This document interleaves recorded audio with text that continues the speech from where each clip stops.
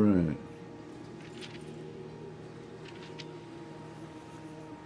Hey guys, sorry for the delayed stream today. Just got off a bit of a slow start. I had to get a bit of extra sleep and then. But I'm here now. Yeah, sorry for the delay. Hello. Hey Benji. Let's go holiday elves, indeed. Alright.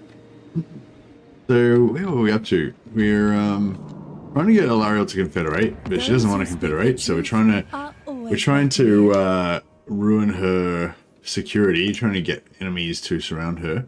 But it's hard to get enemies to surround her without them, you know, getting into conflict with us.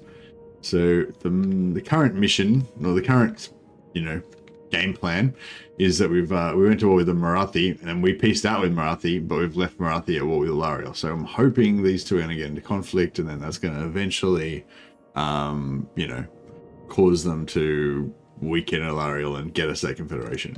Meanwhile, we're going to focus on trying to get Techless. We need to get vision on Techless before we can start confederating him, though.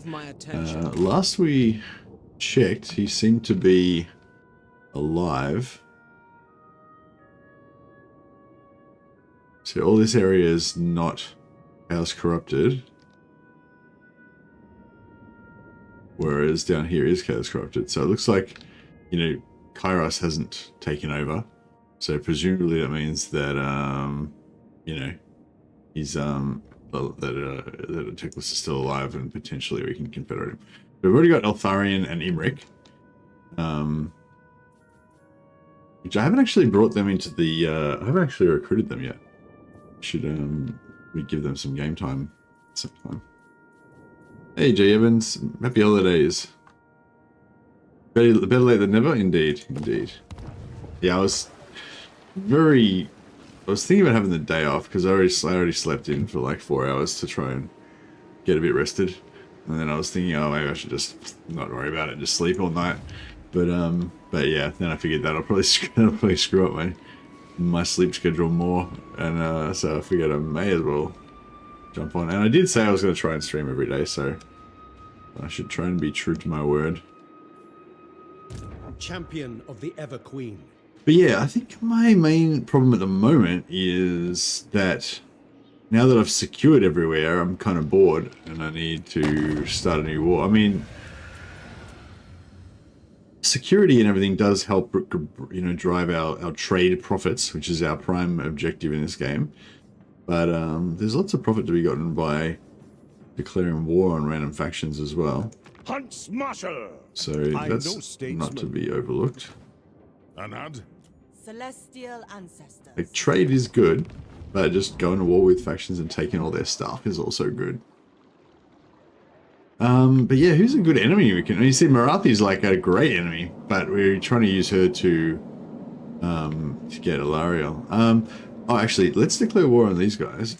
I have brokered with storms, bargained with gods. What are you? What? Do not test me, repellent fool. This handsome face hides it well, but... Actually, no, that won't help us because we're only defensive allies with Alariel. Alariel the Ever... You have my undivided attention.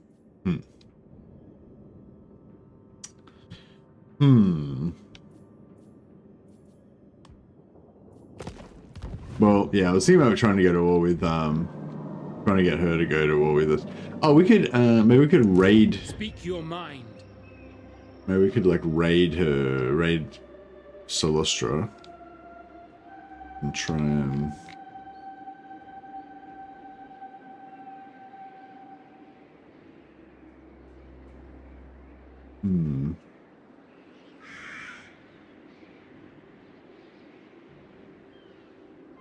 You take those gates as well. Kind of just amusing ourselves taking chasing down sea treasures and stuff. Oh, we were going to attack Bellicor. That's right. And we've got this war going on with Azazel. Frustrate me. Master of high magic. Yeah, so this area we had these two armies building up, but now suddenly this has become peaceful zone. Defender of the Ever Queen. We can just head out and try and get some more sea treasures. Making my way. Lightning swift. Tyrion.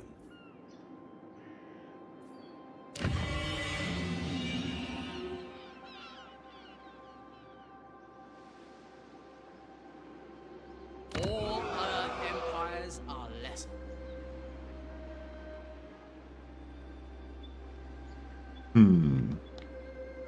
Yeah, I don't think we're gonna ever get Hexawaddle back.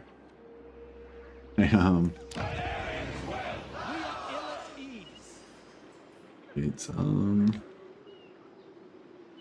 yeah, I was trying to get Hexawaddle back so we could have these 3 regions, but I don't think that's gonna work.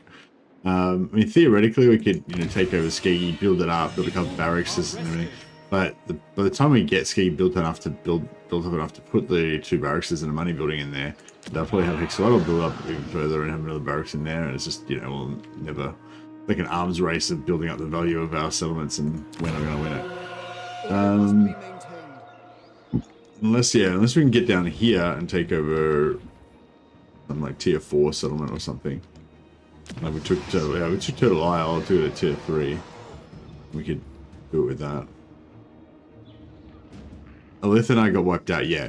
But once we take Alariel, so Elithanar's starting areas are or like places where he can be brought back are Shrine of Cain and Tordranil.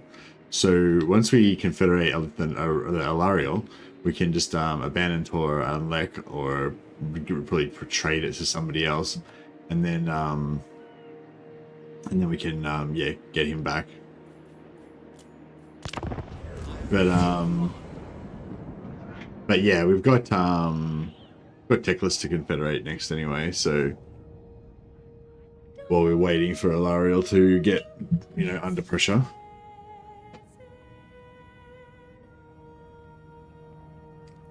Oh, actually, we could probably trade. Greetings. The Phoenix Court will hear you. Actually, yeah, we probably could have traded for it, but it might be a bit late now.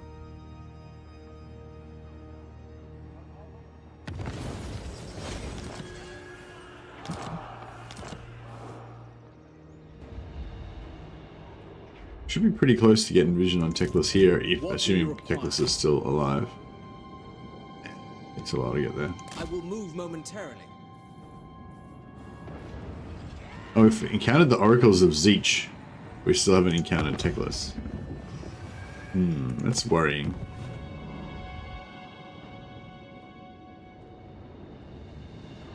I didn't really want to encounter the Oracles of Zeech. We didn't have to.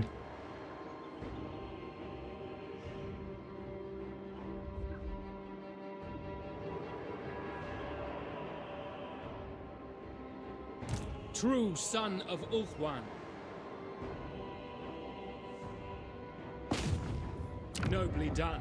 A resounding success. Yes, every time we do, every time we search these ruins, we get experience and level up, which is great. But it does actually annoy these guys. Like, if you check out his, he's got hero actions against Clan Wars 26.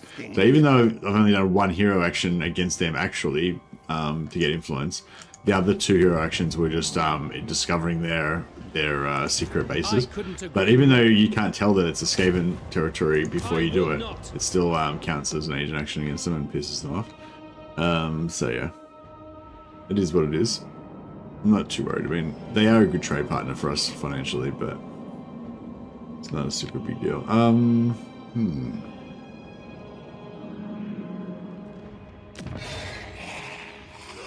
So Tordranil. Yeah, so Tordranil is actually not worth much. You must restore order.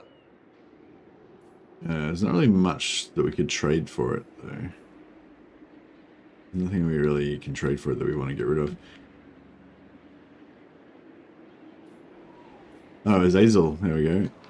So he is in the water. Interesting. Unfathomable knowledge. Prince Eltharion. Guardian of the Phoenix Crown. I wield the winds. I cannot rest. High magic. I wonder if we can attack him from the land. For Hoeth, ready Might be yourselves. interesting. Defender of the Ever Queen. Traveling. Brave son of Ulthuan.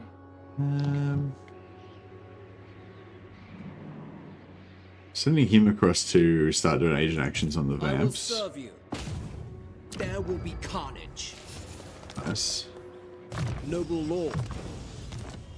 Now we've got a few. Standing by. Now we've got a few nobles. We can start I will pumping not. up our influence.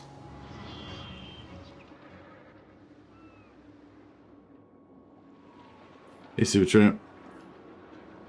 True son of Ulthuan. Something for these guys. Oh, the greenskins are gone. I can send them down here. I think we're the closest. Yeah, I think the closest place we can get influence Smash from it is to there. ruins. So we'll try and hit a few vampire towns here. I think we're going to have to go and, yeah, declare war on Vlad. I think that's going to be our next major war location.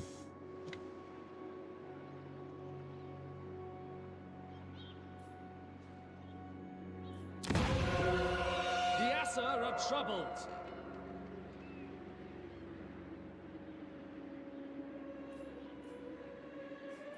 She's worth 100 gold.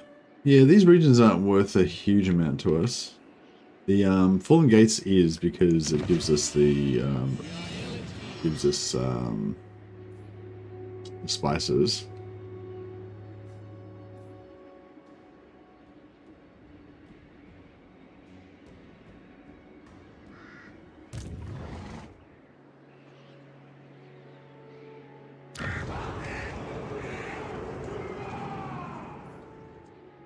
Maybe.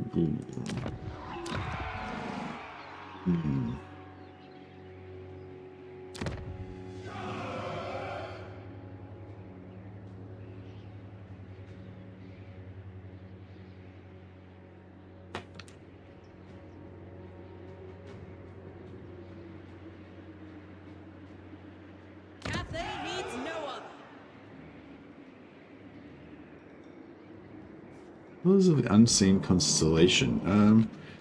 The Jade Dragon greets you. No, we can't get down there anyway. Of the court. Trying to figure out some real estate deal we could figure out, but it doesn't look like we're gonna be able to do much with it.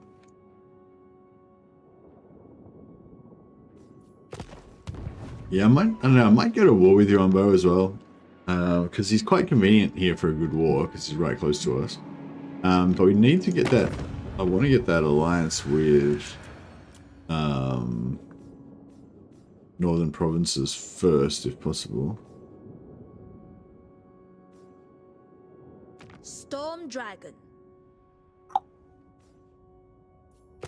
Yeah, all right. Let's do it. So we'll go northern provinces.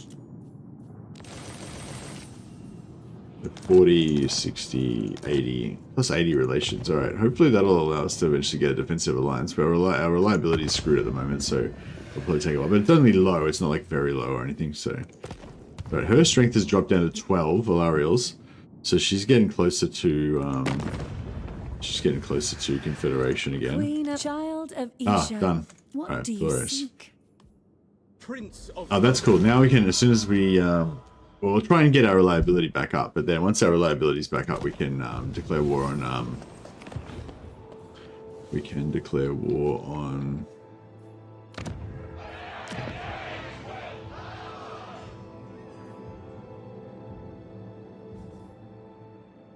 I think we'll sell Tor Anlek to.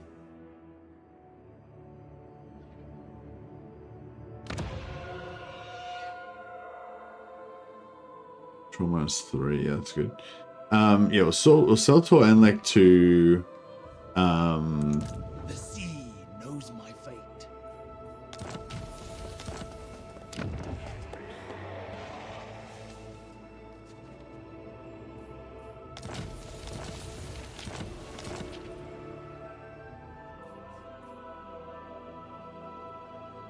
Yeah, I might try and sell Tor Anlek in exchange for Tor Your Dronil. end shall be swift, but there will be much pain beforehand.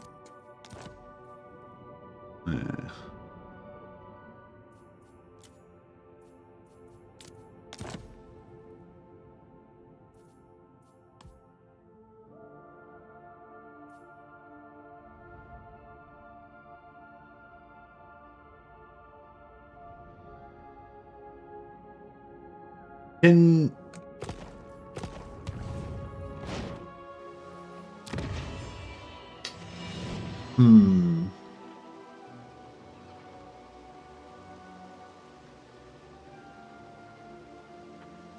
So basically, we can bring back Tor Lithanar in Shrine of Cain or in Tor Dronil, but we can't bring him back in Tor Anlek. So if we have a rebellion here while we own Tor Anlek, the rebellion always spawns in the capital, right? So we need to get rid of the capital so we can get the rebellion in either Shrine of Cain or Tor Dronil. But I don't really want the rebellion to spawn in Shrine of Cain because Shrine of Cain's already tier 3 with the Shrine of the Widowmaker. So I'm gonna, yeah, so I want to give them to him.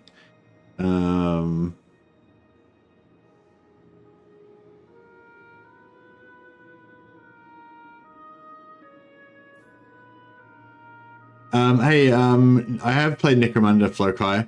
Necromunda is a good game. I think I haven't played it recently, so maybe it's changed a little bit, but I played it quite a lot when it first came out.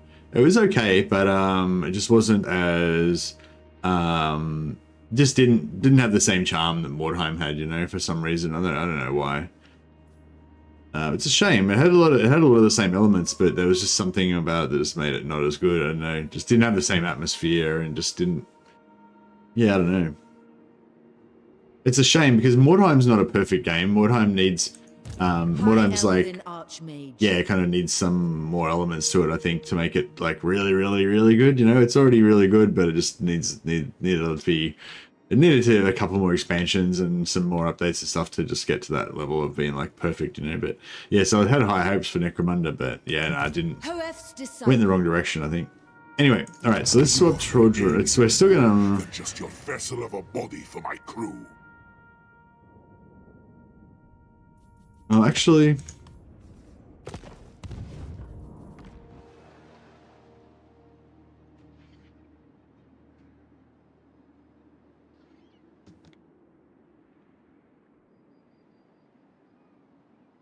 I was going to swap to, yeah, I was going to try and give him Shrine of Cain so that we could raise the rebels in Tor Dronil so they would just not lose, you know, we wouldn't get the settlement busted down as much. But yeah, no, I think it's better doing Shrine of Cain because then we can protect his rebels. If his rebels are spawning over here, there's a good chance that Noctilus will just come over and kill them as soon as they spawn. So if the rebels are spawning on the island there, they'll be pretty safe and they'll be able to take over the settlement pretty easily so we can bring Lithanar back. I think that's going to be the most convenient. We just need to get rid of Tor Anlek, so I'll just straight up sell Tor Anlek to him. Wretch, That's the way to go. At the mercy of Noctilus. As my power ascends. Maybe I should have traded him for Torian Rock, but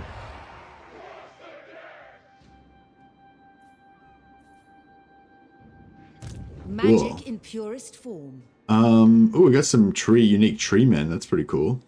I'll get rid of these eagles. They're not terrible units, but Unleashed. we don't really need them.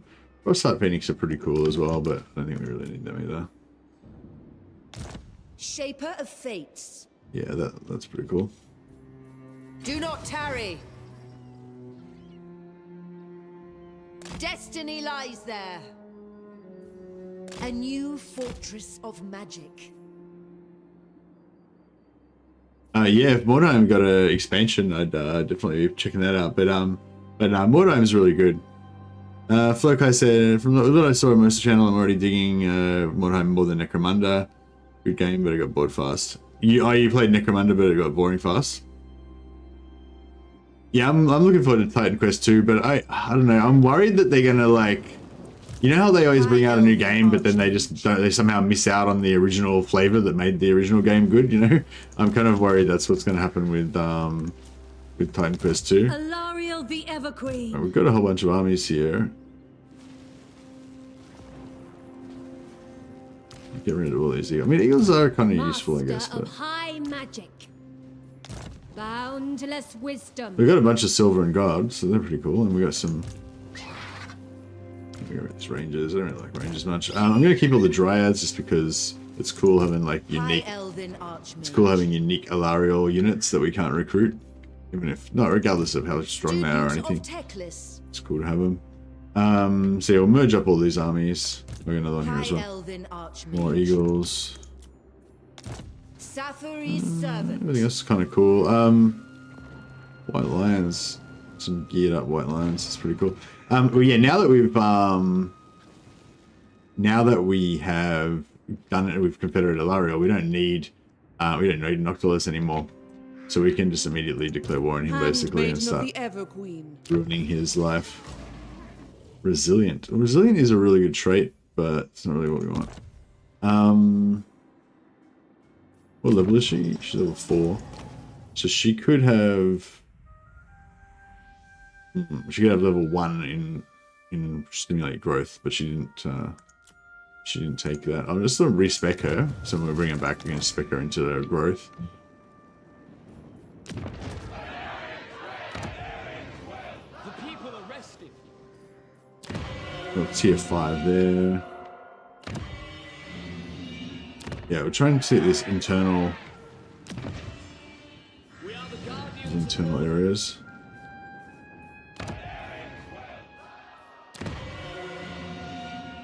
3 out of 2. Oh, okay, so there's another... There's another one somewhere? Purest there. sorcery. Level 24. Hale and Hearty.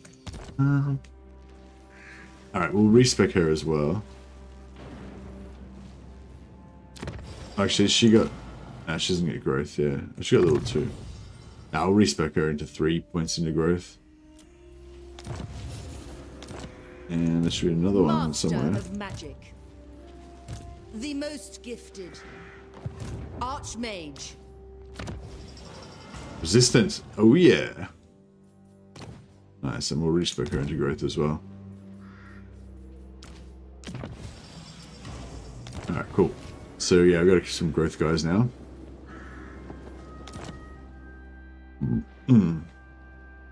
Yeah, the fantasy setting with the spooky music and, you know, it's all just, yeah, it all just really is really good. Alright, so yeah, I think we'll... Master Mage. High Mage. So yeah, so I think we're gonna just use these to...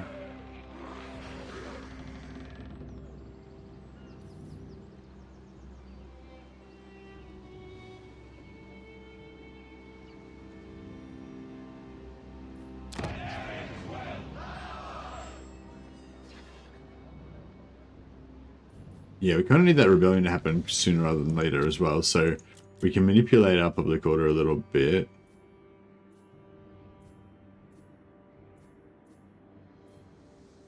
Yeah, so we'll get Tyrion and we'll unequip Sunfang. Sunfang gives us a what do you call it, global +3 public order in all provinces. So get rid of that, and then that helps a little bit.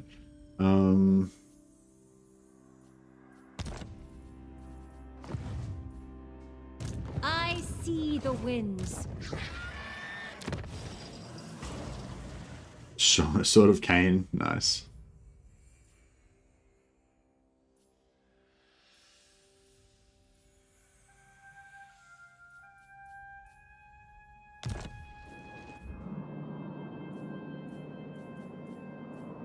Champion of the Ever Queen. Alariel's champion.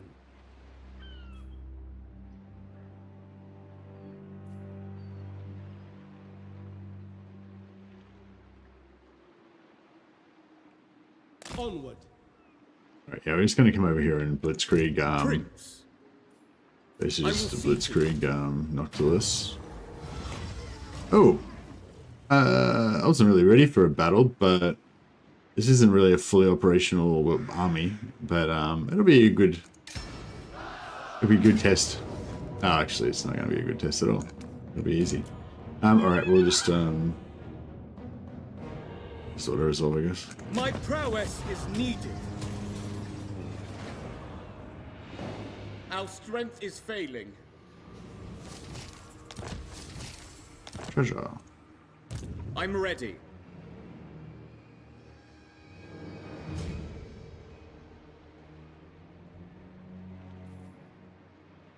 Sailing away.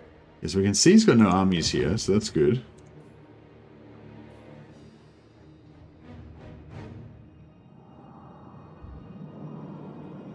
This is working out excellently. Yeah, I feel like with Confederations, they are harder to get. Like, they're way harder to get for high elves than they used to be. But if you do the things, you know, if you just get the relations up to 150, make sure that the enemies, make sure that your prospective ally is in, you know, kind of like a bad state, I guess. Like under threat and stuff. You know, you just wait a while, have a bit of be patient. Archmage. And Destiny lies there. And yeah, they still, you know, they're still gettable. Full speed, Asher!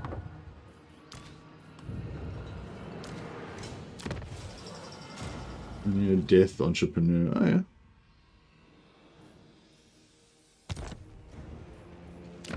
Alright, we'll get rid of her.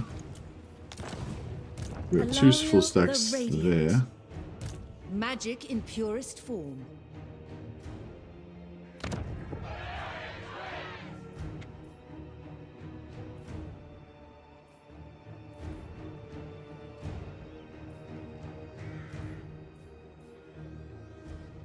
Hi, magic. Hello.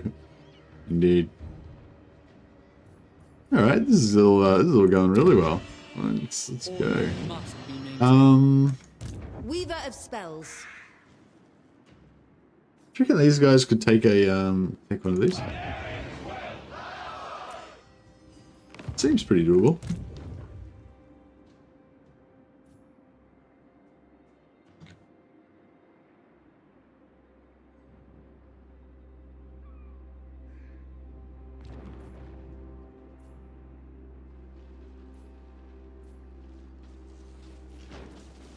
I am their end.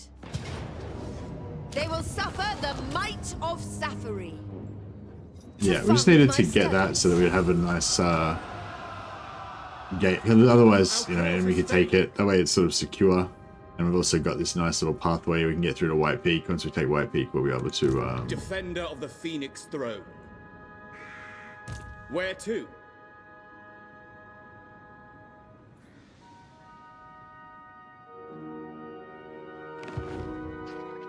Master of magic.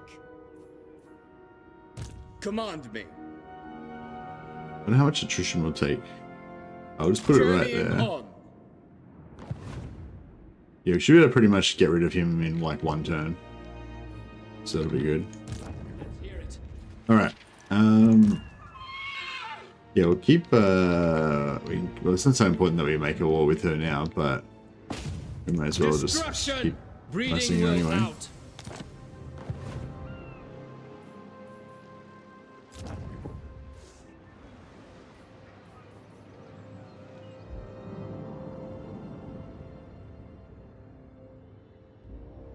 Right. Infused by Hoet's wisdom.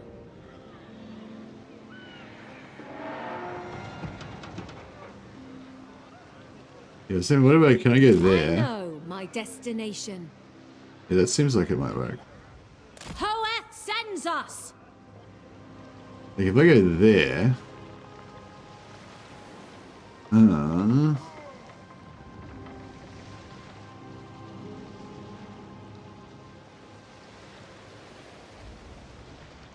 True magic guides me. Strike them down!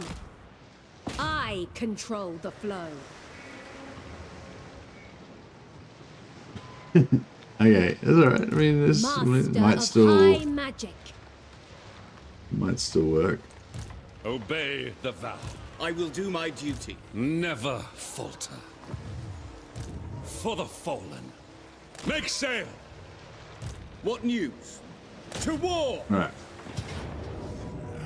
Glorious. A strong leader is Easy. needed. Free them. Very nice, very nice. Alright, Azazel's been neutered for the moment. Duty over beauty. Plus 3% weapon strength for lords and embedded heroes, Lord's army. Oh, okay. That's not super good for my White Lion army, but that's alright. It's all part of the plan. Alright, so now these guys have dealt with our Azazel issue. And now we're You remind me free to go after Be'lakor. Excuse me. Scholar Supreme. Guardian of the Phoenix Crown. Anchors away. We need some replenishment, kind of, but it's alright. We've got so much organizing to do. What do we want here? We want another mage tower and a noble.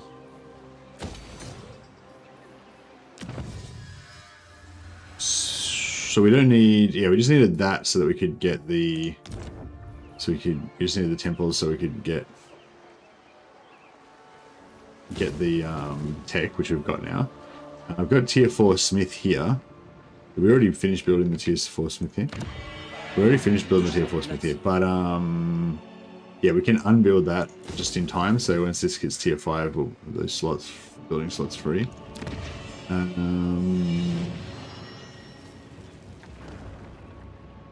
And yeah, once we get rid of that, we can build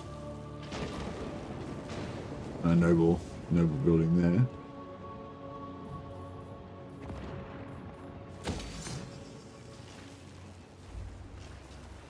We'll get rid of that, a bit of wood.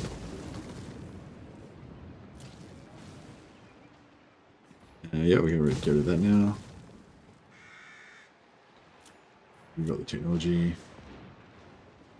Yeah. We can leave that there, I guess. How much does it cost? Like 3,000 gold. We could replace it and build a money building there, but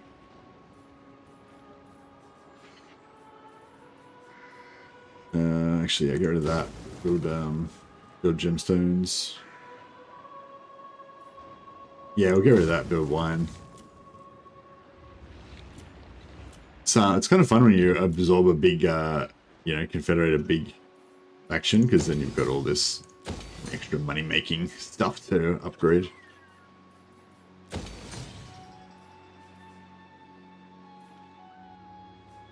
Monument of the Moon. I didn't really want to build up the Monument of the Moon because it's on the coastline, and I feel like it's just vulnerable to getting wrecked all the time. So I'm just going to pump this up to tier 4.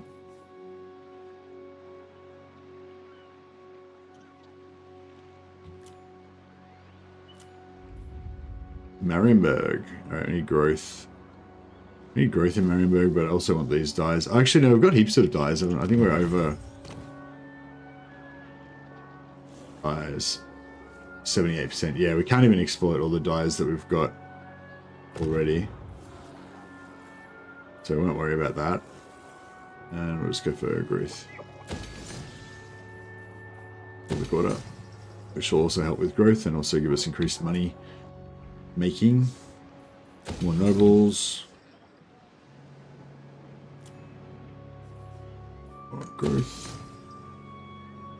And yeah, wood and money there. Get rid of both of those. Get growth. Get rid of the cavalry, build public order there. Get rid of the temple, build furs.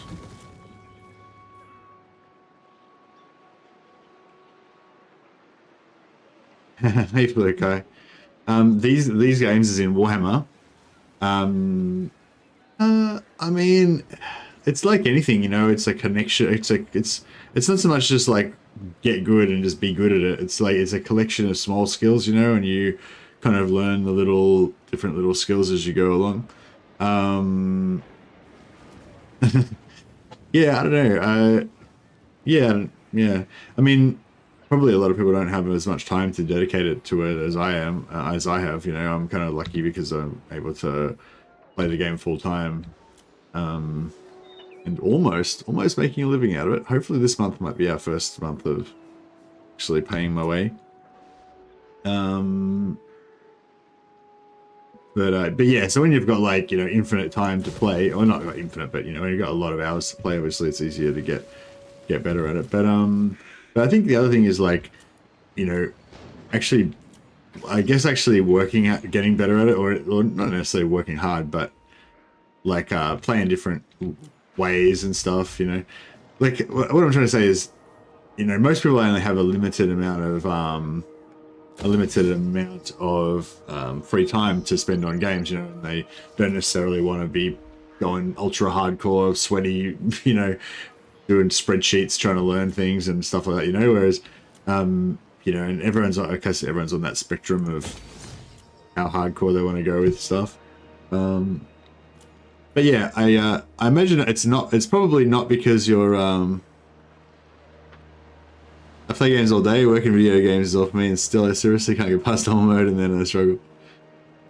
Yeah, I guess what I'm saying is though, like, I'm sure that if you really wanted to apply yourself and make it your mission in life to get good at Total War Warhammer, then I'm sure you could do it. I don't think that you're,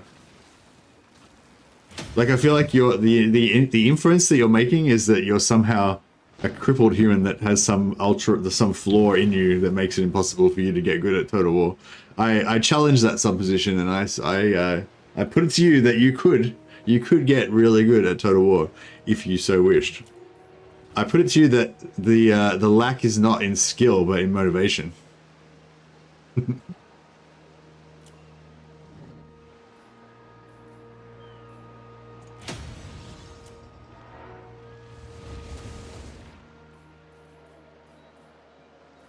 But yeah, I don't know, like, I think that holds me back a fair bit, and it may hold you back as well. Is the kind of wanting to roleplay and wanting to roleplay and being a bit sentimental about things. You know, like you might have a particular type of unit that you really like to use, and just because you think that they look cool or whatever, you know, whereas somebody else might use some other much less cool unit that's, you know, slightly more efficient or better or whatever, you know.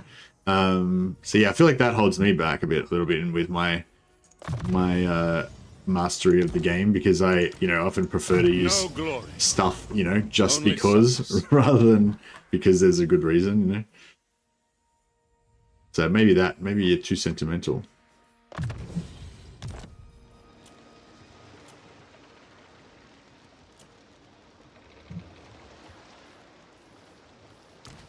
The Asa have conquered!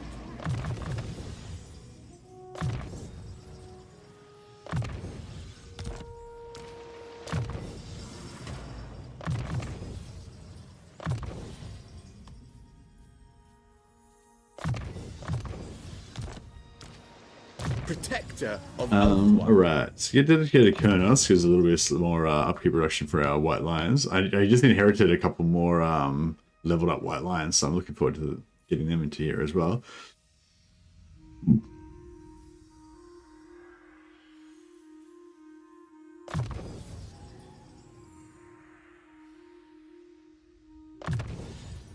Got him all like maxed, or almost maxed out with his White Lion abilities.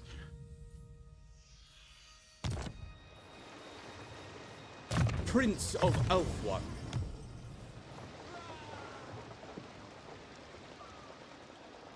I'm crippled when it comes to Total War. Every other game not a problem, but Total War I struggle. No worries.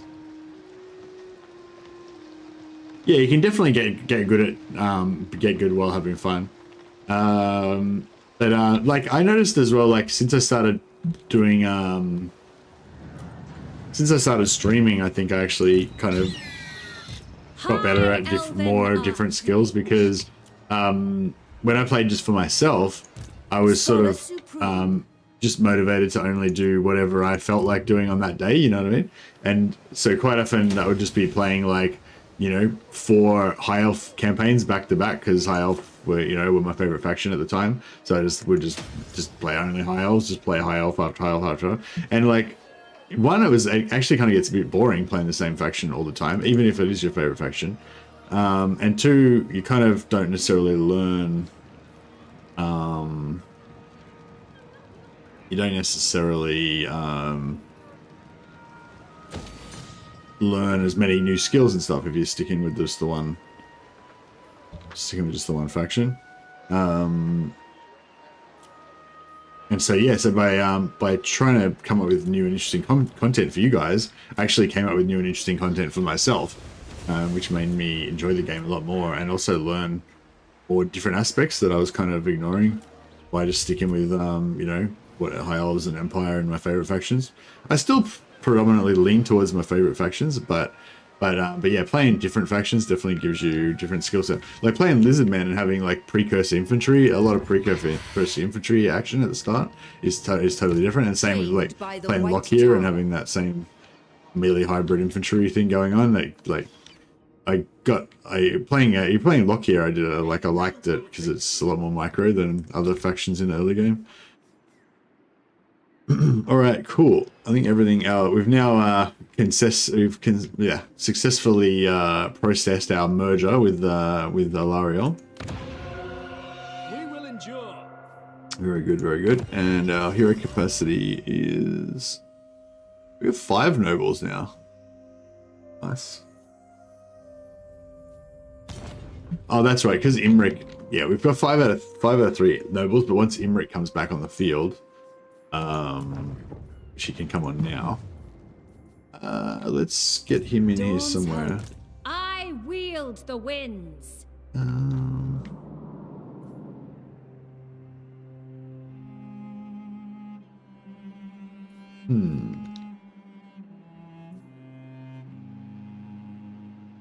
True magic.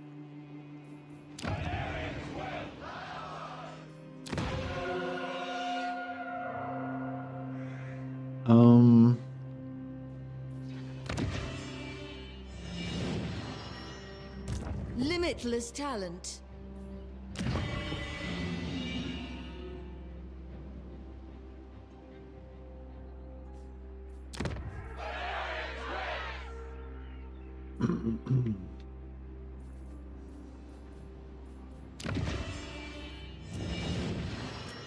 Behold, the pride of Caledon. Only the Asur may enter. Imric. Alright, so we get +3 capacity for nobles, and we actually get 1 more. Research rate. Okay, nice.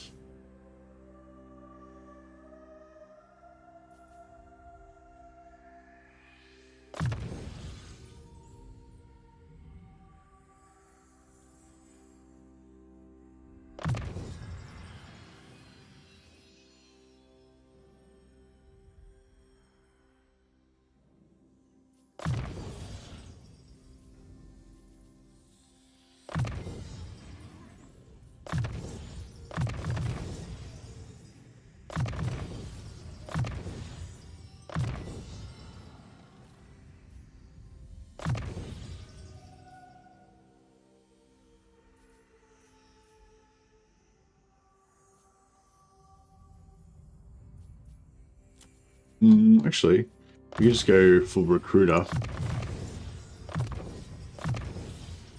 May as well just make him a recruiter.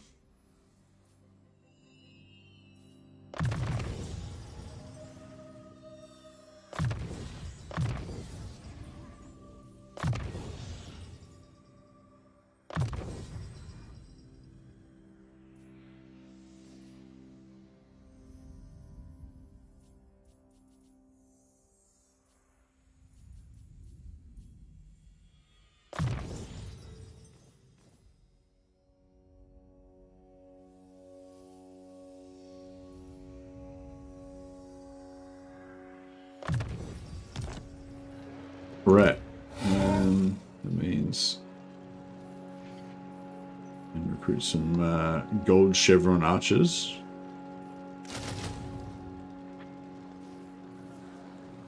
I'm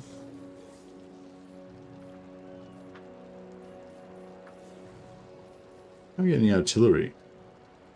Oh, there we go. Hey Maximilian, how you going, buddy?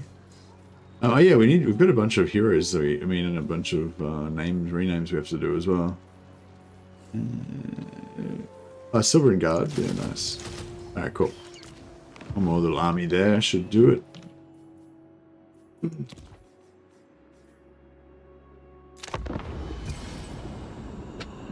Yeah, all right. We're gonna finally now that it was really annoying having to wait until we got Alariel's Confederation to cleanse Ulthuan, but now that we finally got rid of got that, we can just cleanse all of these undead. Oh, he jumped the gun on me. I was waiting last turn to attack him so I could get the full element of surprise, but he declared war on me. He knew. Somehow he knew.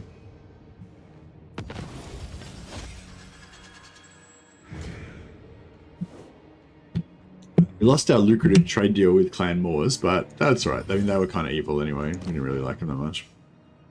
But we've still got...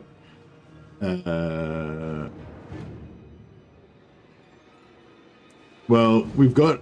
We're all of the things that we don't have ridiculous amounts of. We're managing to trade it all.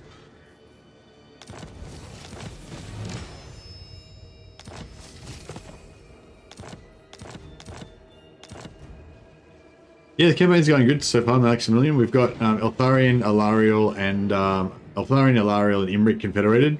We're on our way down to locate Teclis. You have my attention. Oh.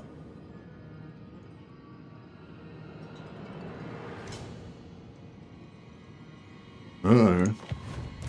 Noble son of Ulthuan, resting a spell.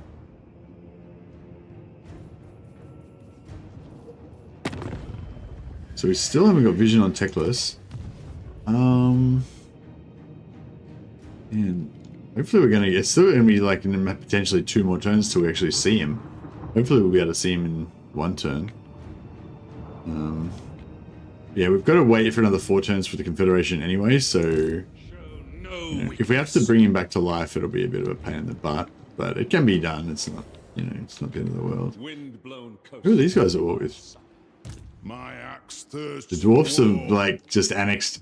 The dwarves are just taking advantage of the war between like the undead and the Empire, and they've just like nipped in to steal a region. There will be carnage.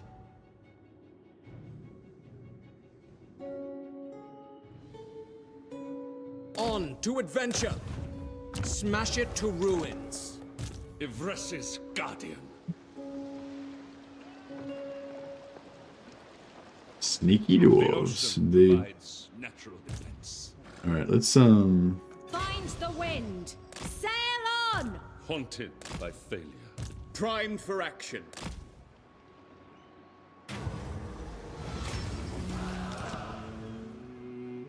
Sailing on.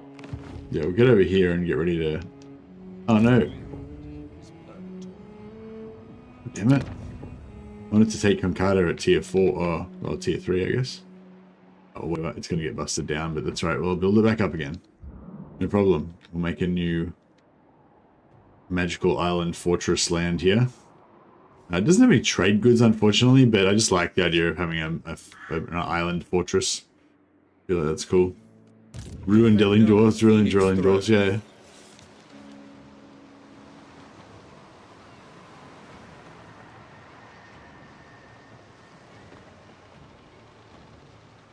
Your decree. All right, let's get this done. Let's boot these undead filth out of Ulthuan once and for all. We got siege attacker on this? No. Assur sorcerer.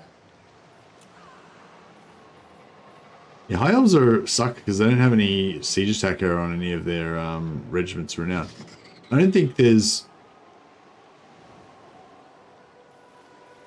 Yeah, I don't think they even have...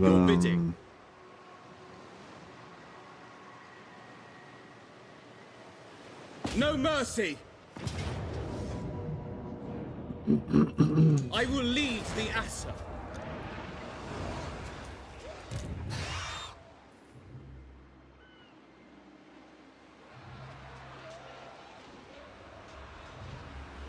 I know my destination. High Elf has magic wall breaker. True. But we haven't got it available right now. Unless... Oh, we do. We got 1 turn left. Crap. It's next turn that we need it, though. High Elven Archmage. I wonder if... Student of Teclis. Okay. No, we got it. We got it. Ulthuan prevails. Azurion protects. Thanks for the reminder, Day One. Yeah, I totally forgot that we had that going on. Coin is always required.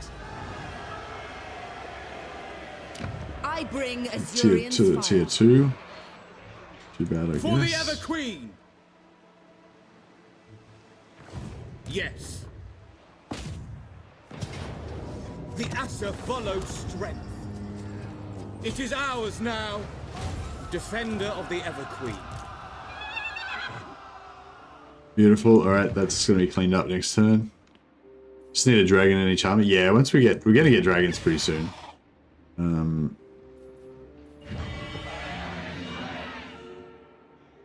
We probably want to get a dragon. We probably want to build dragons in White Terror of Hoeth. Bit short on slots, but is what it is.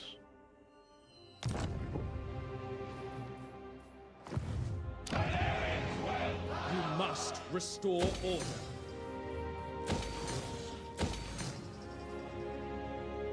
Eagles are not siege attackers, no. Speak. Fortunately not. Dispatch me.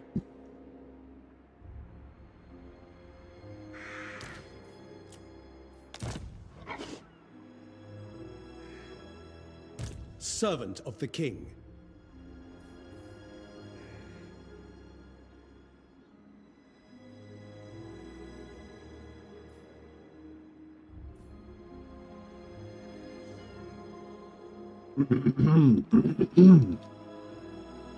Ready to Tyrion, is it Tyrion that's got Hag Butcher? Yeah. Alright, so we kind of want to get Hag Butcher on some other lords.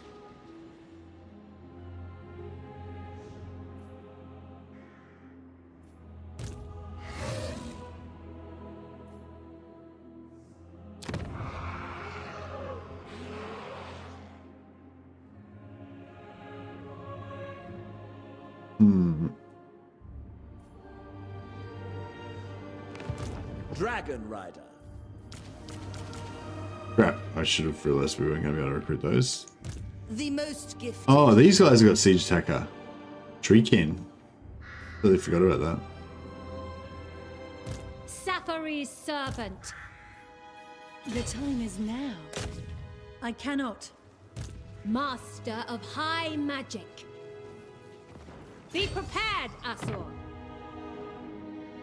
Hey, Graham. Hey, you got it. Yeah, I'm having a good holiday.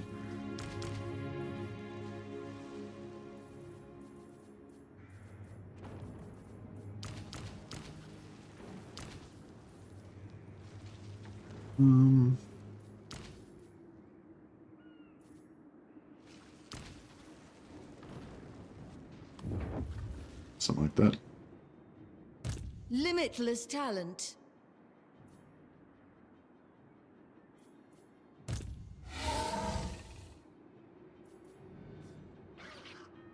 We can. Summary Yeah, execution. I'm just gonna smash this down. These fools have no chance. Magic's unleashed. Ready yourselves. True magic guides me. The dragon strikes. It's not that big a deal. Oh crap! I'm gonna lose my unique treeman. All right, I might have to fight this one. I'll win. I always do. What's light? If we could switch her out for a life mage that's actually got a few levels, she could heal everybody, and that would be glorious. Edgerine the Carefree. She's not incompetent, she's just careless.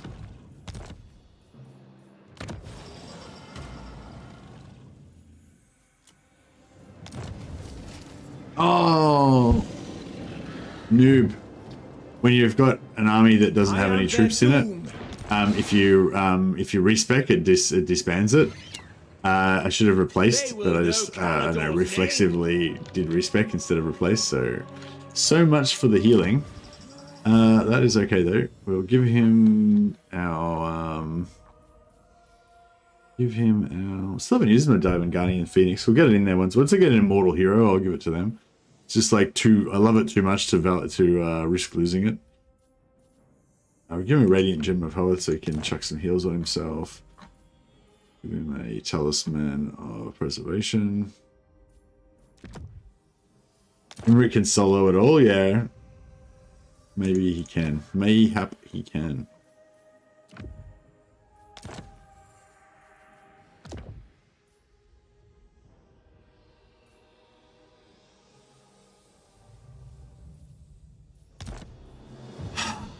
God damn it! We had a wizard before. Would have been a lot better.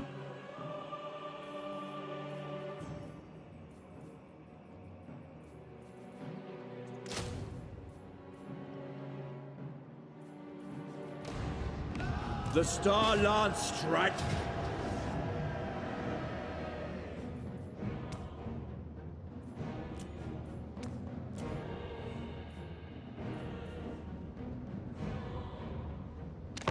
Alright. The mission is just to not lose our Treekin, because I want to put the Treekin in Alariel's army and then maybe spec Alariel into Treekin bonuses and stuff. I don't know, have a look at a skill tree. I can't remember which side is generally accepted to be the better one for Alariel. Alariel has Siege Attacker, yeah, because she's a legendary lord. What's RR? Oh.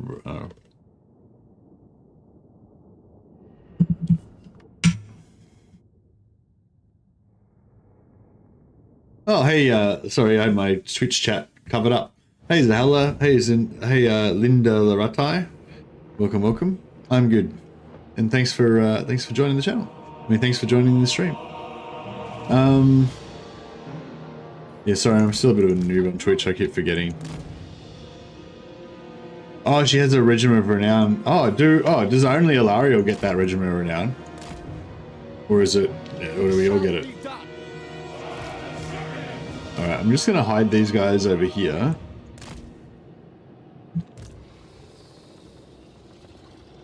Yeah, so I thought you meant because she's a legendary lord, she gets Siege Attacker, which is also true. Ready. I wonder how quickly these lions can take the doors down. So yeah, so that's one thing we haven't really that's one thing we haven't really explored sort of so far. Yeah, she has normal Treekin and have Siege Attacker as well, which is cool.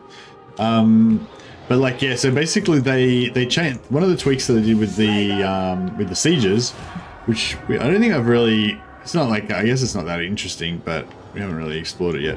Is they increased the health. I think they increased the health across the board, and maybe not to level 1, maybe not to level 1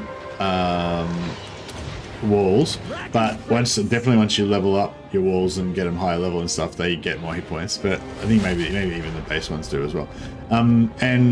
But also they made it so like, and they increased the health of gates as well, I believe.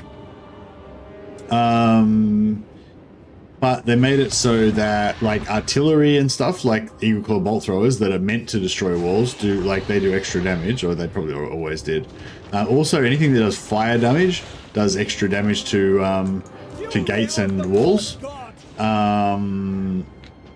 So yeah, so I don't know, like if we put fire, I wonder if we put fire damage, if we put that fire banner on these on these lions, I wonder if they'd be good at, you know, taking down gates. So basically, I guess what my point of this topic is, like I'm saying, I wonder if we can figure out if there's some good units that are good at taking down, like good units that aren't intended to be good at taking down gates, but if you whack a fire banner on them or give them fire damage, if they would be actually pretty good.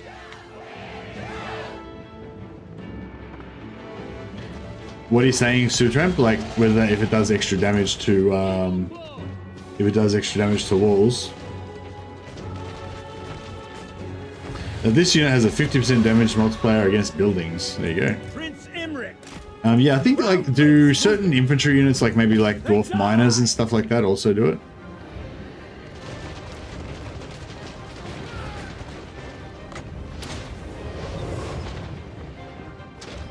We will obey. To battle. For duty, loyal. Prince Imric.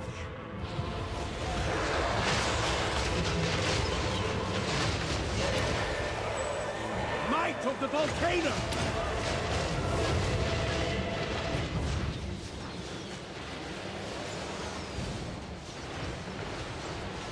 Yes. You can't shoot wall towers with can't shoot wall towers with archers, but you can shoot non-wall towers with archers. All right, nice. My power is Get rid of that tower. Moving out. The Dragon Tamer.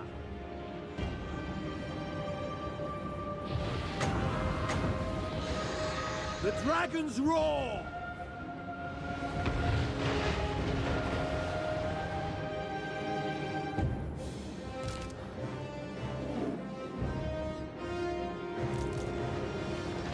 Taking position. Behold the majestic. For the dragons.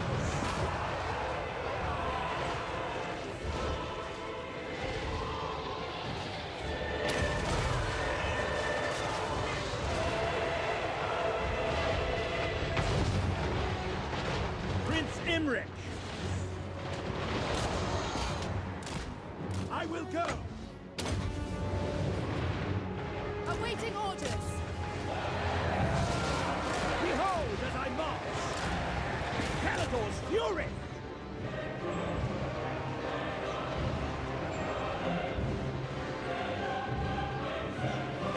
Did a big charge there, but didn't get any impact damage, unfortunately. Class. Witness me. Ready. Setting forth. The greater good. Onward. Making my way. Setting forth. Yeah, the dogs are in. Oh, lion dogs. Let's get rid of those guns. Prince Imric.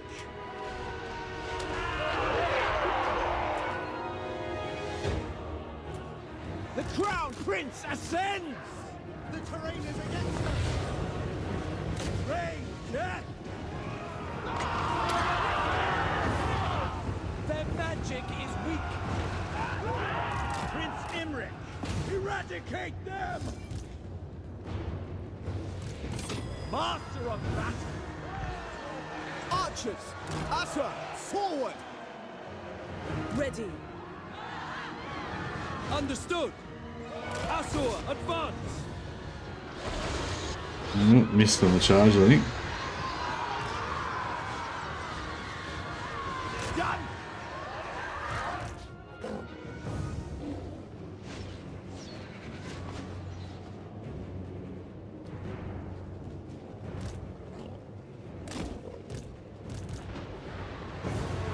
For the greater good. Yeah, what's going on? This like Tau High Elves or what? We got some Tau High Elves. Communist High Elves. What's going on? Prince Imric!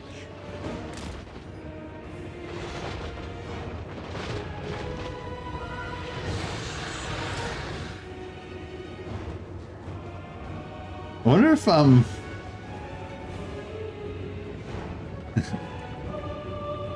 Caledor's chosen!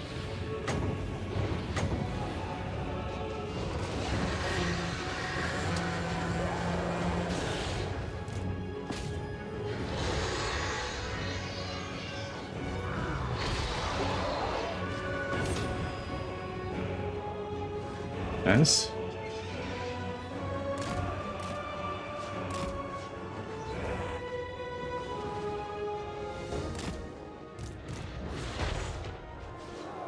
Prince Imric!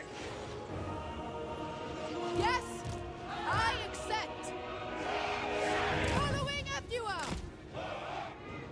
My power is yours. Battle awaits.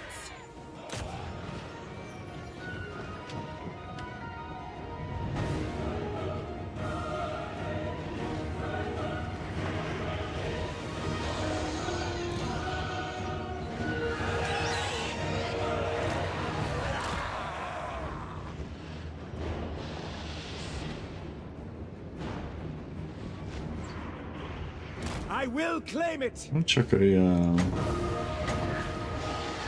Blessed by Vor. bit of a fire breath on these guys. I even just charge them. Screw it. They're okay. They don't look like they're braced, so hopefully it won't be too bad.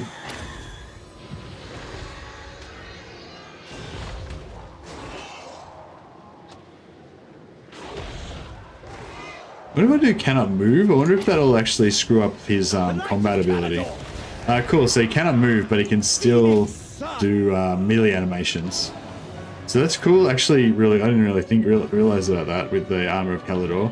Like, because cannot move is kind of sucky if you're like dodging melee ranged units and stuff like that. But if you're in melee, cannot move but can still do combat animations means, you know, you can still move. Essentially, it doesn't do anything.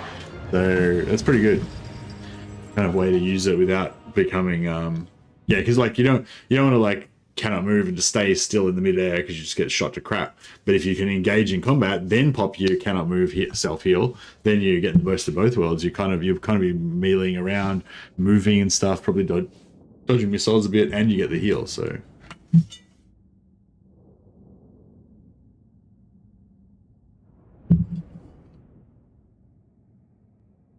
I'm glad I got up now. I was, yeah, I was, like I said, I was a bit tired, so I started late, had a couple hours extra, a few hours extra sleep, and then I was kind of considering just sleeping through all night, but yeah, I felt like I should get up and get on.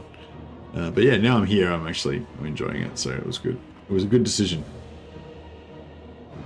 Okay, so we don't want to occupy this, or it's going to screw up our rebellions.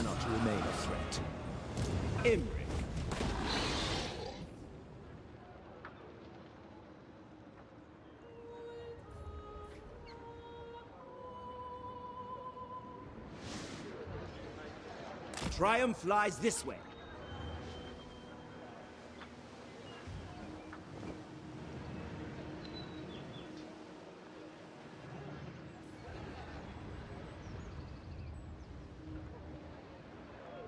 Should we keep these? I don't know if we should keep these foreign settlements here or not. I could actually take, if I really wanted to, I could take Tor Dranil and then trade it to Illyria. Alariel the Everqueen, Master of high magic, serving the gods.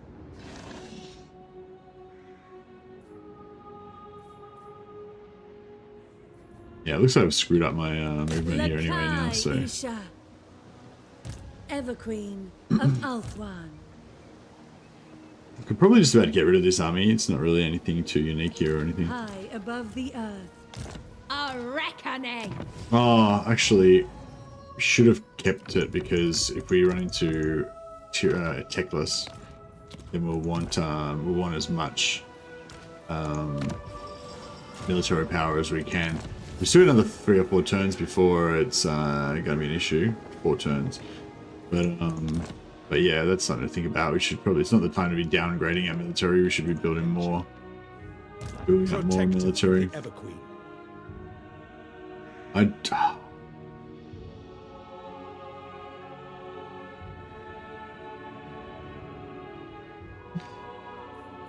am honored. Black-hearted Dreadlord. Protector of the Everqueen. I just have him kind of follow their Black Ark around a bit. Away.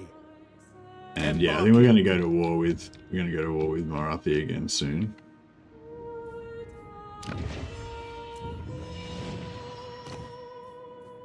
So we'll raise another army here. One, the novice needs another level.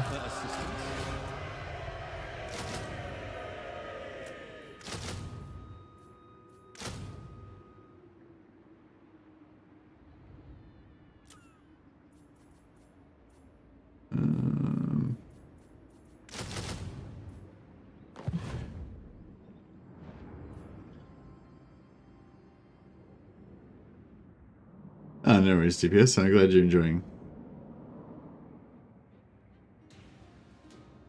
Defender of the Phoenix Throne.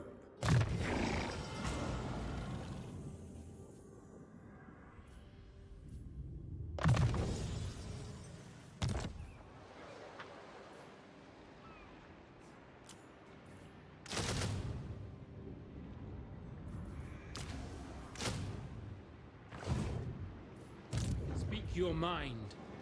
Josh Dan just doing his thing. He's exploring around the world.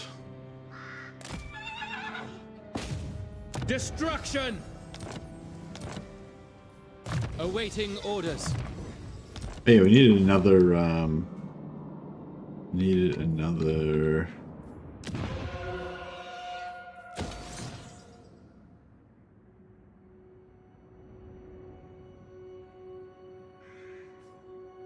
Needed another noble as well. Might just pop it here and send it to Austria. Prudent, percussive, amateurish. Pigeon chested. Pigeon chested is alright. Noble son of Ulthuan. Alright, we'll send him down here to be our spy. Actually, I might just send him in Galleon's graveyard. He's just gonna go mad. Vampire attrition. We'll keep him out of trouble.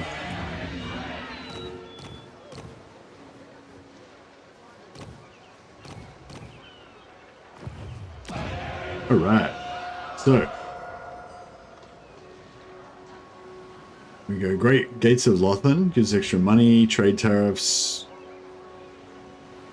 etc, etc. And we get this bad boy, gives Lord Recruit rank +2. Boom. Tier 5 on the Tower of Mages. Don't really need this for anything.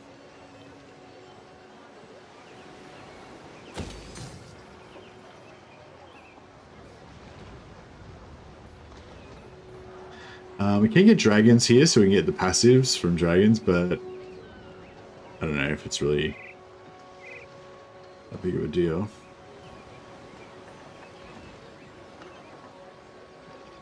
I mean, I'd rather get the kind of rather get in White Tower of Hoeth, because that way we can have the Tower of Hoeth passive and the dragon passive at the same time. Not passive. There's a follower that you can get from being in the same region as a dragon recruitment building, and there's another one you can get for being in the same region as the unique White Tower of Hoeth building that we're going to build next turn. So yes, if next turn we could build a dragon recruitment and White Tower of Hoeth, then we could start accruing those passives, those ancillaries. Should be cool. Assyria guides our hands.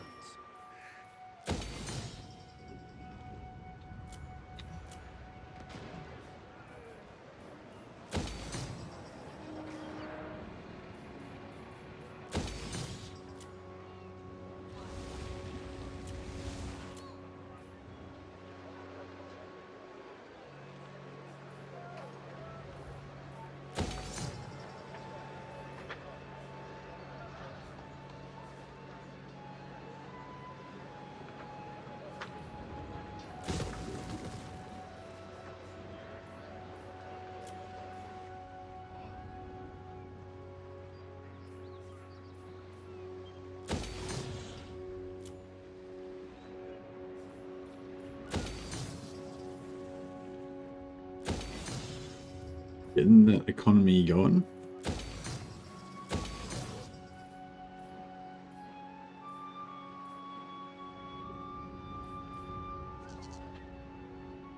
So I wonder if at some point the trade tariffs are actually worth more than the money we get from this, because we definitely don't need any more elven trinkets.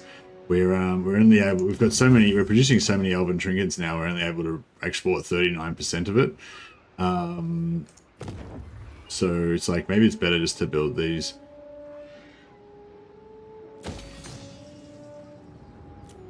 Because well, even if we don't make as much money, we'll get the influence as well, so it's pretty nice. Armor is a little bit exposed, so I'm thinking about not building that up. I just go for tier 4 on Marienburg. Better go for the trade tariffs, you reckon? Yeah. Seems like it makes sense. Wood's good. Even if we've got too much wood, wood's still good anyway, because it, at max level, it'll give us, what do you call that, upkeep reduction for our archers and spearmen, so the more wood we can get, the better, basically.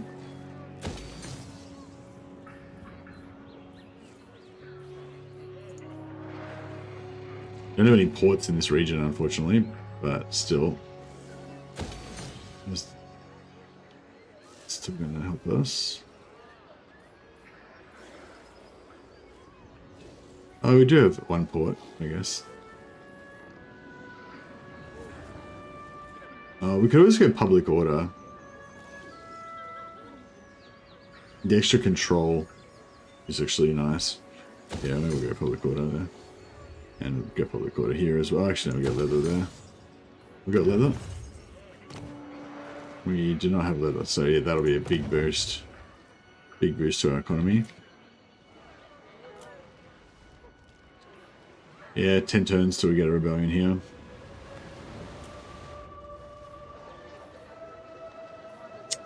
Van Vale. So we want noble capacity there. And Evershale. I don't really need growth that much, so I might just go straight for the public order. Maybe we'll go for one more of these first, and we'll go public order here. See how it works.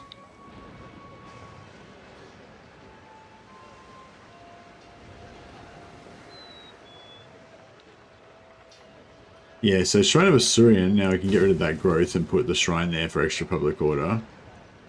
Because this gives you 5 public order, whereas tier 3 gives you 5 public order plus 120 gold.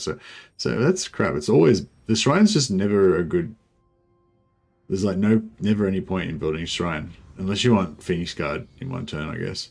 We want the extra garrison.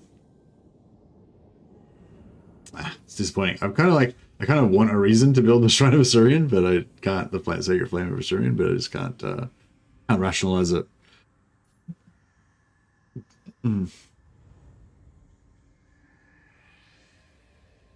It's funny how high elf riders have high elf dragon riders have lances. Like, what can they hit from there that the dragon does not already cover? Yeah, I guess that's true, but I mean, it's better than having a sword. You know, you definitely wouldn't be able to hit anything with a sword, so, you know.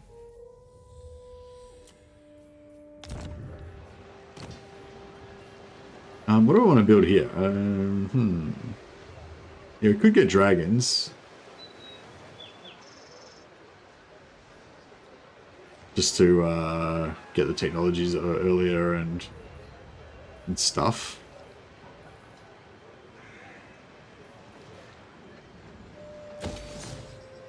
I might just build that for now. And do I want a Tower of Mages?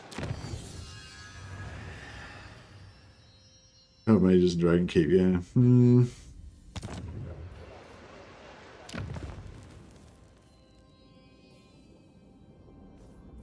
So our plan is to build Dragon Keep eventually in the White Tower. But that's going to be a long time away. Alright, screw it. We'll build the Dragon Keep here. We can always knock it down again later on. But all will be well. Alright, cool. Our mighty Elven Empire is becoming pretty awesome.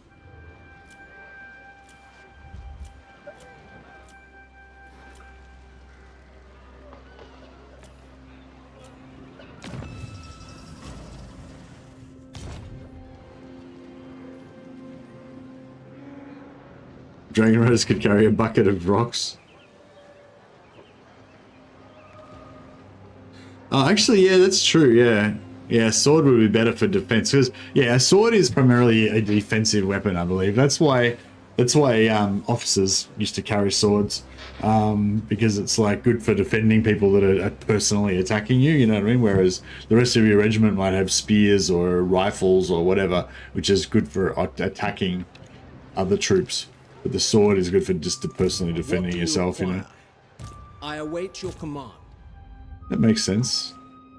Alright, okay, just keep him on his... Actually, how much has he got left? 3 turns left. Well reasoned.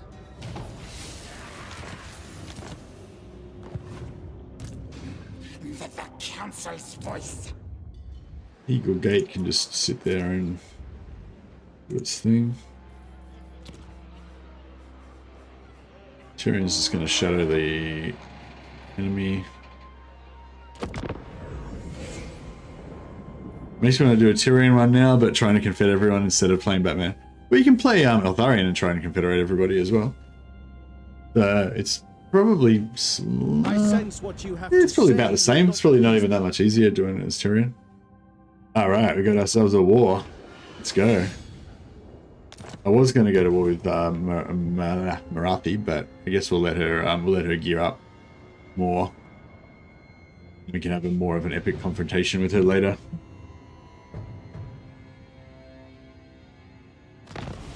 I kind of wouldn't mind like selling all of Naggaroth to the Dark Elves just to make the Naggaroth like this massive Dark Elven nemesis.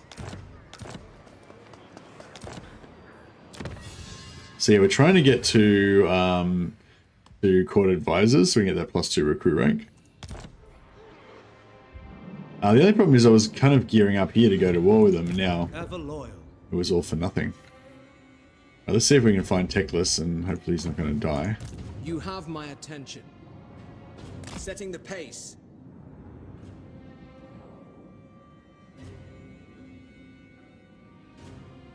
On to adventure.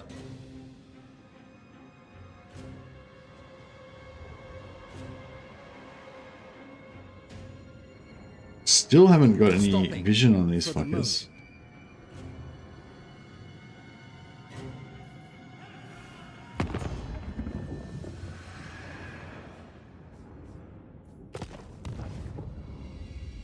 But yeah, I think Tyrion is fun, like kind of in the same way Malekith is. It's like even though Malekith perhaps doesn't have the best faction mechanics, We cannot wait. he's just iconic and he's just got a really good start position and you know and all that kind of stuff. All set. Dispatch me. A strong leader is needed. Pillage anything of value. Speak.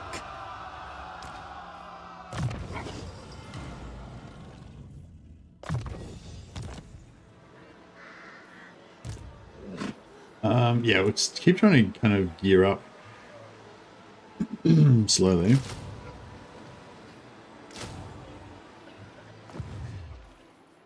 High Elven Archmage. Queen of Avalon.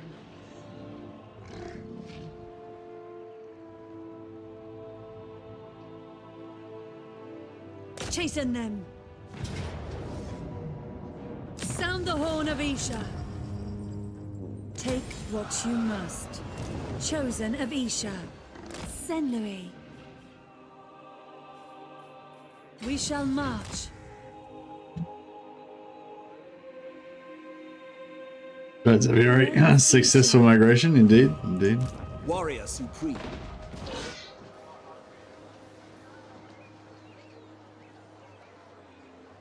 A simple crusade.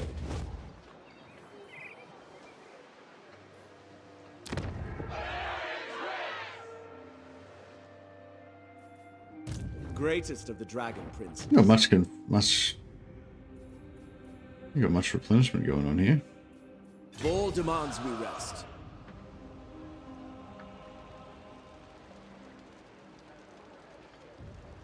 Witness my stride.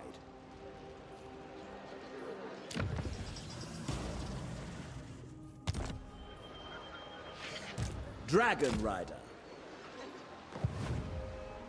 Alariel the Radiant. High Elven Archmage.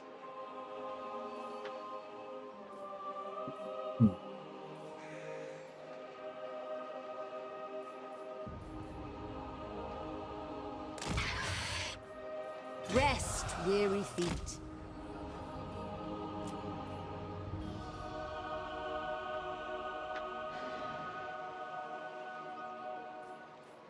I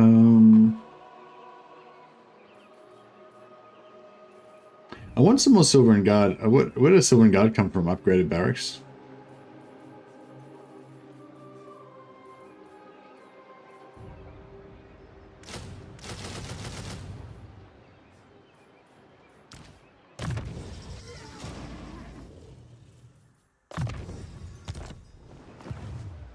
Alariel the Everqueen. The Oath Keeper.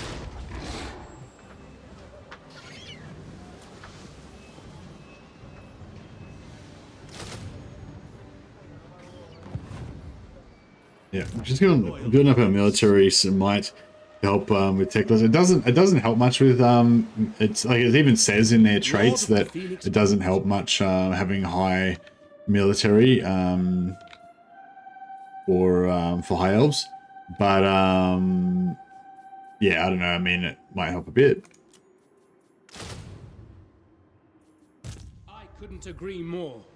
Couldn't agree more. Smash it to ruins. Yeah, I like having nobles as influence peddlers because, you know, it's easy to get the amount of turns remaining up really high.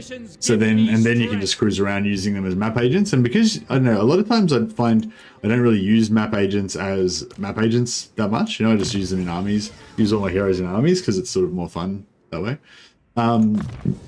Excuse me. And Tyrion, heir of an Aryan.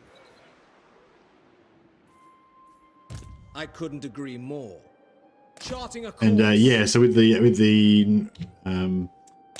you call it? With the nobles, they tend to kind of get around everywhere, and they're out in the world. News. Oh, he's actually run out of. They should run out. We don't really want to go to war with Kairos if we're going to avoid it. I await your command. So I might just avoid annoying him for the moment. I'm happy to annoy Vlad though. Smash it to Wouldn't ruins. mind getting into a war with Vlad, and then we can gift Vlad's regions to the Empire, which will then give us more money from trading with the Empire. Wounded. Yeah, damn. Alright. True son of Ulthuan. Take heart. Yeah, if we could get Moving out. we can get Destruction. a couple more kills I on await Marathi your at orders. some point. That'd be good. True son of Ulthuan. White Tower of Hoeth. Alright. So yeah, we kind of need.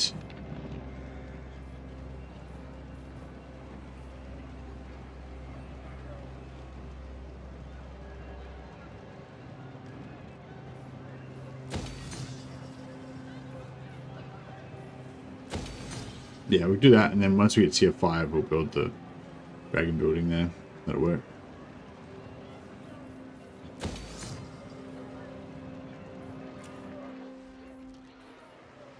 Getting there. Waiting for those rebels to spawn. Now we're Lithanar happening.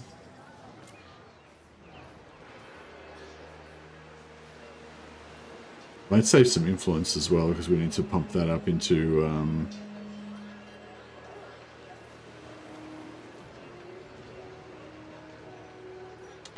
so we've got plus 21. Oh, we've already got. Oh, I'm maxed out. We've got maxed out public order already. Oh, okay. What do I want to build there then? Entertainment buildings for local province. Yeah, that's not very good, is it? I mean, is the 120 gold you get from public order just still the best thing you can get?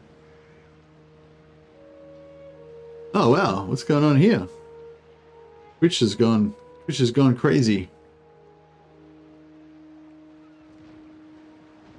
I Hate You Kenny is gifting 5 tier 1 subs to Mercy Maid's community. They've gifted a total of 12 to the channel. And thanks Andrew Jones. Yeah, Andrew Jones. Thanks for that, buddy. You're a legend. You're my biggest Twitch patron. Andrew Jones has gifted 1 tier 1 sub to Quicksaved, ZB2107, Smudge Punch, Tia Jor, and Twitchy Buggy.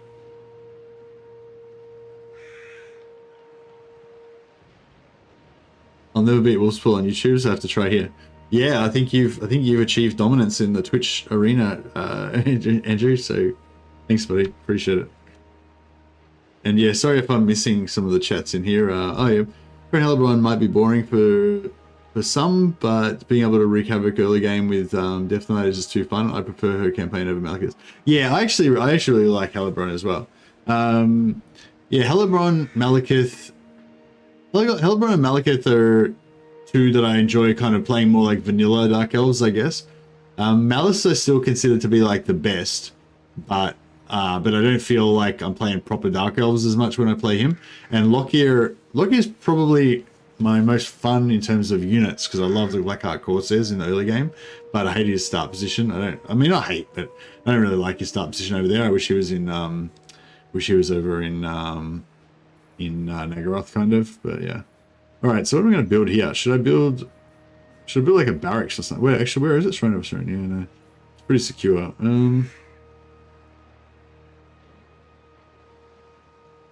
Yeah, I wouldn't mind getting silver and guard recruitment capacity somewhere.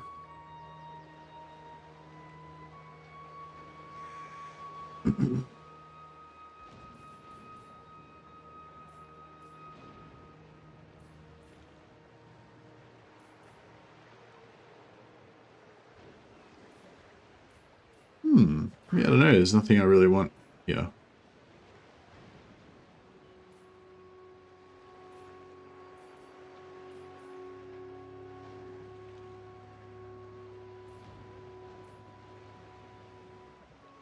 I don't know. I guess I could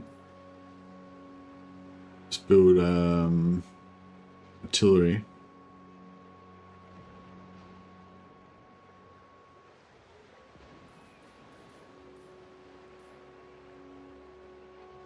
Because I think we can already recruit Lothan Seaguard from our... Oh, actually, they changed that, didn't they? Oh, no, yeah. Oh, no. Yeah, they got Garrison of Lothan Seaguard, but you can't recruit Lothan Seaguard. Yeah, actually, yeah, let's get a barracks in here, because we can recruit really high-ranked Lothan Seaguard if we want to. Not that we probably would want to, but it'd be kind of cool to... If we need to get a defensive force, we can just pump out a heap of, like, gold chevron, bloody... Lothan Seaguard would be kind of cool. Dual watching? Oh, thanks, Saviori. I love the Skarsnik tag you have on your channel here. Do I have a Skarsnik tag on the channel? I don't even know how to do that. Is it on the channel or on the stream? Oh yeah, on the Skarsnik stream. Yeah, yeah, shit, I just noticed that. Oh, fuck it. I don't care. Sorry, I'm not very good at... yeah, I haven't quite got the hang of Twitch yet. But anyway, sorry, can't change the tags. Oh, okay. Yeah, I don't know. I'll fix it up at some point. The tags are fucked up because I'm usually streaming 2 different games every day, so they're always wrong. Mistress of the Undying Forest. Oh yeah, so with so she's got Blood and Fire, so she's got upkeep -10, etc. Blah blah. Armor for Forest Spirits. Magic, more Forest Spirits, alright. Or +2 control all provinces. Don't want that right now, so that's good. Don't need the capacity for High Elves. Okay, cool. Well, yeah, once we've got all of our confederations, maybe we should switch to this for that +2 control all provinces. That'll give us extra money. But we probably don't really need it. We've probably got so many plus control all stuff, you know, things already.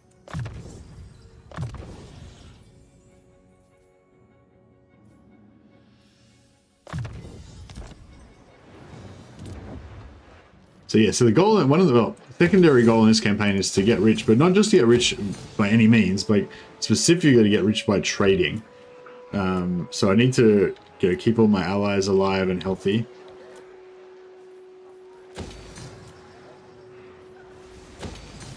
And get as many trade goods as we can.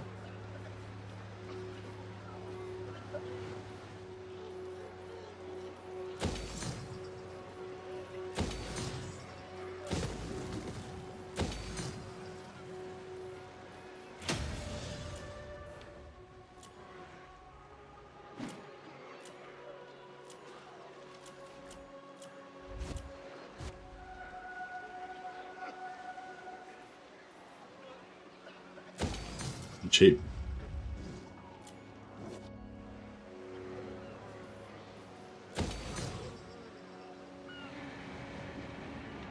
We could probably get rid of these die makers because we've got shitloads of them. If we needed to get rid of something.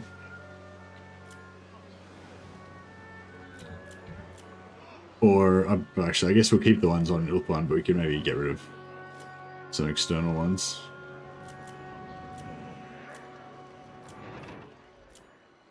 Alright, I think our mighty empire is looking pretty good. We need some more handmaiden capacity.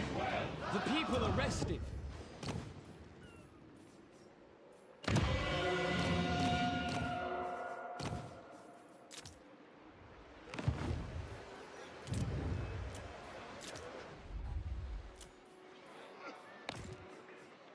Prince Eltharion. Alright, so... Oh, did they defend it? Oh, cool. I think Be'lakor successfully defended against the Wolfric, which is good, because that means that his lands will be ready for me to plunder.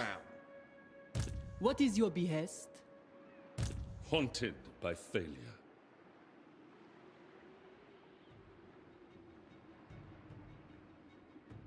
Row, Asa. A distance beyond reason. I second this. High Elven Archmage. Split personality indicated, you reckon? Maybe, maybe. I'm called messing them out after all. False advertise for views, it's all good. Yeah, you think, is it actually gonna... alright, I'll fix it up. I don't want people to, like, think I'm trying to manipulate them or some shit. Tags, right. Greetings. The Phoenix Court will hear your words. Alright, there we go. Gotten rid of those extra tags now. Oh, wait, it didn't up... What? Did it not update?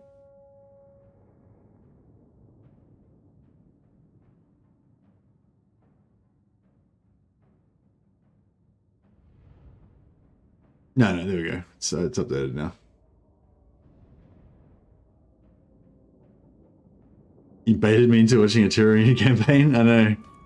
You thought you came for the Skarsnik greenskins, and you got stuck by the charisma of the defender of Ulthuan. Defender of the Phoenix Throne. Traveling. Fang sword ready. Assume standard formation. Maiden, aid us. March for Lilith. Oh, did Be'lakor just wreck? I think Be'lakor might have just wrecked Leon Kerr. Master of high magic. Ready yourselves. By sea. Intriguing. Alright. Where are our handmaidens? Handmaiden of Alariel. So what do we want to pump growth on? Yeah, I guess here would be good. I kind of want to pump growth on White Tower though, really. Handmaiden of the Everqueen. Alright, Helen Honey. Yeah, she's not... Onward! My queen forbids it. I can go no further. Handmaiden of the Everqueen.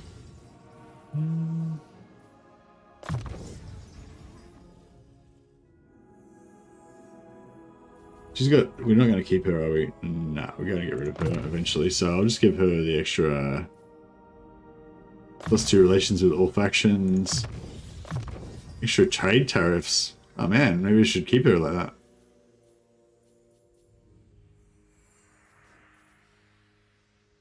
Control +1 to all provinces.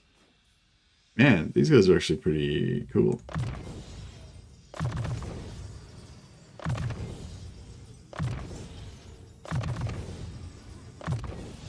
just leave it that like that. This heat enters the blood. And she can also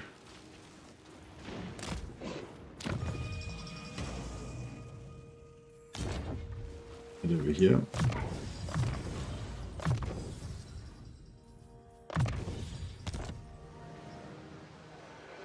I will Yeah, I usually just use them as combat heroes, so not such a big deal. I mean, I don't care too much as much about their non-combat abilities. I guess it's not that priority for me, but yeah, they're pretty good. Pretty good map heroes as well. Pretty good faction boosting heroes, I guess, as well. This one's our resistant one. Okay, cool. So we're gonna keep this one. So we're gonna try and get rid of some of these renames now. Actually, are you already in this campaign, Andrew Jones? I don't know. I don't think you are. I'll put you on the. You might have to wait a while, but you're just here. All right. So we got Matthew Smith. All right. This resistant hero shall be named after Matthew Smith. Yes, I'm gonna give her Entangle because she's gonna be a combat hero. I mean, Entangle's pretty cool. It's just a fun ability to use in battle.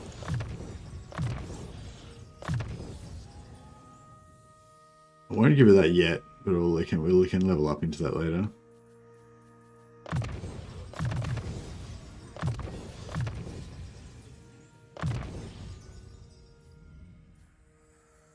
You are still around. Yep, I just re-recruited you. Adrian A, the carefree. She's still around.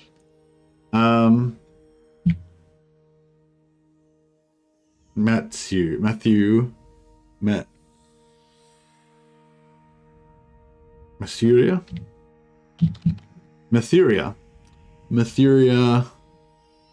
the Bladesmith. Boom. She's like an expert gardener. But yeah, thank you, Matthew Smith, if you're still around. Thanks for the super chat the other day. Stephen McGarth will have to be a noble, I believe.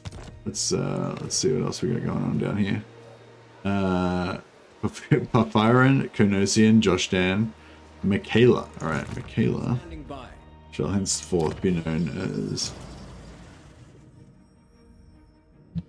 Stephanus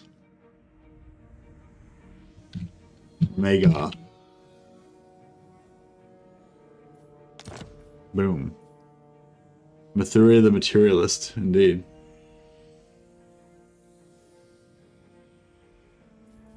Alright. And now we need Baal. Nobleman.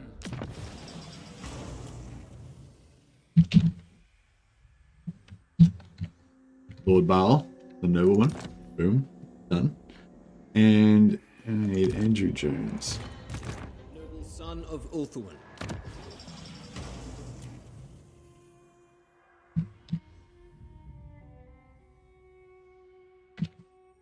Andreas Genesian. Genesius? Andreas Genesius. Boom. Got a highfalutin name. Ready. Or a highfalutin elf. There will be carnage. We'll put him in charge of overseeing Galleon's graveyard. He's just going to be keeping an eye on him now.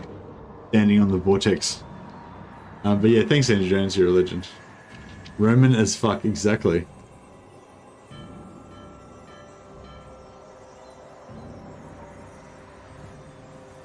You get a lot of Latinish sounding names there. Are the were the Hawk Riders and Arrows of Kurnos nerfed or something in Warhammer 3? Hey Branko, can't remember now. I think maybe, yeah. Maybe. What happened with the... Why did the trade agreement get broken with them? Did I... Why is our trade agreement broken? To what do I owe this displeasure? Did they just break it? Because of our low, maybe because of our low reliability.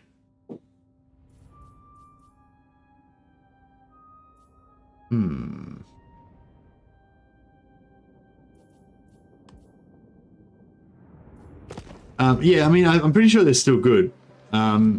Yeah, I'm pretty sure the arrows kind of sort of the missiles on the Hawk Riders. I think it's still good, but yeah, I thought I remembered it getting changed or something, but yeah, low reliability. You know, just elves being dicks. Oh, high elf dickishness.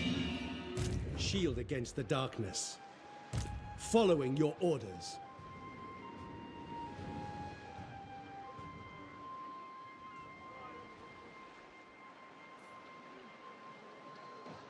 Sailing for adventure.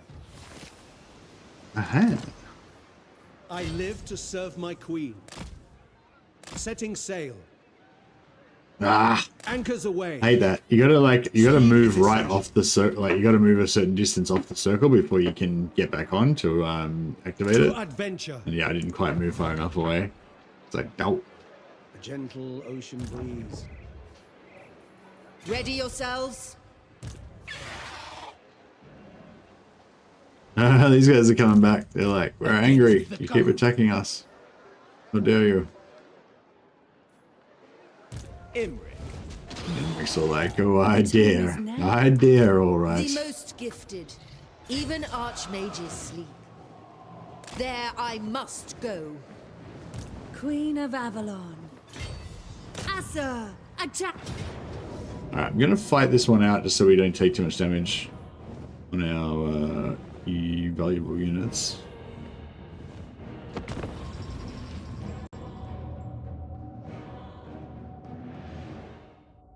Hey, Covenant. They did get nerfed a bit. One of the aiming changes made their targeting all wonky for a bit. I don't know if the targeting thing's been fixed. All the arrows used to just hit one guy. Okay. There can never be enough Skarsnik, so this is a downgrade. I did enjoy my Skarsnik campaign, but it didn't, like, I don't know, it didn't have the same legs as the Empire campaign. Like, when I played the Empire campaign, I still think Empire has the best pacing, for me anyway. Like, it just starts off, like, really under pressure, and then, like, it just seems to there always seems to be something to do, you know?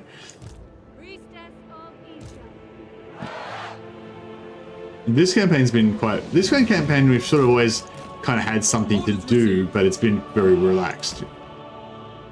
Very relaxed. We are going to have the endgame popping up at some point, but...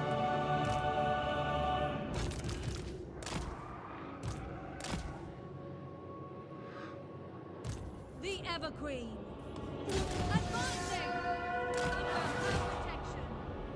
Oh, they've got artillery. Fuck. Spearman. For Old One.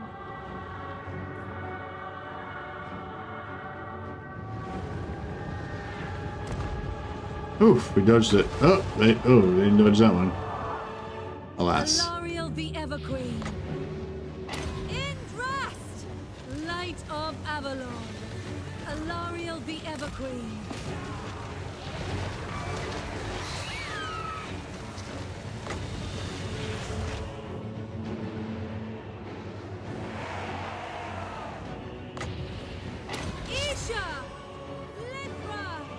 Alright, once we get rid of this artillery, then it's like all good.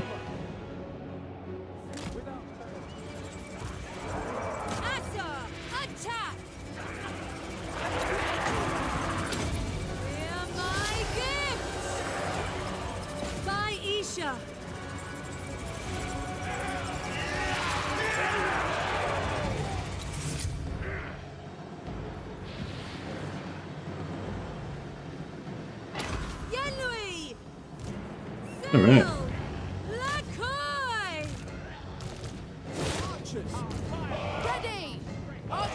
Alright, we should be able to just outrange them and just shoot them all down, you know? I believe.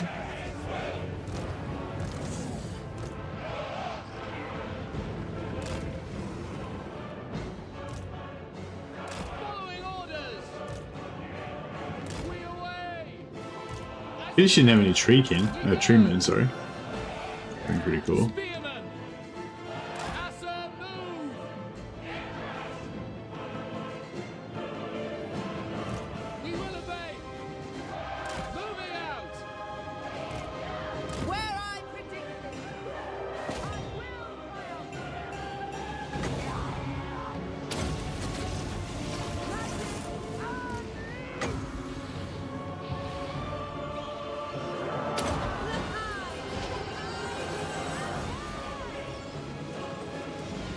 Yeah, maybe not recommended for new players. I think Tyrion's quite a good one for new players, probably.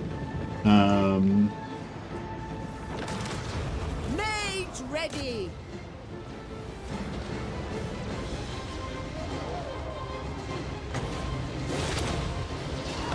Observe my radiance.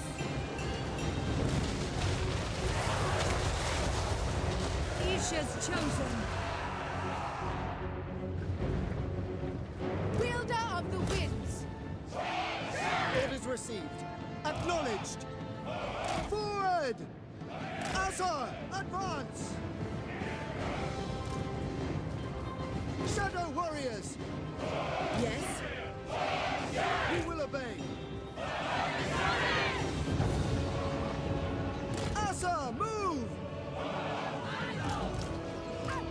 Archmage. Disciple of Hoem. Master of sorcery.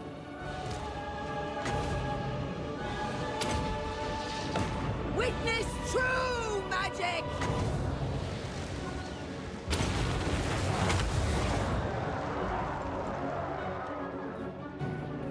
One's queen. True magic is mine. My power is yours. Moving out! Asur Archmage! Every time I play an Empire campaign, the anti-player bias is super high. I find it funny that the Empire is new player recommended. Yeah, actually, that's a good call. Maybe they recommend it because they think it's good for new players to get wrecked.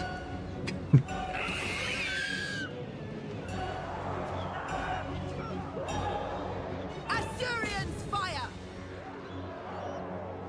Asur Archmage! I don't know, I feel like, yeah, actually it's weird that new players recommend it because I feel like it's, I feel like in some ways the Empire is like one of the best campaigns just because of the pacing and the way the map's laid out and the way that the enemies are arrayed around you and all that kind of stuff. And so, you know, like, yeah, if you're pretty experienced with Total War games and stuff, you're probably gonna play Empire and have a really good campaign, I reckon. But if you're new player to the game and you're not very experienced with Total War games, then yeah, you're probably not gonna have that much fun playing. Like, it'll be a pretty steep learning curve.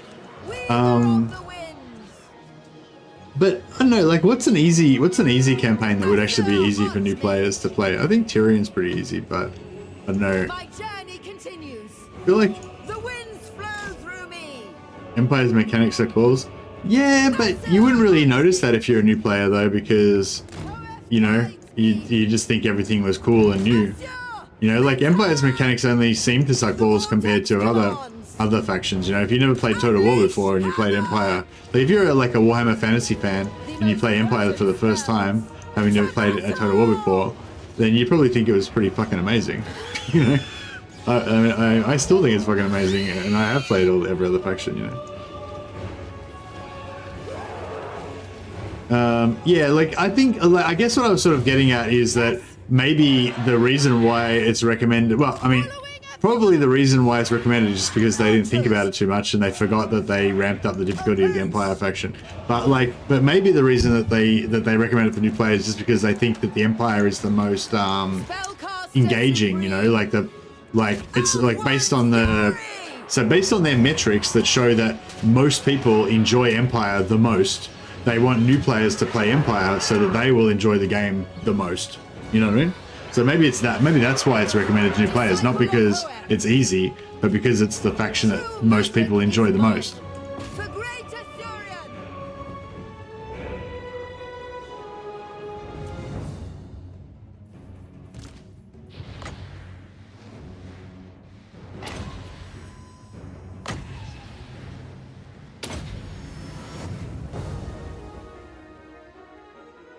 You start with dwarves? Yeah. No, dwarves, a lot of people don't seem to like dwarves that much, but a lot of people really like dwarves as well, so it's sort of a bit of a... I summon the winds! Isha! Ah! Dwarves would be good. Yeah, maybe. I don't know. Yeah, the lack of dwarf regen makes it a bit hard for a new player. Yeah, true. But again, you might like dwarves because everyone loves dwarves because they're cool.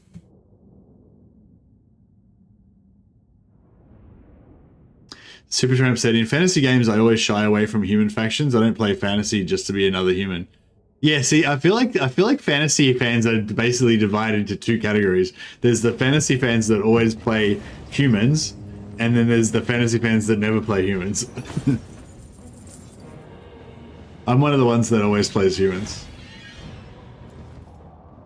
My first ever D&D character was an elf, but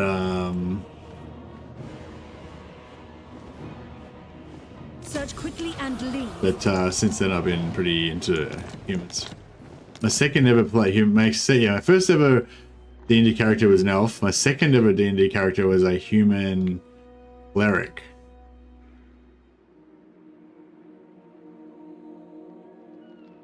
Well, one of our secondary objectives in this campaign is to get as much trade income as possible. So we're making like nearly 17,000 gold from trade.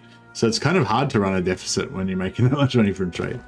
I'm hoping to get that up like way higher, but we've got a few things we've got to do to. We've got a few more things we've got to do in order to maximize it. Alariel the Everqueen, raise my pavilion. Raise my pavilion? What the fuck does that mean? That sounds rude. You just said raise my pavilion. I feel like that sounds like some sort of double entendre kind of action. Everqueen.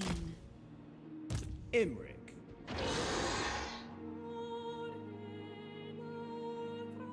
I would soar over these peaks. Alariel. Can't be done. Pitch a tent? Yeah, I mean, that's literally what it means, but I mean, you know, bit of a wink wink.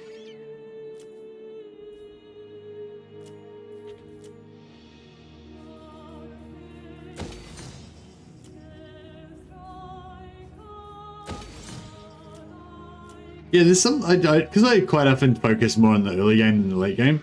I'm just like playing more of these longer campaigns and getting into the mid game and stuff more is actually kind of enjoyable. Just this stuff, like going through my whole empire and just building lots of buildings everywhere and stuff. It's actually kind of fun.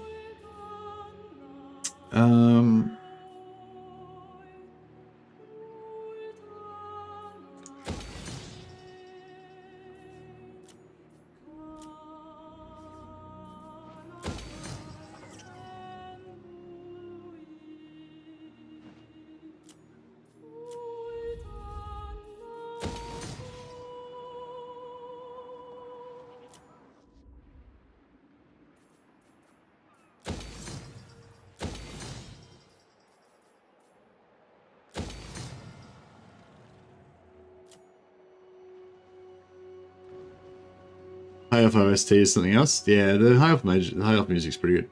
Hello from Italy. Hello from Australia. Welcome, welcome.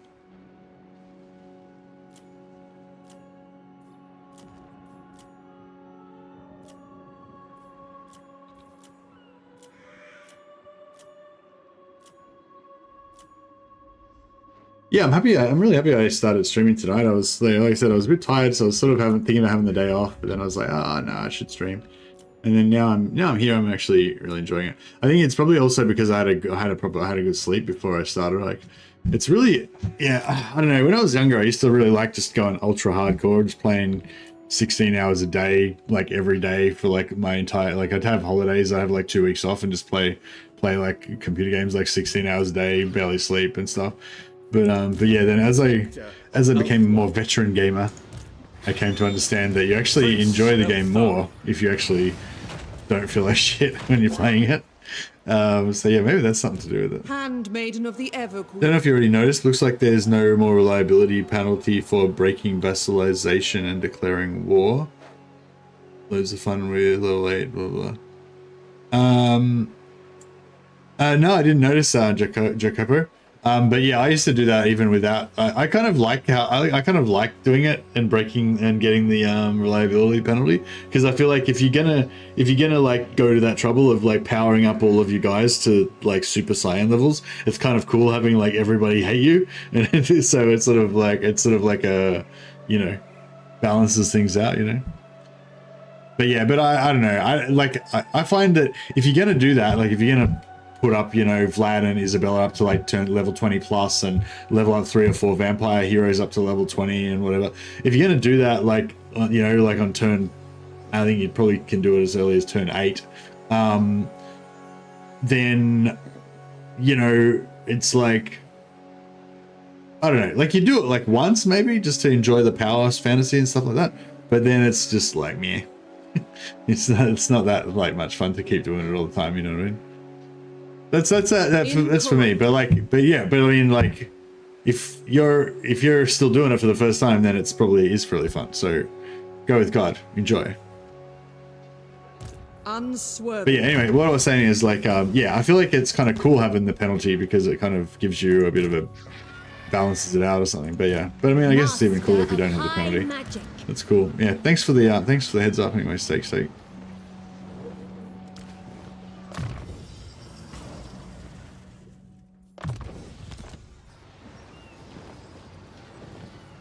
Yeah, wonder when that happened, because I did it. I did do a Vassal Cheese campaign with Vlad sort of recently. I don't think it was probably before 4.0 though, so maybe it was 4.0.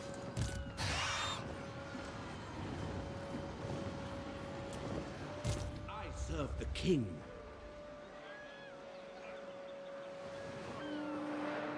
When I was new to Warhammer and I tried Empire first time because it was recommended as a starter faction, I got really frustrated and hated it. Ah, really? Broken? What's broken about the Imperial Authority? It was the High Elves and Dwarves that got me to like Warhammer. Got to like the Empire again once I knew what I was doing, but it was really off-putting the first time around. Ah, okay, nice. Was it? Yeah. What was wrong with the Imperial Authority? Lord of the Phoenix Court. Like, yeah, Imperial Authority is okay, but it's just that it doesn't work in Warhammer 3. But if you're new to the game, you wouldn't know that because you wouldn't have played, you know, Warhammer 3. Oh, because you couldn't deal with the Imperial Authority. Right. Yes. Yeah, sorry, now I get what you're saying. Yeah. No worries. Yeah, it's probably not a very good... Yeah, I think they've had some problems with Imperial Authority trying to balance it so that you don't like get into that death spiral. Shield yeah. against the darkness. No, that's understandable. Lethal grace given form. I think they're kind of aware of that and they're trying to like fix it, but yeah. I shall. Brave son of Ulthuan.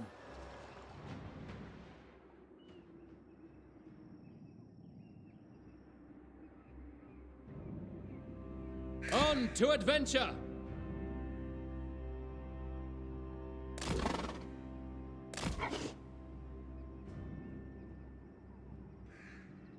Ali! See if I can go up here and For the moment. get to mess with Malekith.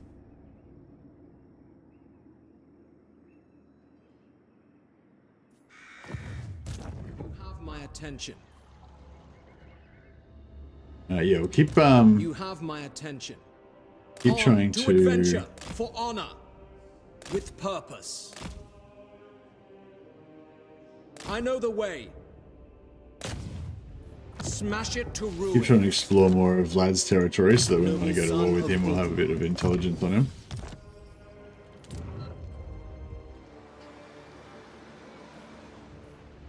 Prince of Ulthuan. What do you require? There's a sea treasure down there. Guardian of the Phoenix Crown.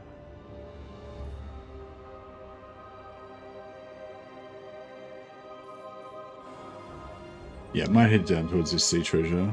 Ready to march.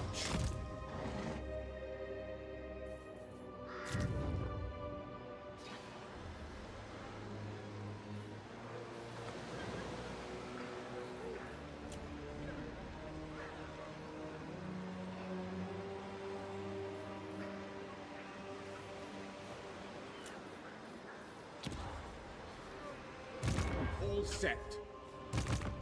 instructions.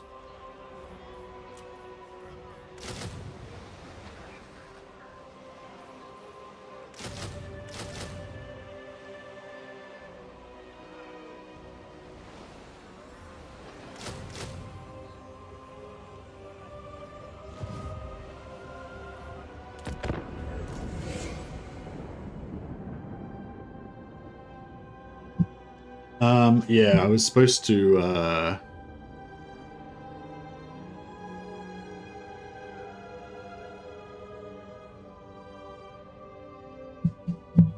keep an eye out for Teclis, yeah? Hey, we're gonna need to, if Teclis is not here, we're gonna need to send an expedition down to Turtle Islands, or wherever, no, not Turtle Islands, whatever it is.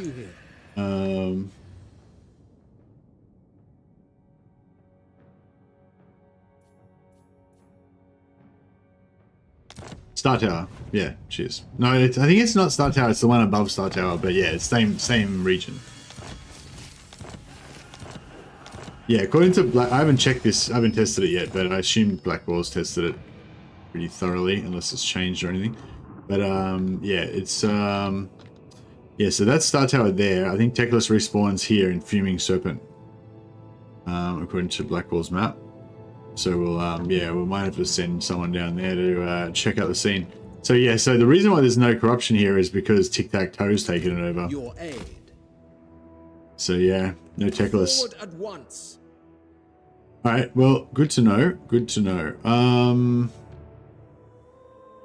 In that case,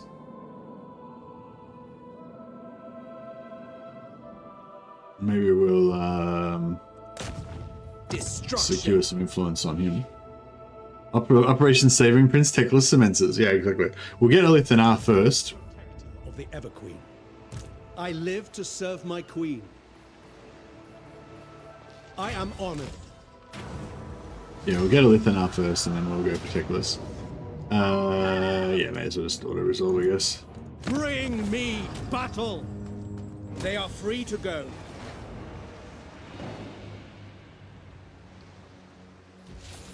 $2,000 gold, perhaps? No? Oh, income from all buildings, faction-wide. That's pretty nice. That gave us a big old chunk of cash. For orders. Anchors away.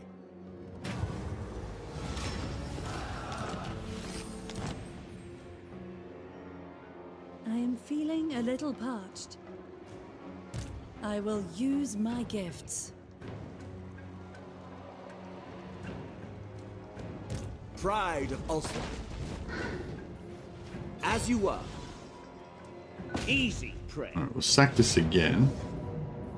They will know Calador's name. Hey, Phoenix King. I wasn't planning on getting any Phoenix Guard, to be honest. Chosen. Do you want me to get some Phoenix Guard? I mean, I guess I could.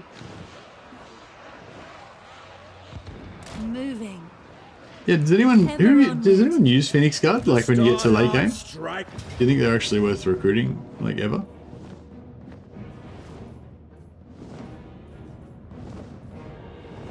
It will be no contest at all. They cannot remain a threat. Yeah, I just think they're like super expensive, and like they are good, but like you don't really need them for anything. Yourselves. We need not fear our lessers. Yeah, sisters are better all-rounders. Sack their homes. And like sisters probably aren't as good in melee. I'd have to look at their stats, but sisters have less armor, less melee defense. So they're not armor piercing in melee, I don't think. Yeah, so sisters like generally better all-rounders, mainly because they can shoot, right, and they have decent melee. But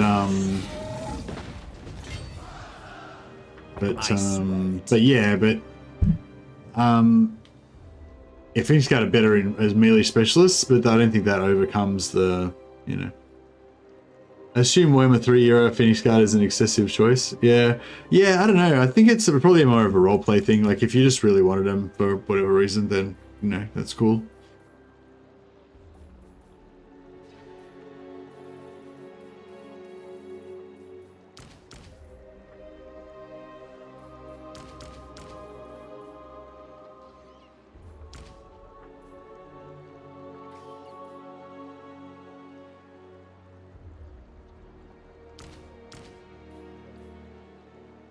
something like that looks pretty good, I think. Should probably get too much melee. The Radiant. Yeah, it's probably got too much melee actually. Calador wakes. Let's give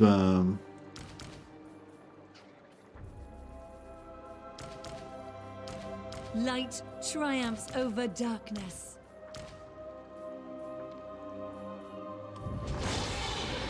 yeah, that looks a bit better. Son of the Phoenix. Yeah, we can't let him take Shrine of Cain, so we'll have to get these guys to guard that. We are the world's protectors.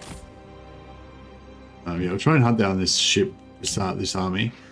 Get rid of them so we don't have to worry about them Handmaiden of Alarion. looming around the On place. the march. Protector of the Everqueen. Ever faithful. Handmaiden of the Everqueen. Alright, so growth now 245 in Safri, so it should hit tier 5 there pretty quick. And we get the dragon roost going. And get rid of the dragon coop in Lothern. I'm gonna build a dragon coop for now just to get technology. So we'll get rid of it again.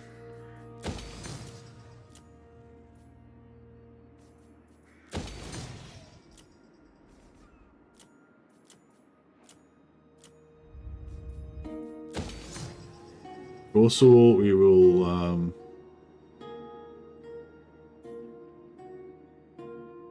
actually, yeah, now I'll leave Gorsel there at tier 2. Because potentially we'll get into another war and lose it again and whatever. So I'm just going to get Timurienburg to tier 4 first, and then we'll come back and do Gorsel, and then once everything's maxed out, maybe we'll do Honor. Eventually, it's a bit vulnerable, so leave it till last. Just want my sparkly arrows for Sisters of Avalon, yeah. Seeing a rain of Sisters laser arrows never fails to bring joy. Yeah, true, true. I love me some specialized White Lion Swordmaster Doom stacks with appropriate buffs from Lords and Heroes. Swordmasters, Phoenix Guard are pretty rad if you want to hold a position, which isn't something you normally do, yeah.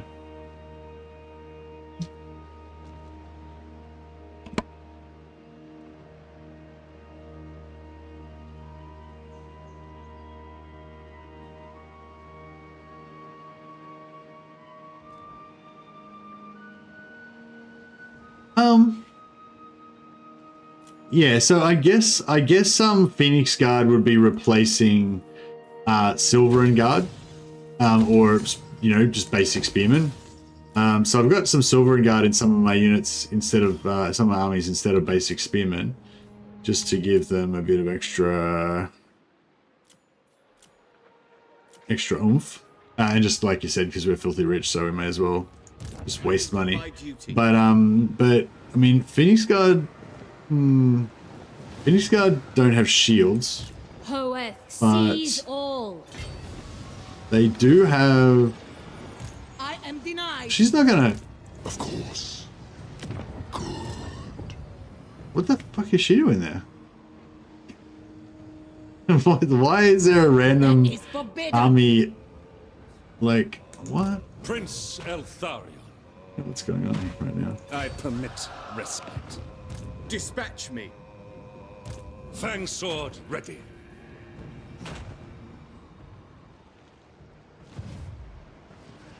I see the winds. In my father's name. Defender of the Phoenix throne.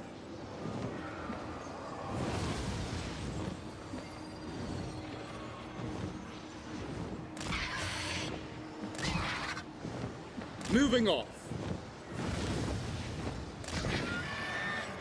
Honor calls. Onward.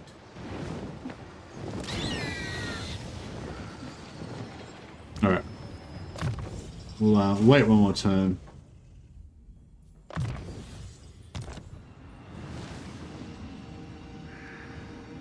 Yeah, wait one more turn to see what she's going to do. And get a bit more replenishment. Yeah, physical resistance as well. Yeah.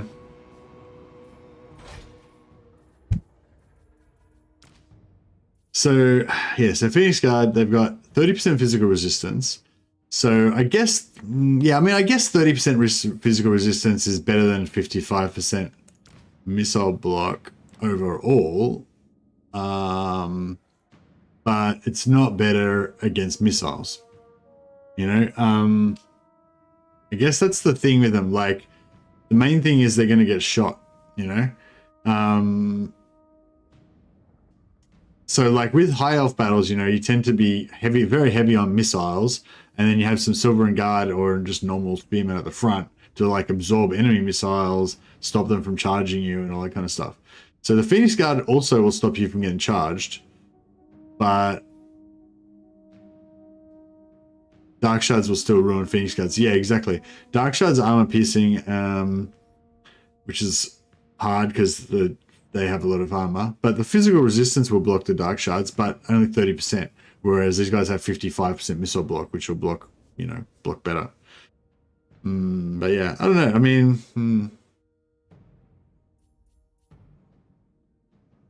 they do have a bit more hit. They do have a bit more hit points. Actually, that's a good point. They've got more hit points and lower entity count, so they've got 84 hit points per model, whereas these guys only have, I don't know, whatever that is, 8.1 versus divided by 120. So they're a bit more healable. I guess that's another thing. If you got healing magic, you know. But yeah, anyway, they're a good unit. Obviously, they're a good unit. They're like tier 5 unit. But yeah, I feel like they're a very rarely used unit.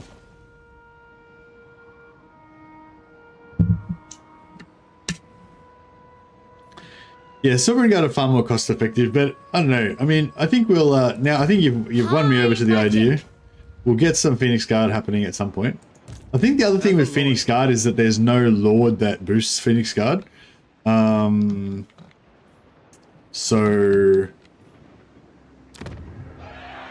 what's going on here? Why is this public order so fucked? Confederation, provincial instability.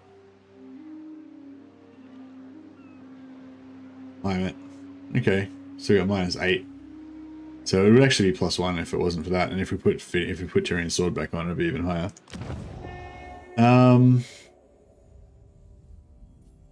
It'd be really good if we could get down to Fuming Serpent now and get that rebellion started, get the public order started, so that we don't have to wait forever after we get Alithanar.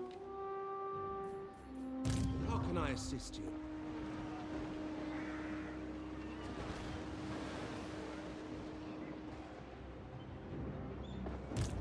Ulfuan Prince.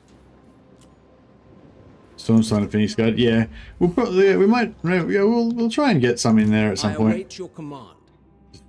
Just for funsies, because it's the thing. I mean, it's not all about efficiency. It's also about having nice units that you really like. You know. Ali, moving out.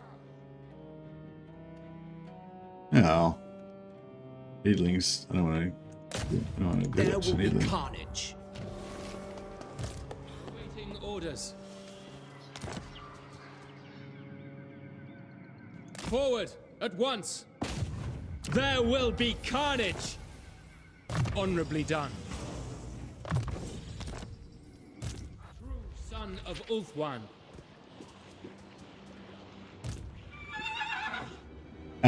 Yeah, no, I was just talking about Vanilla's DPS, yeah. Geez, thanks for the suggestion, though.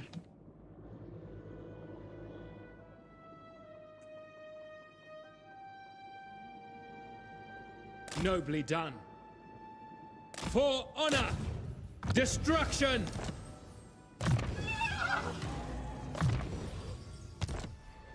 Son of Ulfuan.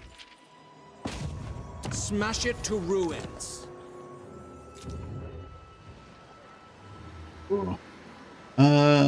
Shite. Poor Enrock is gonna rebel. The taint is spreading. Full speed, Asya! Led by the winds. Alright, we'll farm that rebellion. Bring me my tomes.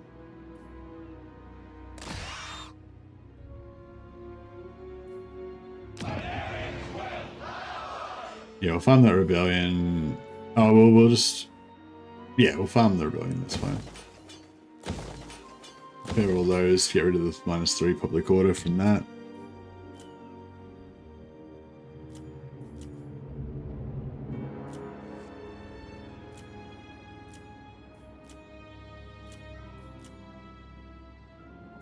Yeah, all as well.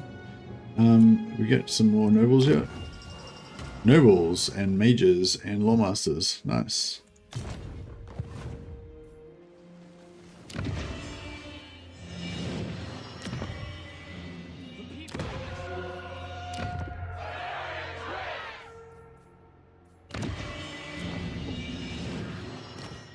All right, nobles. We'll go for profligate, pigeon-chested. I guess we go for pigeon-chested. I await your orders. Always.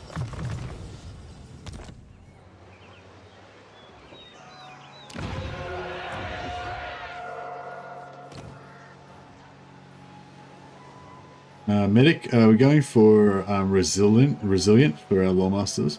Looks like they're already replacing one, so we don't need to hire one to get a new one. Mages.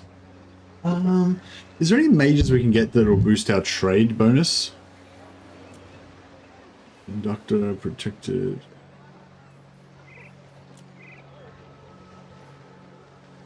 Limber, negated. Yeah, we get administrator, but it doesn't give you. It just gives you construction, but it doesn't give you income.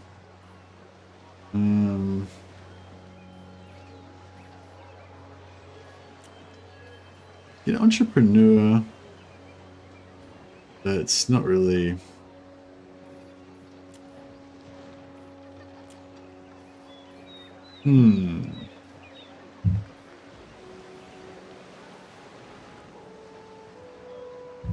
Alright, well, what other mages do we want? I like Limber. I like Limber for fire mages. Because the speed is nice when they get their dragon mounts. Best for fire mage, best for the mount. Well, fire mages have the best mount, yeah. But I don't know. It's not like that big of a deal because it's just like one dragon. Did I eat the donut yet? Yeah, pretty much. We've taken some. We've got a few little crumbs left, but yeah. But yeah, no. Yeah, fire mage. That'd be good actually. Actually, it'd be good to get a fire mage for Imric, so that he can have a little posse of fire mages. Actually, yeah, let's give Imric like a fire mage and maybe a life mage as well.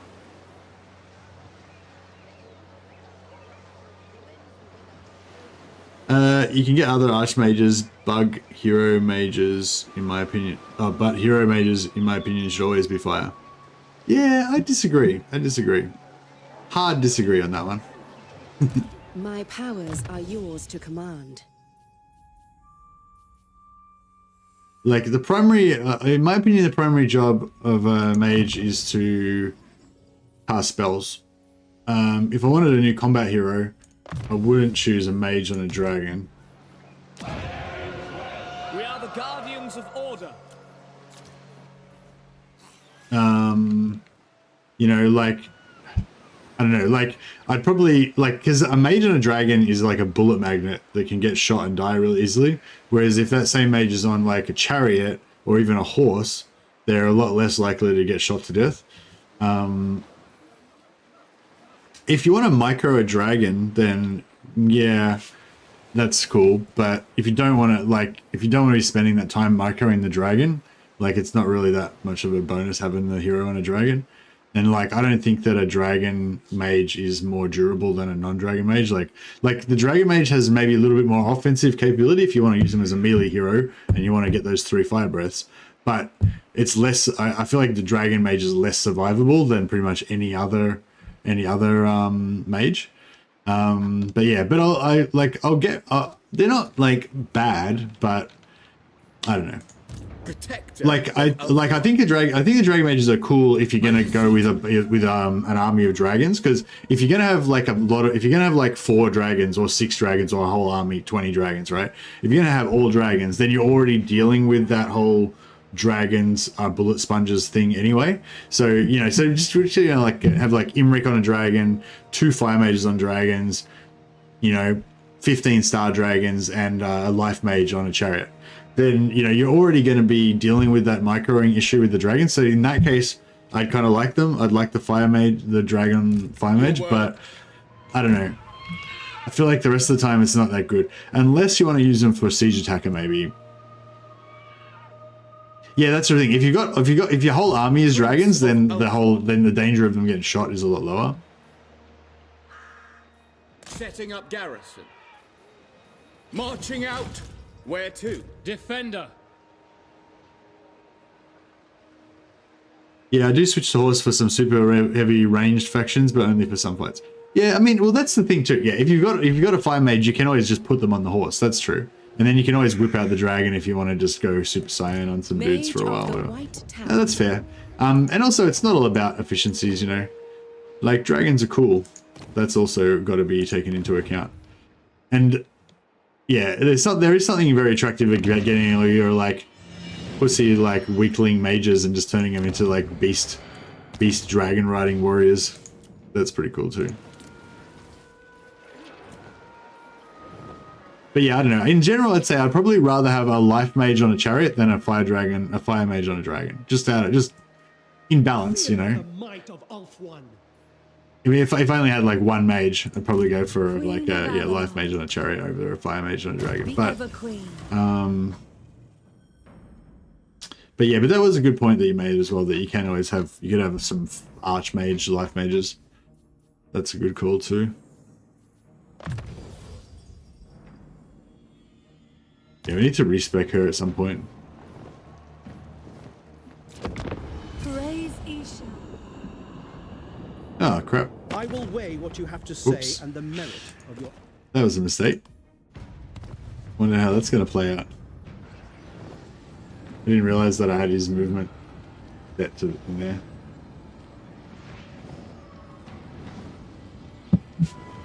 Here we go. Oh, she ran. Okay.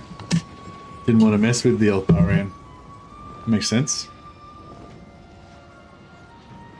I never actually use light mages with my high elf armies. Maybe we should get a light mage as well. Give it a try. Archmage.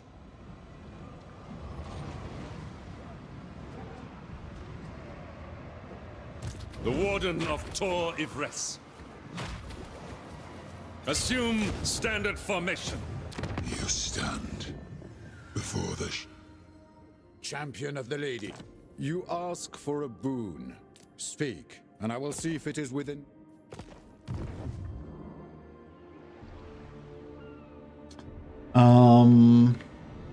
Command me.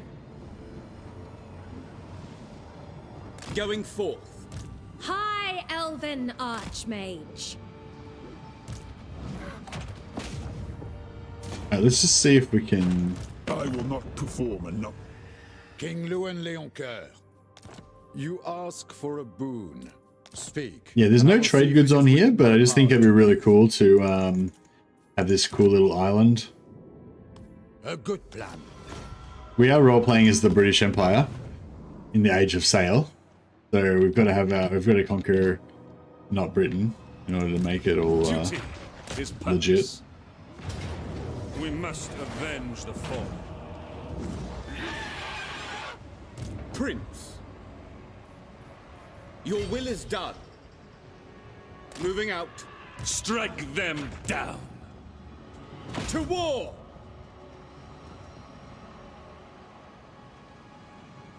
I cannot do this. Take their heads. Oh, those fuckers. Crap. The Okay, vortex that makes calls. things a bit more complicated. Carried by magic.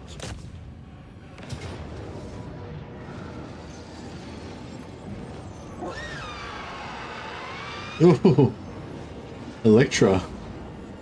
Electra's gonna buy the farm.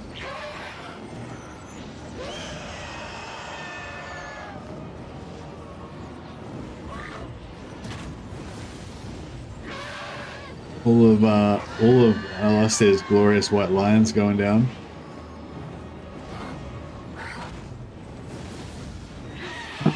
All right. I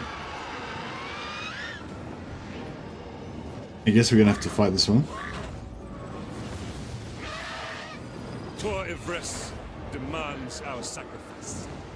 Avenge Tor Ivres! Yeah, he's pretty much geared.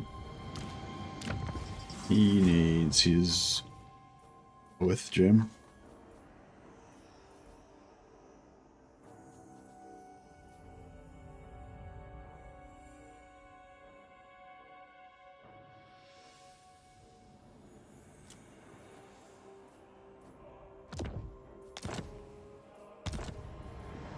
These guys need robes of Philiath. Well, she's already got Philiath robes, so she's pretty good. And Safary's servant. she needs a Philiath robe as well. Renion's Wayshard, what does that do? Stalk. Yeah, that's probably good. Actually, no, she'll get Philiath's robe.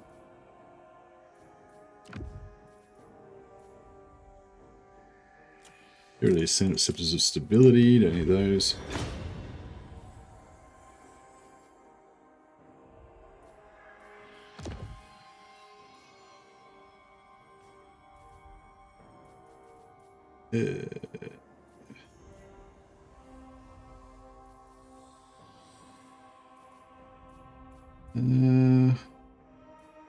Blast and Ambo, get rid of those.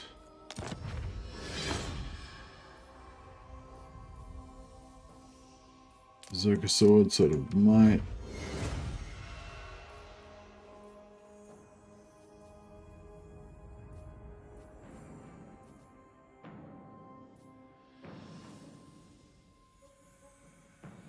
Where's Eltharion's Fang Sword? I don't really like any of Eltharion's items particularly.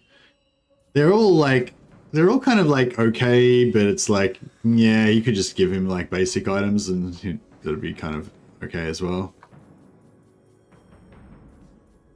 He's got like all of his stuff's got like interesting kind of abilities on it, but not like good abilities.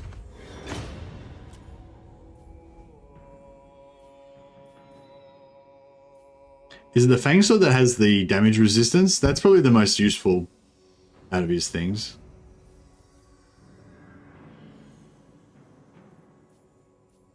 Because you can sort of come in and cycle charge him and just pop his damage resistance every time he cycle charges, which is kind of cool.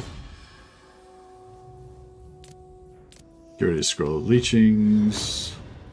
Alright, well we didn't do too well out of that. I mean, yeah, didn't really get anything good out of our fusings.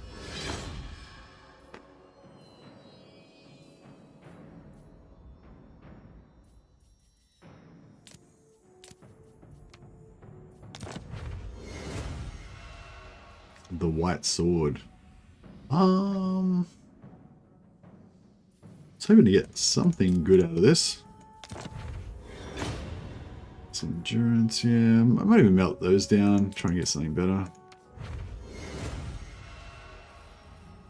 Let's get heaps of blue weapons. Maybe a lot of fire, don't need those. Ring of Cain's Fury is pretty good. You can enchant it as well, so you can put it on non-wizard heroes and lords.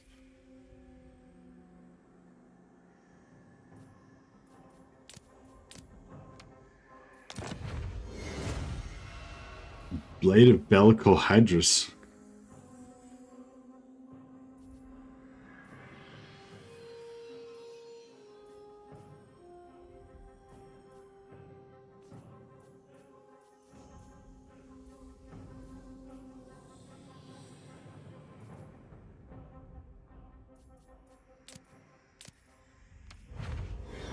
Haven't done. Oh, another Ring of Cain's Fury, nice.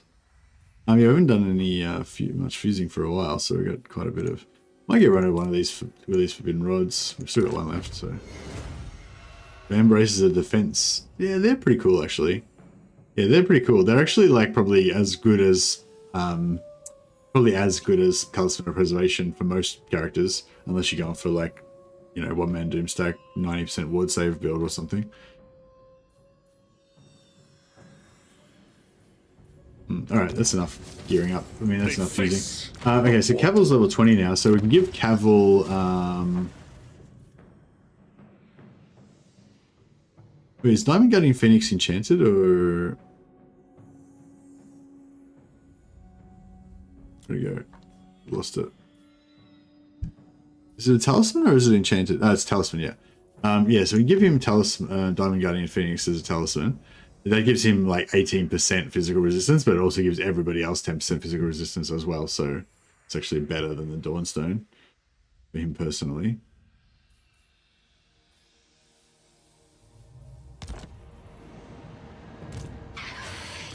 Now, Carminus the Gallant is not immortal.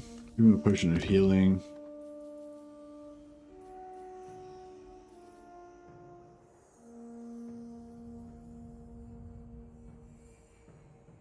Yeah, his stuff is pretty crap. It's only like one. Only targets one unit. Assault of Stone could be good. Chuck it. Talisman, give him a physical. Yeah, it gives 8 to the wearer and 10. Oh, does the 10% not... The 10%'s to the whole army though, isn't it? Or... Oh, does the 10% not apply to the wearer? Because it's 8% to him, and then... There's 10% to allies, so maybe it's... Yeah, maybe allies doesn't... yeah, allies doesn't affect you. Yeah. Fair enough. Okay, so, well, yeah, so that's fine. He's tough. He can take it. He can take the extra damage so that others may live. Yeah, good. Thanks for the correction on that, Igor. Yeah. So yeah, so he doesn't actually get 18%. He only gets 10%. I'm ready. Remove this threat. Defender of the Ever Queen. Give him one of those canes. Rings of Cain's Fury. Get a bit of extra magic and damage in there.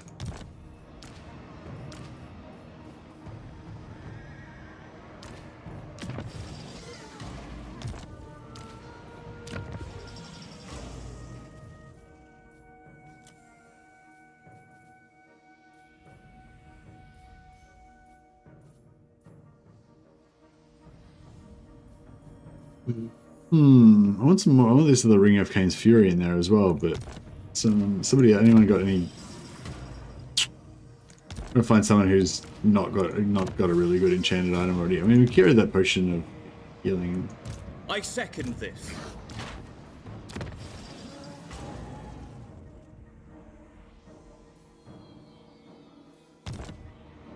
What do we got? What are we doing for magic damage anyway? She's level 4, so she's pretty much useless. She's level 11 though. No Pit of Shades. Crap. The Penumbral Pendulum is our main damage.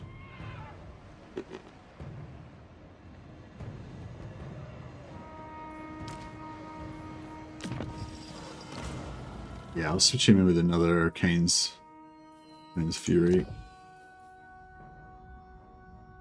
Yeah, so we got 6 units of Fire Convocation, so if we can get a good blob going, that'll just destroy it. Execute the fiend!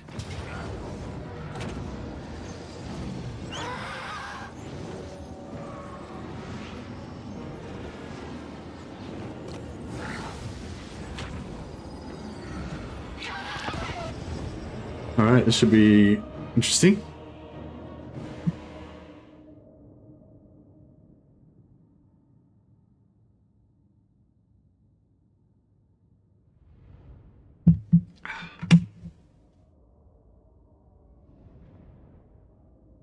Yeah, Albion may be a terrible place, but it will be ours. This windy, wet, storm-swept island shall be our fortress of solitude.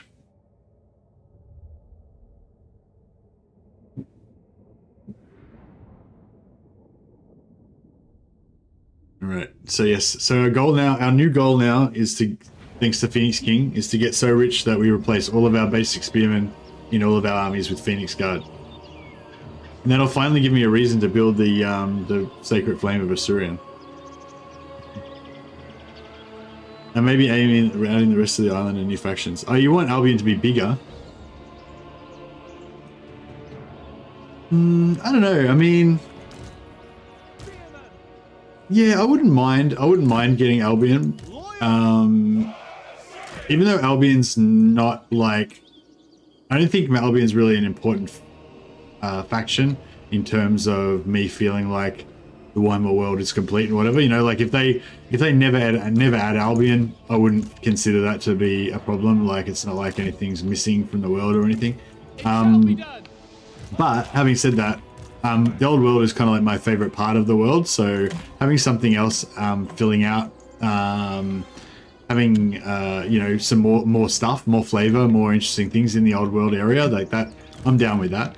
I'd also be down with less chaos in the world. Like I feel like the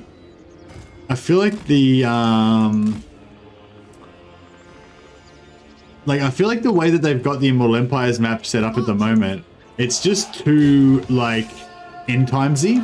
Like there's fucking like chaos hordes everywhere. Like Scarbrand's taken over the Badlands, and you know Bellacor's taken over Albion. Festus is in the heart of the right in the heart of the Empire. Azazel's like taken over half of Kislev. Like you know, it's just like demonic factions fucking everywhere, just taking over everything. And it's like, which is, it's fine. Like so it's basically making the setting of the game like a war-torn, you know, almost end times version of the land. You know? But I think it would be much cooler if they made the starting of the campaign more like regular. You know, like just empires fighting beastmen and greenskins. Elves are fighting some dark elf pirates and some greenskins. You know, whatever, and then have the chaos phase of the game come in later. Like yeah, like I think it'd be cooler if they just changed chaos to be more of an end game. And the chaos factions wouldn't all be fucking, they wouldn't all be chaos everywhere, you know, unless the end game happens.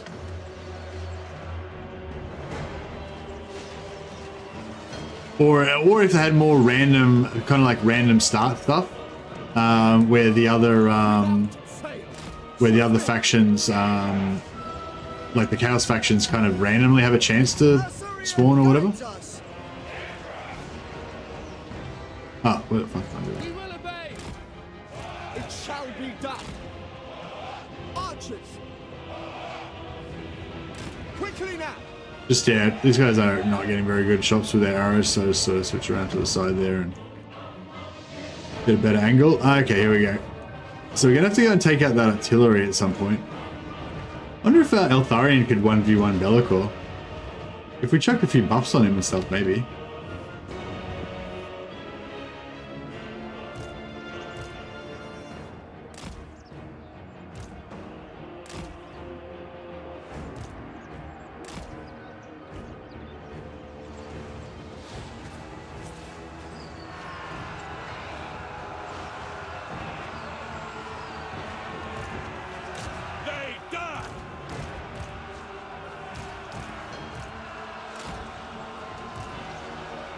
Border Princes, yeah, I'd rather Border Princes probably more than Albion, yeah.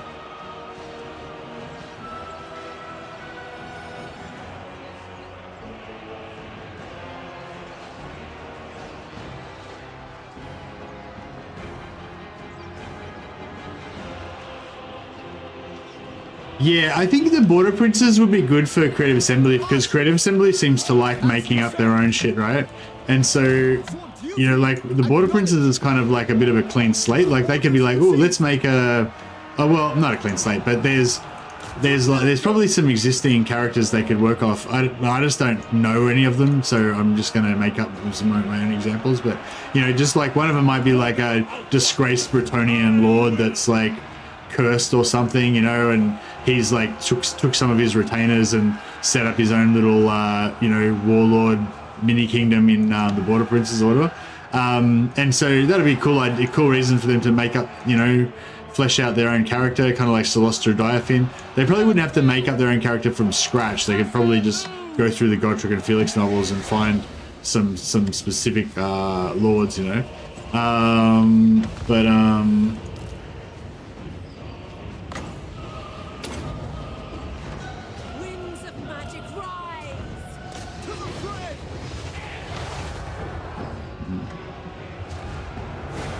Yeah, so debuff the armor on these guys. I'm hoping that's gonna let us shoot them more effectively, but no, they're all just pissed off. God damn it. Oh, that was a good one. Yeah, they've kind of got us beat with the chosen armor again. As you say, loyal. It will be done. Advance.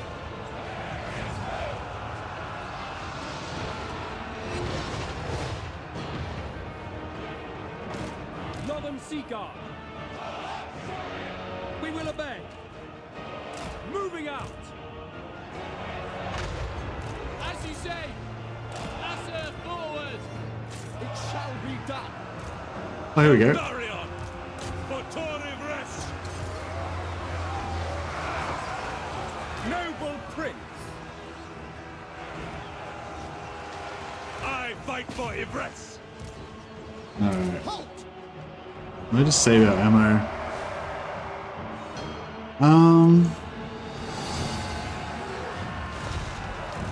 White Lions. Spearmen. Right, maybe let's send a cohort of infantry in.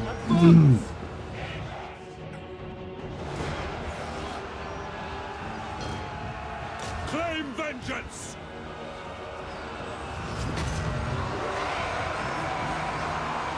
Spellcaster. Scython, hear me. Is he flying or is he doing combat animations? Can't really tell.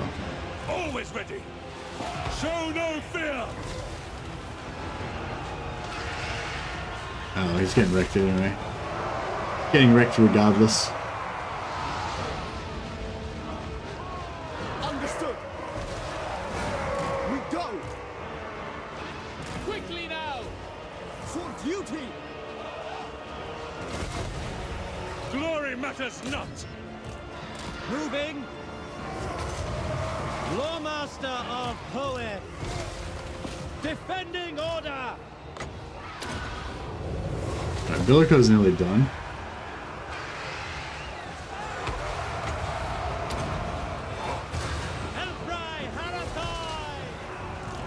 Ever vigilant. Alright, we're trying to get these some infantry in here so that we can I'm gonna get some infantry in here so that we can get the AI to blow up a bit, and then we can get some good and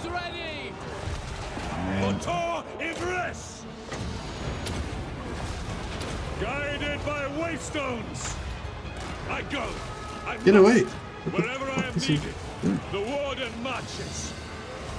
I am called upon. March toward penance. They're trying to get him out of there, and he was like, just didn't want to go.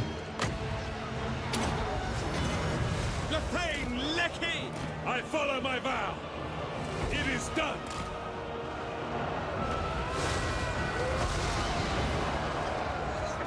Son of Oak One.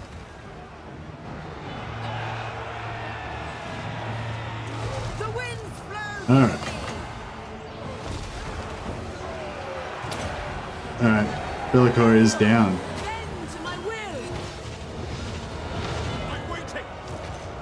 Avenge the fallen. Asser Prince. Tireless.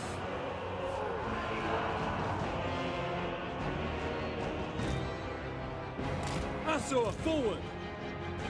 Asser, move.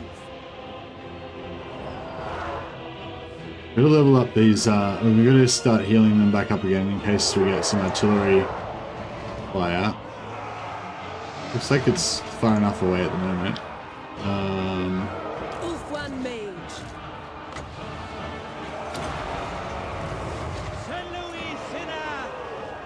Okay, cool. Let's get Phoenix Flower action going through here.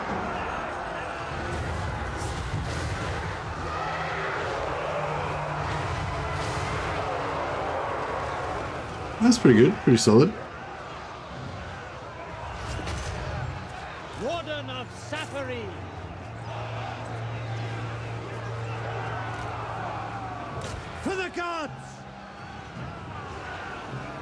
I'll just chuck a heal down here as well. Orders received.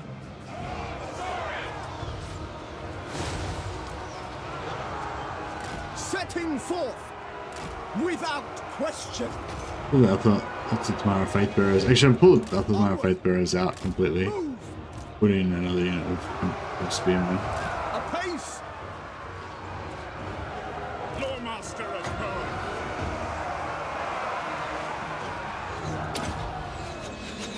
Asa Thanon.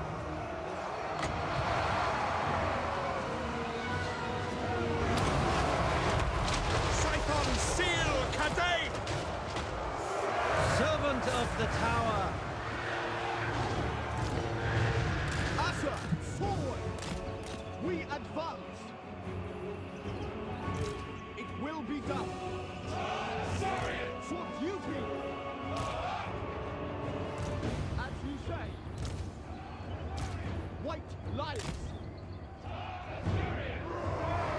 Spearmen. Loyal.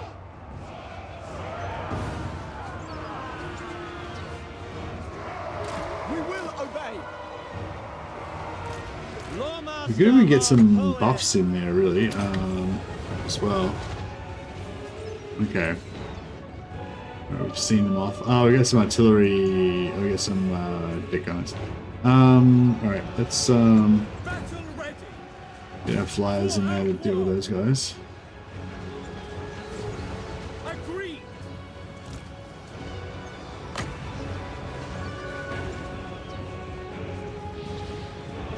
Ready and eager. Seal.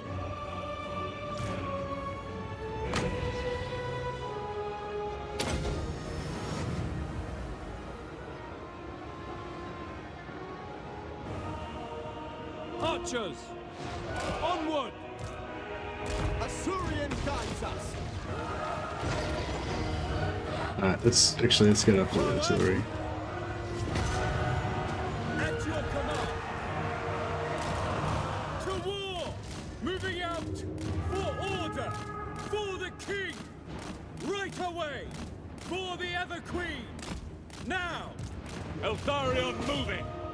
Guardian of order. Attack! Penance.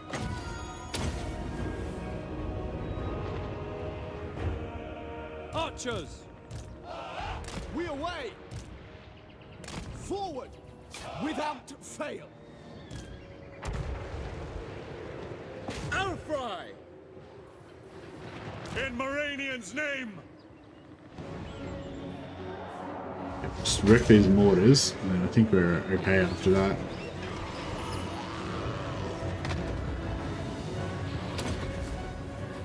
Empowered by vengeance! Ever loyal! Eltharion! Taking a bit of damage, but just want to try and get rid of these mortars before we do anything else. Archers!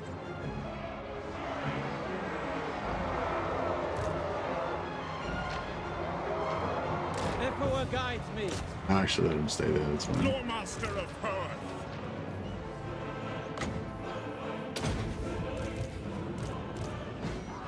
What order? Mortars down. Mortars down. Okay. Now can we get out of here without getting wrecked? Yeah, without dying.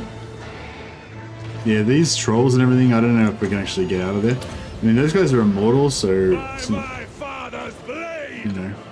I guess that's good. Orders received! We will obey! Yeah, I don't know if we're going to be able to rescue them. Slay them! I am ever ready!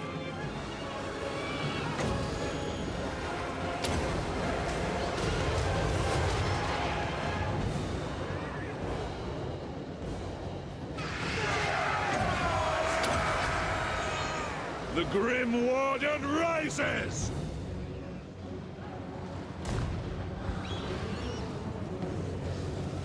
We should be able to just pull out, actually, shouldn't we? I mean, if the Eagle might not be as good, but the Griffin... At once! March! Move! I never tire! Now! Yeah, oh good. Alright, mission successful. Mortars down.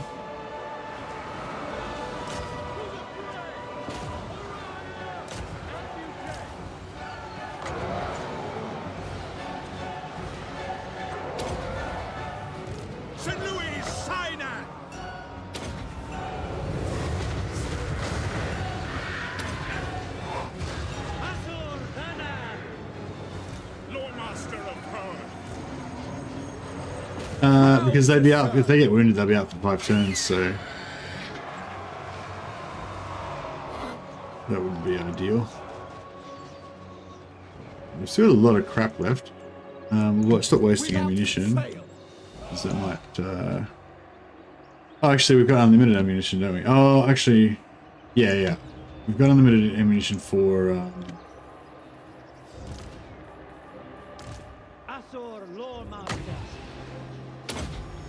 For Altharion's army.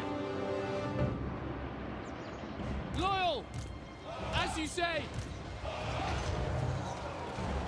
We advance. White Lions.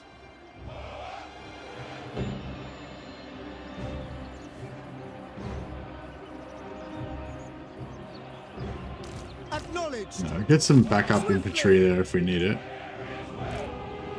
Actually, yeah, we can retreat. We can actually retreat our damaged units off the field because we've still got a bunch more units to come on. Actually, I'll retreat all these guys as well. Yeah, a heap of fresh archers would be more useful. Lawmaster of Hoeb. Altharion needs to. Yeah, get out of there.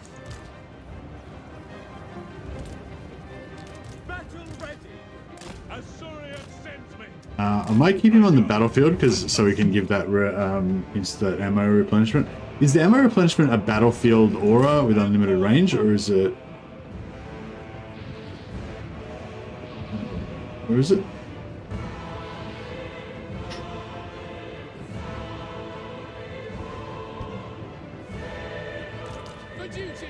Oh, it's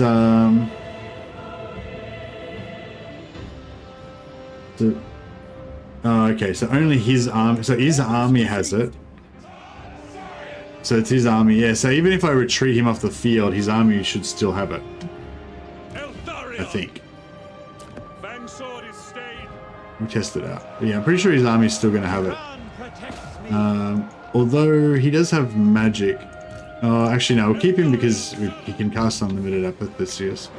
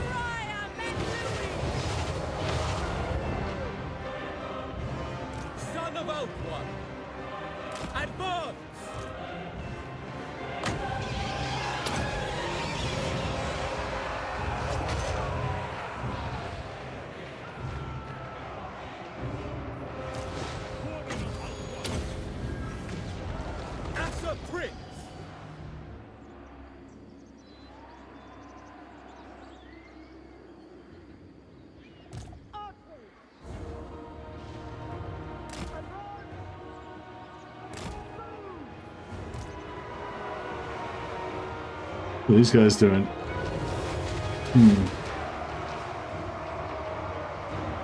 I'm waiting. March! Advance!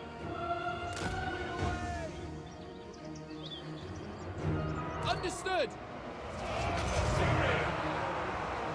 Lawmaster of Hoeb. Right away. Command me! Alright, so we can kill that lord. Lawmaster of Poem. Spearman, understood. We will obey, by your command. Forward, march! Archers!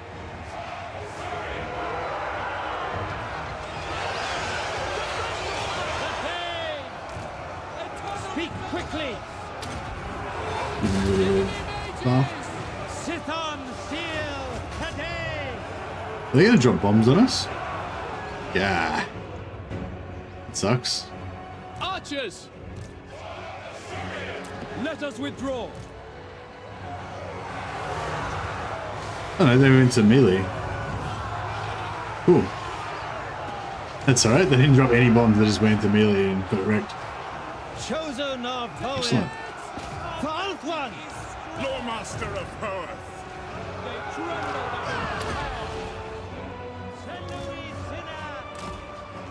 For all Althwan!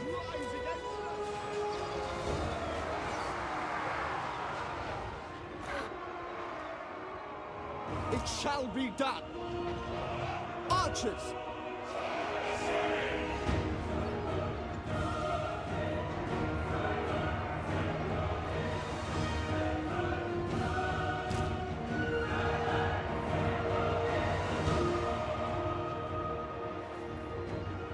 It shall be done.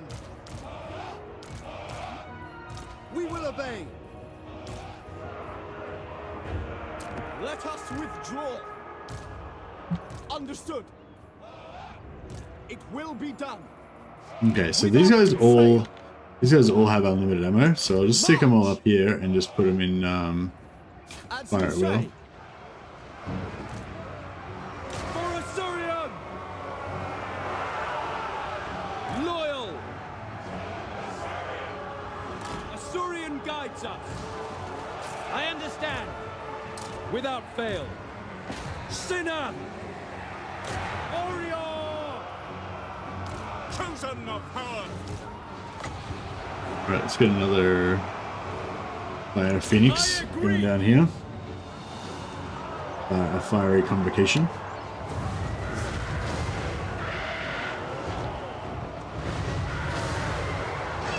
Nice. Okay, some arrows coming in there on us, on top of us, but that's alright. Illyrian archers! Without fail!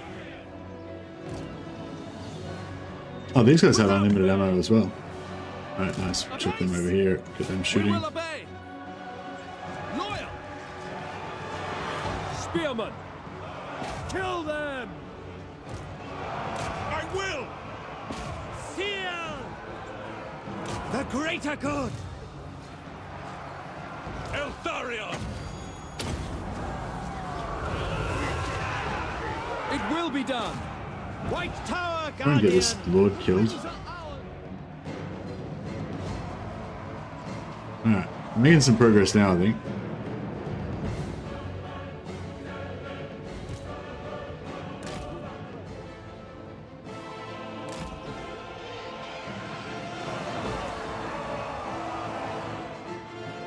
I might bring all these guys in here.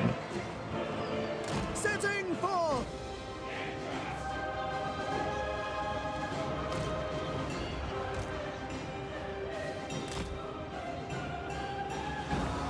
Spearman!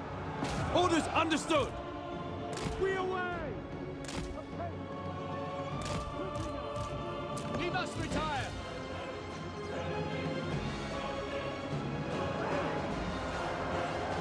Draw back! It will be done! Orders Yeah, they got exposed.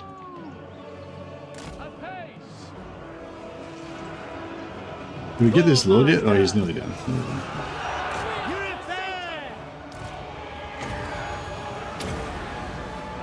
The might of Ivres! Ready and eager! Move! Draw back!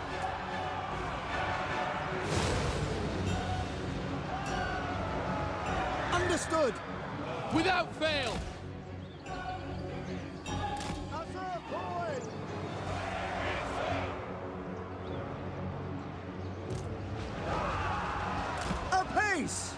Loyal.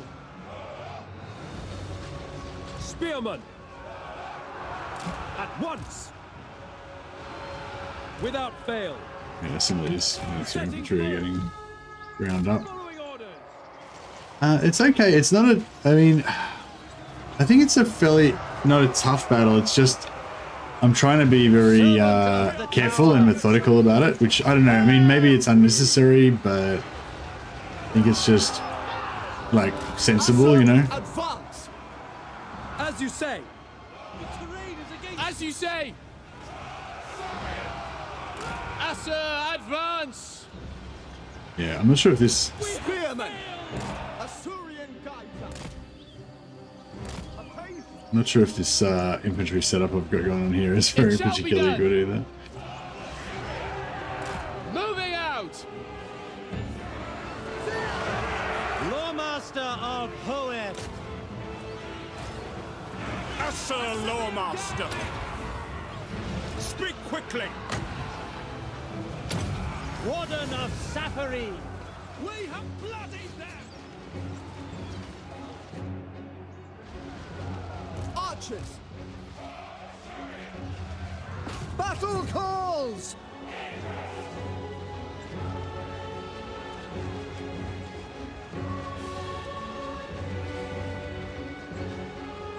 Onward. Orders received. Understood. Lawmaster of Hoed. For the tower.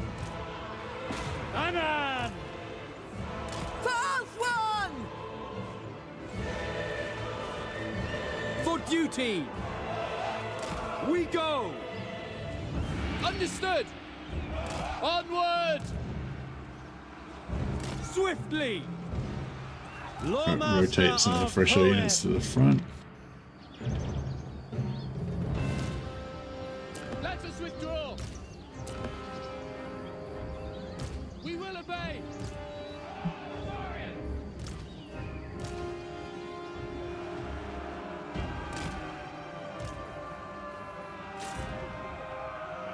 Mage ready. I am sent. Lawmaster of Hoed. I'm gonna move up and deal with this giant flying pyramid situation.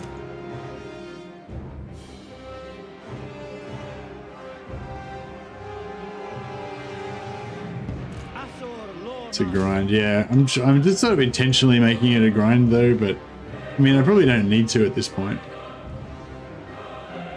We don't have much in the way of like fast flying, you know, but we've only got the one fast flying unit, so For our ancestors, archers. Advance. It shall be done. It will be done. Swiftly. For Hoed.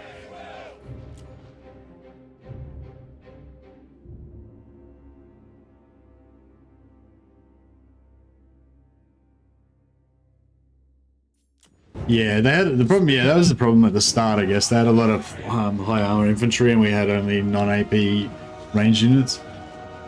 Chosen of Hoed. Moving out. Asa Archmage. Forward. Ready.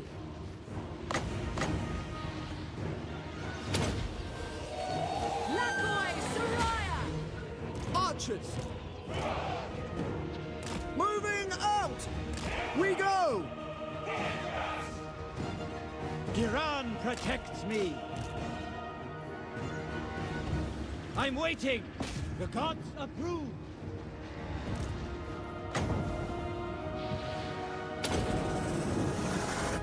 Cool, out of wins. White Tower Guardian.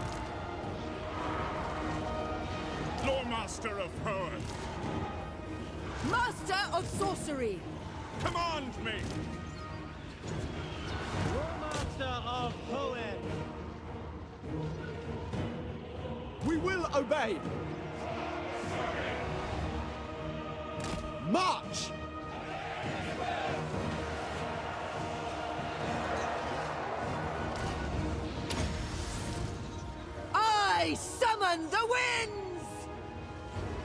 Archers! Quickly now! Battle calls! Sir, forward! Swiftly! Onwards! For order! Command me! Speak quickly! Alright. It's all looking pretty good. I think we're just about done here. Chosen of Hoem. As you say. Setting forth! Advance! Archers! We advance! There we go. It's all happening. Alright. He needs to out.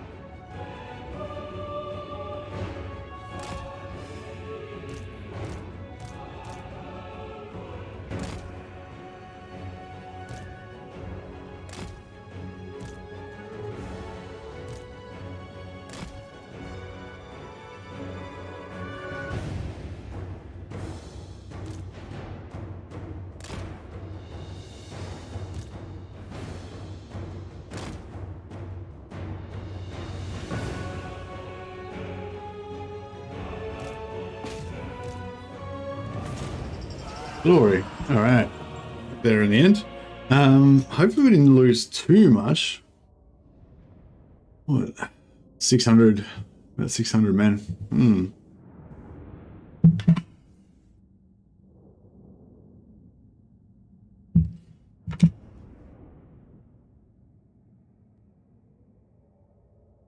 Anything was better than that armor. Yeah, we were going to lose all of our mighty white lions. It was unacceptable.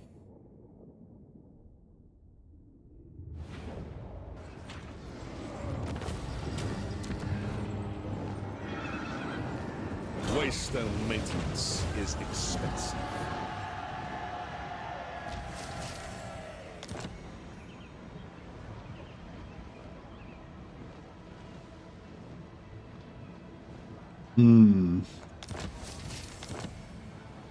Pity we couldn't have farmed that, yeah, it'd be nice to farm his trade, actually, yeah. I would like to get that on, would have liked to get that on Alistair so I could buff our Mighty White Lions. Master of High Magic. Master of High Magic. Alright, cool. We've planted our flag in New Britain.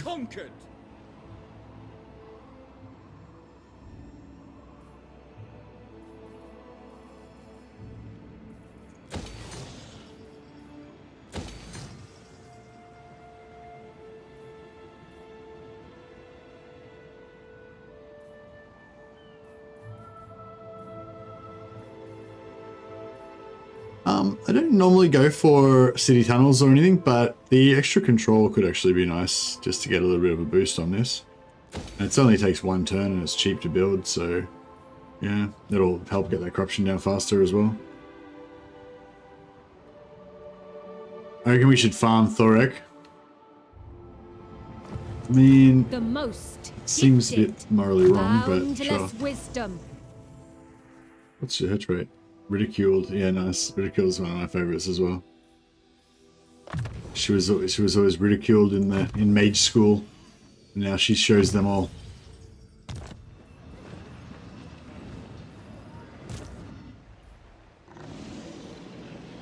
Champion of the Ever Queen.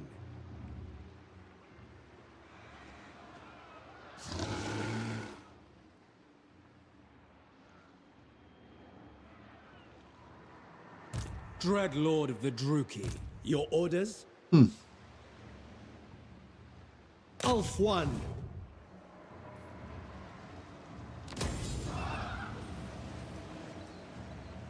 Lilith, watch over me.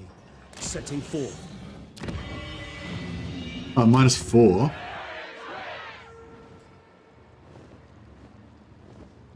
Oh, because it went down.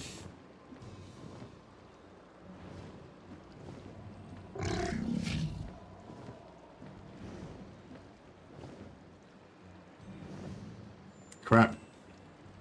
Got a problem.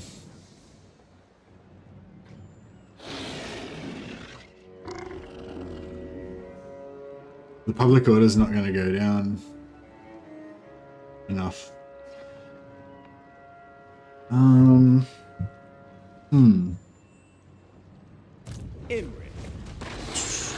Does Tyrion have global public order bonus on his built into his traits?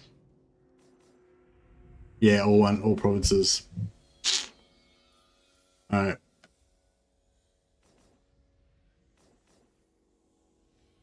I'll have to take the oh, we can get some nobles with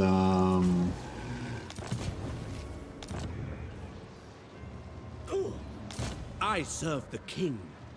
we could get says -5. Yeah, now it'll just get there, I think. Just. It's gonna take a lot of turns, but it'll just get there. Yeah, we can get a noble with the divisive trait. Gives -1 public order. Ooh, resilience, nice. Yeah. I don't think you can get divisive on anyone else except for nobles.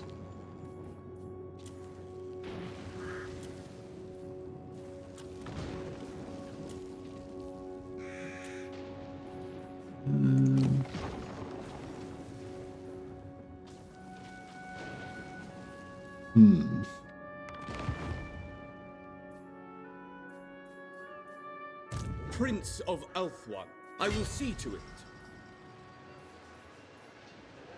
My powers are yours to command.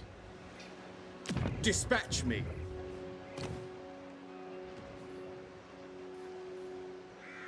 Rigid. Deviant. Test corruption +1. I don't think that's gonna really do anything. Yeah, no. Yeah, we could just keep farming. It's pretty funny. We're trying to farm for a crappy trait. Just keep recycling through these crap traits until we can get the crap trait that we want. But yeah, that would actually be really useful having some divisive nobles. Like having like 5 of them, so you can get like -5 public order in a particular area. Defender of the Ever Queen. All right, let's lose 1 archer. Speak. Your word.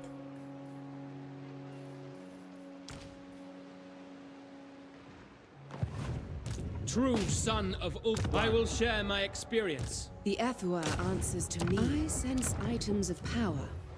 And Lawmaster, I just want I only want resilient.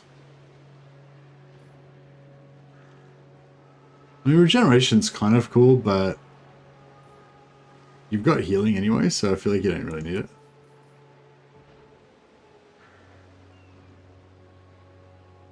Lawmaster of Hoeth.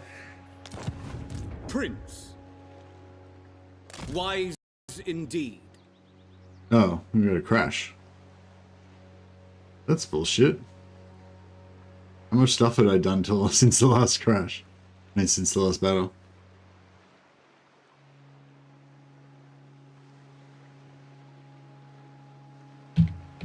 F's in chat. F's for the Tyrion. So to replace Tyrion. Ah, that's right. I'm sure we'll remember. Yeah, there's a weird, it's fairly rare, I guess, crash that you get sometimes when you click on Sea Treasure battles. I'll try again and see if it does it again.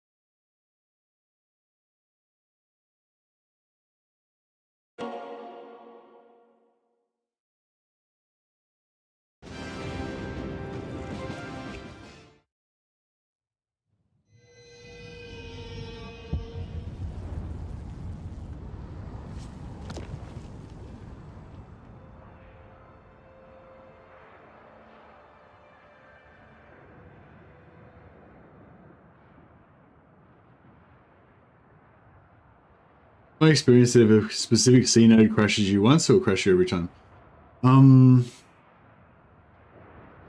What about if I hit it with a different army?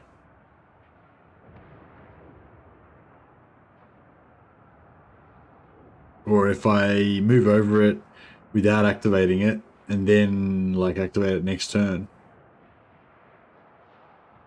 Or go from a different direction, or...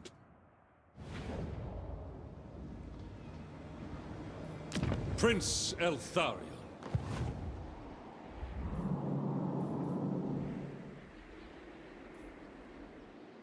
Prince of Elfwan. Guardian. Speak your mind. Mage of the White The winds Tower. hearken to me. Your will is done. Traveling. Noblemen, I will share my experience. Protector of Elfwan. Defender of the Evergreen. Yeah, we're stuck in force march mode, so I can't actually test it. Can't actually test it this time. Journeying on. But we'll we'll wait a turn and we'll come at it from a different direction and see if that, you know, still crashes us next turn.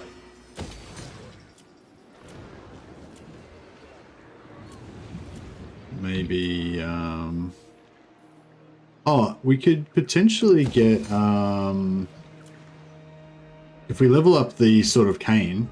Does the Sword of Cain give you global public order reduction? It gives you, I think at max level it increases your army costs and it reduces your relations with every other faction. But I don't know, does it give you a negative public order? I'm not sure if it does.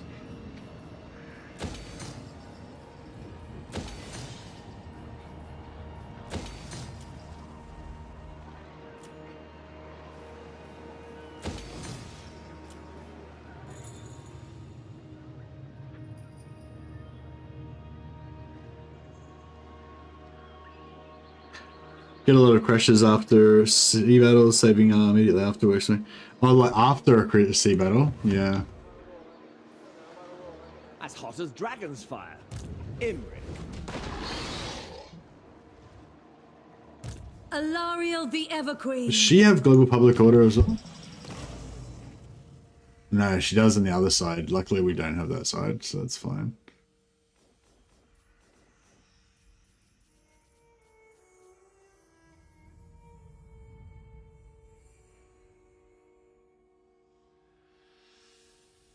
Where's her, like, special... So it says Alariel grows weaker. Alariel weakens as chaos grows stronger. Like, does that still... That's like her faction sort of trait, but does that actually still affect her here? I thought she had, like, a little trait like this that actually showed you... Like, actually showed you how strong and weak she was, but... I don't know, maybe it only shows up if you're playing as her. Just for faction, yeah, maybe, yeah. -2, -5, -8. What? Global public order? Really, Bob? No. She's got it now, it's not giving me any negatives to public order. No. No, I'm not getting any negatives from public order from the Sword of Cain right now. But I was thinking maybe when it upgrades, maybe it would give us some negatives for public order, global negatives, but I don't know. I don't remember. I remember it giving you penalties to faction relations and eventually giving you penalties to your upkeep. Queen of Avalon. I will use my gifts. The greater good. Alright, can we auto-resolve this without losing any tree kin? Yes. It appears we can. Sound the horn of Isha.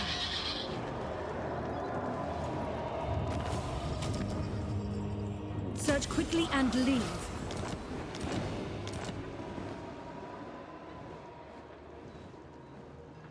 We are triumphant. High Priestess. Ready the camp. Imric. I feel like Imric can go hunting.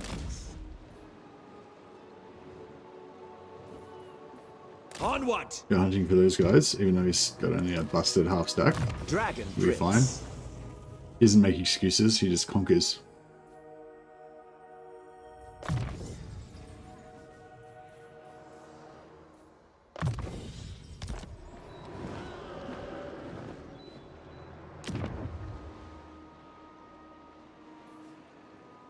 the Oath Keeper.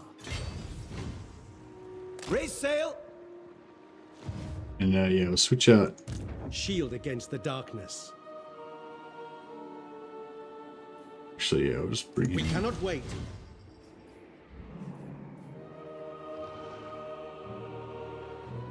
Bring him up Sail here. for adventure. These guys can invade Solostra in a minute.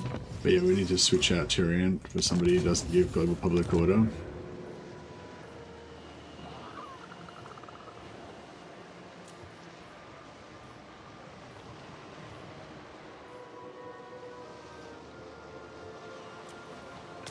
How can I assist you? And you guys can... well, we can't really farm this one because it's Be undead, but prepared, Asur. I control we the... can kill them. We need not fear our lessers. Perhaps their master values them. High Elven Archmage. Alright, glorious. We'll boost that public order there.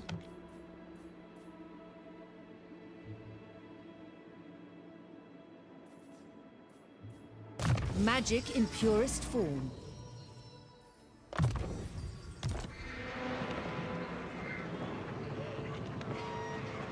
We are the world's protectors. No, there is... yeah, thanks for that, Bob. Yeah, no, there's no things up here saying anything about public order. Maybe those... Are you sure that... maybe the wiki... yeah, the wiki's not always updated. Like the legendary lord defeat traits are all wrong on the... well, not all wrong, but some of them are wrong on the wiki and stuff.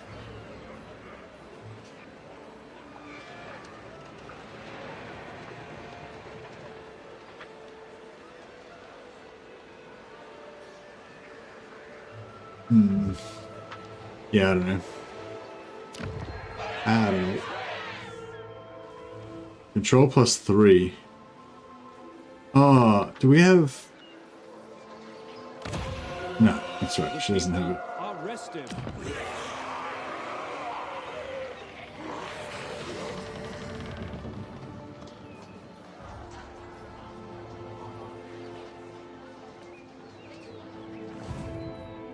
We're getting there. It's gonna take a while, but Alariel the yeah, we really need those divisive.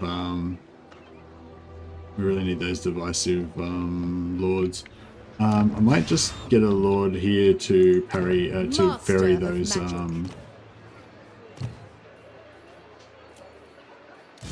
Lord of the Phoenix Court. Get it again to ferry these Treekin. Lord of Ulthuan. Lethal grace given form. Yeah, this guy's just kind of garrisoning here with a relatively cheap... Well, actually, why is that army so expensive? Just because he's crap. Yeah, I guess that's just how much armies cost when you've got 36% supply lines. Muscle and metal. Alright. Everything's looking pretty good. Stephanus Megarth. What about down here? Is that Adventure awaits. There will be carnage. success? Asur Noble. Brave son of Ulthuan. Josh Darn continues his voyage of exploration. There will be carnage. We could give him some anti-agent action stuffs. We got lots of minstrels and stuff.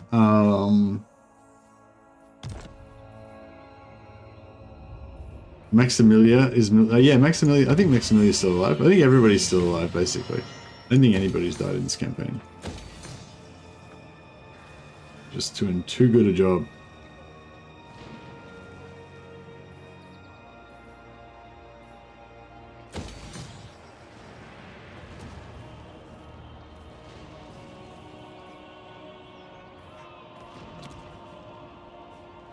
She might be...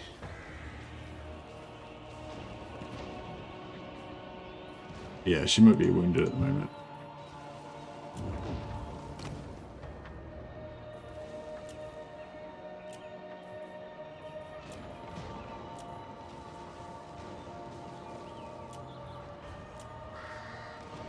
Is Adriana the carefree? Maximilia Stefaniel. She needs to, we need to get her back in, get her leveled up. What do we do with her? I don't know if we really need any lords anywhere in particular right now.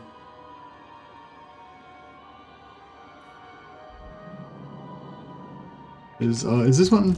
Master Electra. Yeah, she's an Electra's a no-name. Let's get rid of her. Respec her out.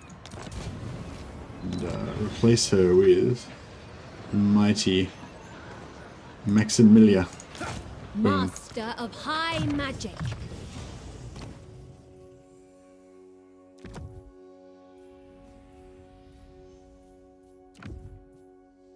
Give her some like random items that she doesn't really actually care about.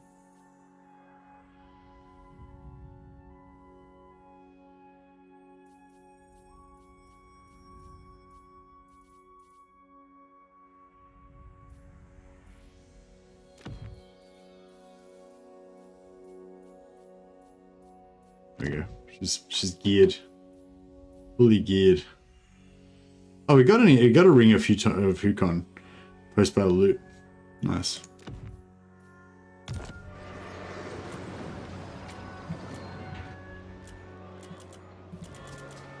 Yeah, we can give Josh Dan some more elite gears.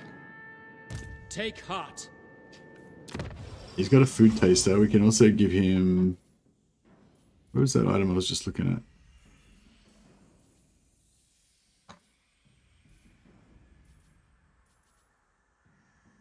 Oh, only on the Lord. Damn, that would have been good. But stacked. Yeah, no. I don't think Death's like, I mean, yeah, Death's not the best, but it's good for certain things. I like Death as like a secondary lore, like if you've already got a primary caster. We've already got a Shadow Mage in that squad, so she can be the main damage dealer. And then the Death Mage can just be there for like assassinating. Assassinating, as the Snickitch would say.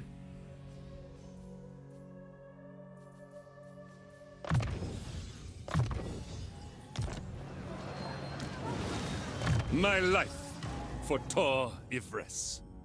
My life for Tor Ivres. Eltharion. I guess actually Eltharion could be a good one. Because Eltharion gives... Oh no, he gives bonuses to spear infantry, right? Not halberd infantry. Damn. That would have been cool. Yeah, he's gonna have the half squad of Silver and Guard. Silver and Guard and, well, if we wanted to make him, like, optimize use of his trait anyway, that might not be the best thing to do.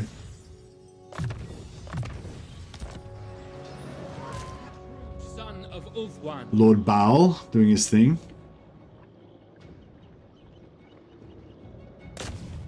As you say, I have done well. You have done very well, Baal. Give you a food taster as well, just to keep you out of trouble, because I imagine he's going to start getting a little bit of, interest from some of Queek's agents. Handmaiden of the Everqueen. Spire Goddess of Yvres that don't get the spear buff. That's pretty bad. Loyal Handmaiden. Handmaiden of Alariel.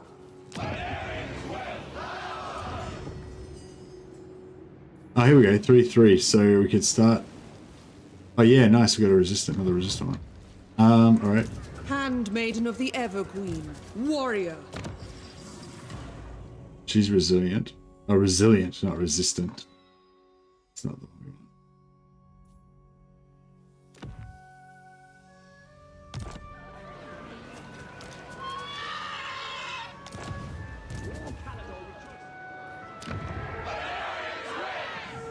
Warrior Maiden.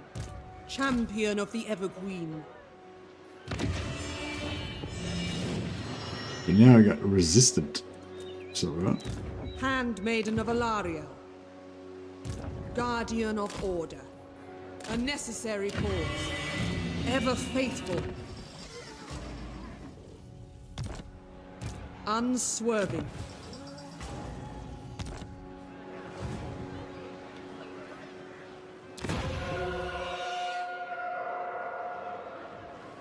The last named unit was a Reichsguard and it died glorious battle against the Wood Elves. Oh, nice. Alright. Things are all underway, all organized again. The game keeps trying to throw my empire into chaos, but I keep just getting it all nicely organized and orderly again.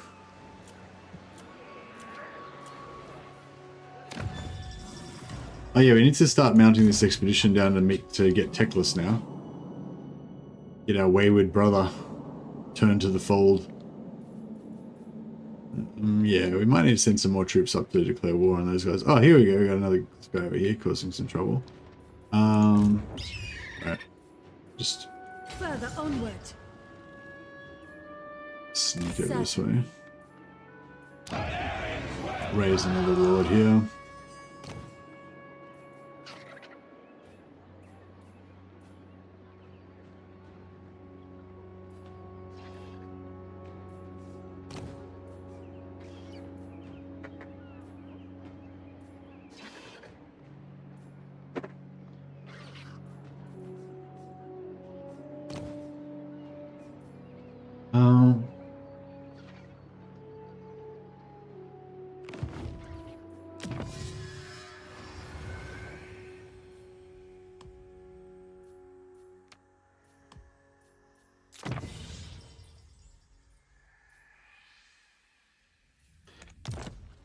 Nearly getting there.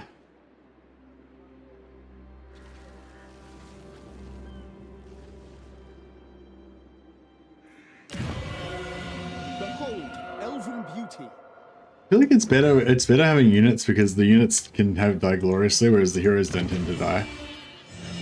But sometimes the heroes get a heroic death.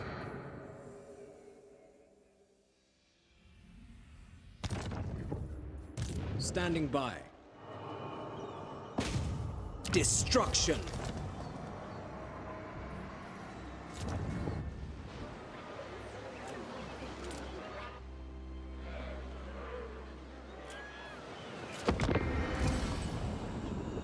Caster heroes can go out fantastically. I apologize.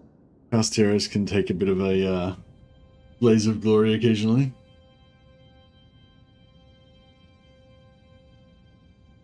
I am an Aryan reborn. Went to the gym today, Show me or some yesterday. respect.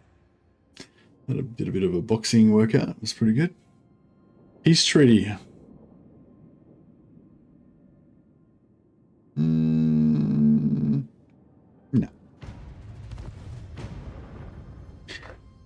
Yeah, that's right. Pit of Shades is actually pretty cool as like a defensive maneuver. If you're like an infantry lord and you're getting surrounded, infantry caster, and you're getting surrounded by heaps of like elite infantry that want to kill you, you just drop the Pit of Shades on them and they just start getting tossed around in the washing machine, so they can't attack you. Plus, you get tossed around in the washing machine as well, so you get like invulnerabilities. So it's kind of like double defense. I will. It's pretty cool. Smash it to ruins.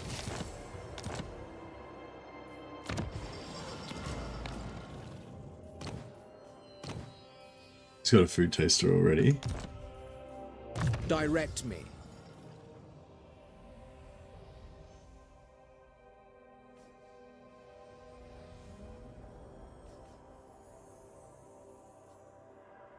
I think the Empire one's the best one for money, yeah? Trade tariffs, income from ports. Not that it's like a hugely impactful, but...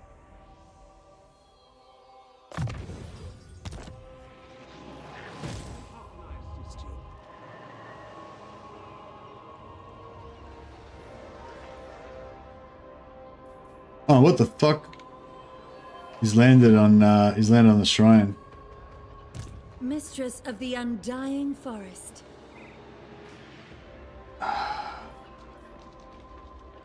Thing is, like, I need to stop him, but I don't want to take Alariel in there because if I take Alariel in there, then I'll get +3 control. So I have to switch Alariel with somebody else. The Radiant.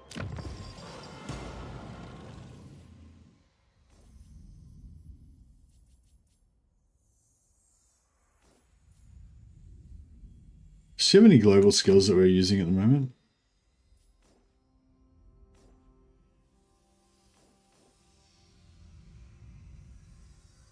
No. Alright, we'll respec her out.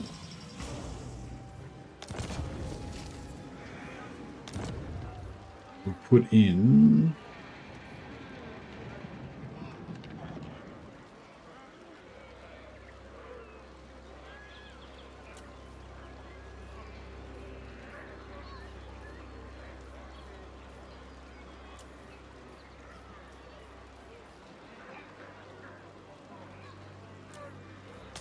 Can I offer assistance?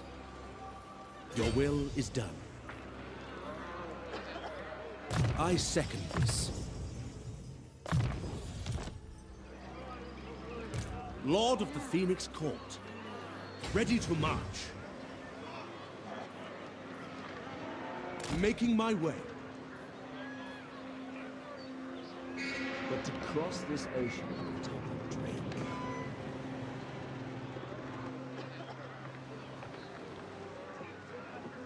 I mean, it would actually be good to let them sack this, but they might. But if they occupy it, that'll ruin everything.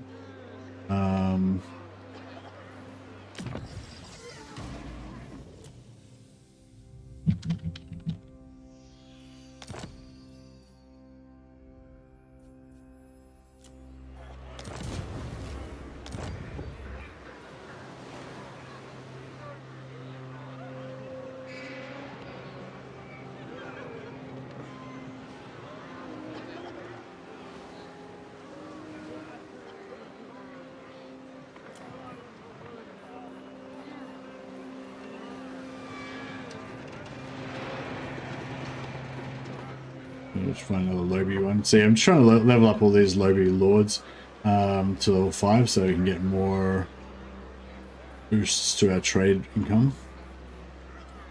Boosts the amount of trade materials we have to trade, which we can get so we can get more money.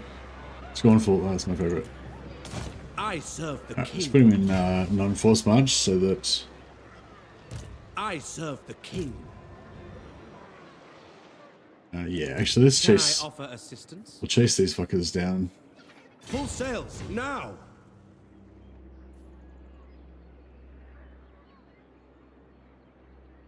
Sailing on. Crown Prince. As you are.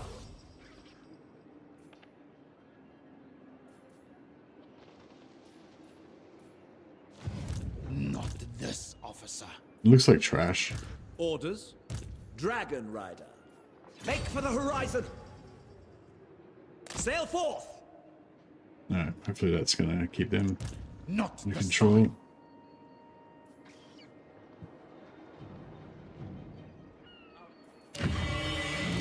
Lethal grace given form.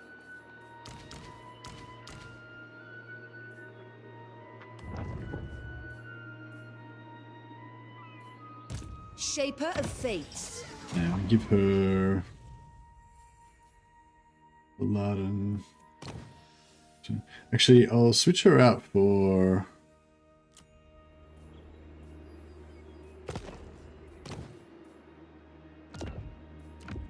I'll switch her out for our good friend.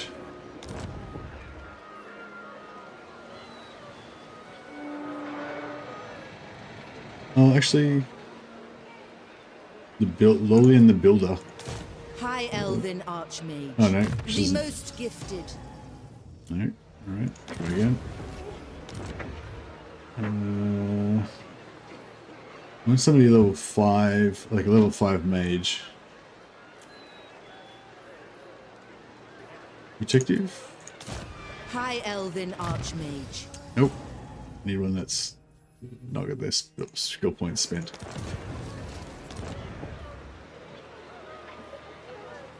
Zamdilla.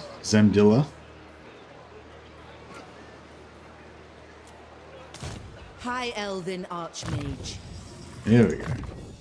You will leave 3 points in public order.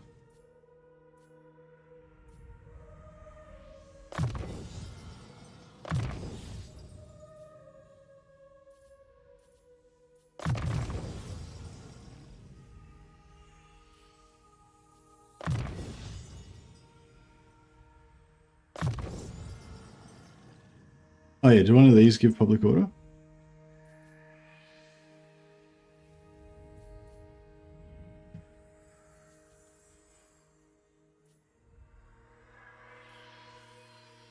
Now that would be cool if one of these gave you public order. Don't give you minus corruption, that's kind of cool. Oh yep, here we go. Dedication to Assyrian. So you can specialize these guys. So she gives +2 +5 public order. Just from her passives. Give her, and then we can give her that Lord. And give her. What's that item? Hukon's something. Ring of Hukon? No. What was that crafted item that gave public order that I was annoyed that I couldn't give to somebody before? Amulet of Foresight. No. Hey, Wolf's Paul. If you can, no. Don't know what happened to it.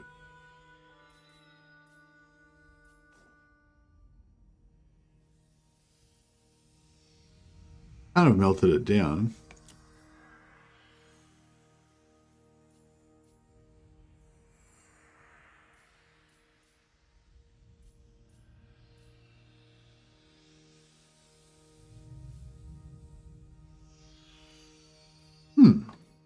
I'm sure we had a crafted item that gave public order, or maybe it wasn't. Maybe actually it probably wasn't crafted. Maybe I'm just getting confused, thinking it's crafted, but it's not. Yeah. Shadow armor, dragon skin. No. I can't remember what it was. It is gone now, whatever it was.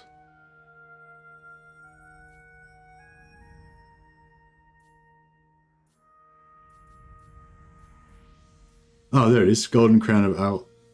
No, that's not it.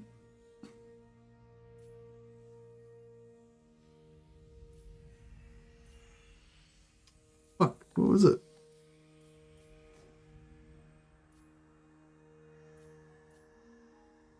Damn it. I was sure I had an item that gave you public order. Unless it was... or maybe it was a follower. Hey, it was probably it was a follower.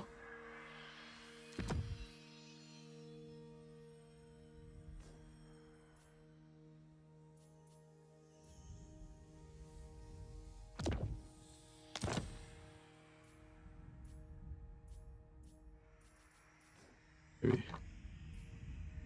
Hey, Herbalist, nice. Straw.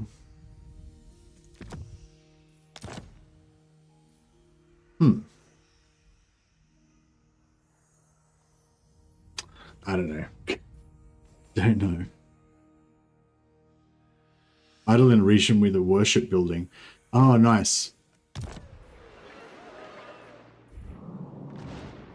Should build a worship building in here as well. Once we get this to tier 5, yeah, we'll build a dragon tower and a temple. And then replace this with a handmaidens. And then it'll be perfect.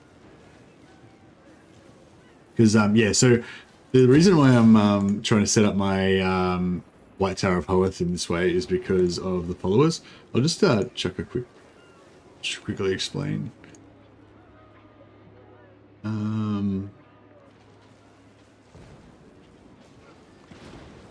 Where are we? So this is specific ultimate ancillary guide. Shows you all of the different followers that you can and how to get them for every race in Warhammer 3. So if we just go to High Elves, I'll just check. If you haven't already got a link to this, I'd highly recommend you check it out. There's a link in the chat there if you want it. Chuck it into your bookmarks. Yeah. So basically, excuse me.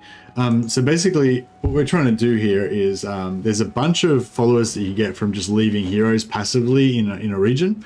So once we get a few spare followers, probably handmaidens to start with, we want to do spend a turn in Odin region, which has the chain dragons every 5th turn. So we'll sit them in there, and then we'll get this one that gives melee defense plus 10 for dragon units, recruitment minus 10 for dragon units. So that's pretty cool. You only need like one of them, but yeah, it's still pretty cool. Like any dragon army you want this, right? This is equipped on the Lord, and the whole army gets plus 10 melee defense for their dragons. That's pretty cool. There's also another dragon one, Dragon Armorer. The Dragon Armorer one can be equipped by anybody, I'm pretty sure. No, maybe they can only be... Oh, yeah, maybe it's only handmaidens and nobles. Oh, anyway, yeah. Gives you bonus versus large, which is pretty cool. It's a follower, but it's a follower that you can equip as a follower slot, but it gives you combat bonus. So that's pretty cool. Yeah, it's... Yeah, I think anyone can get it, but maybe only handmaidens and nobles can equip it. I don't know, we'll test it out anyway. Then you've got Disciple of the Phoenix. Spend a turn in any own region which has the Mage Chain. That gives you this special follower that gives you Power Reserve plus 10 capacity and Research Rate plus 10. You can equip that on handmaidens, Lawmaster of Hoeths, and mages. So, you know, multiples of them in an army get more and more extra Winds of Magic capacity. I would like to make like a super mage powered army eventually, with like 4 whooshing compasses in it, so that we can get extra magic, get extra potency for Teclis specifically, so his spells will hit harder. Then, but this is not more than that though. That's just to start with. Then we've got Advisor to the King, which you get when you level up in a turn that's got the aristocracy building, the noble building. That one unfortunately can only be equipped on lords though, so you can only have one. It's not very useful. Then we've got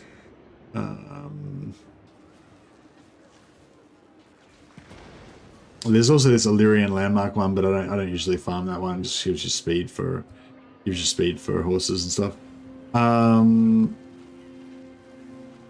Spend a turn in your own region which has entertainment one and entertainment building, so it gives you plus 2 control. You put it on handmaids and nobles. Oh yes, this one, Priest of Vol, gives you minus 10 campaign movement range, but it also gives you immune to attrition. So that one's pretty crap, but you get that one from Kalidor. Priestess of Isha, which is like another version of the same thing.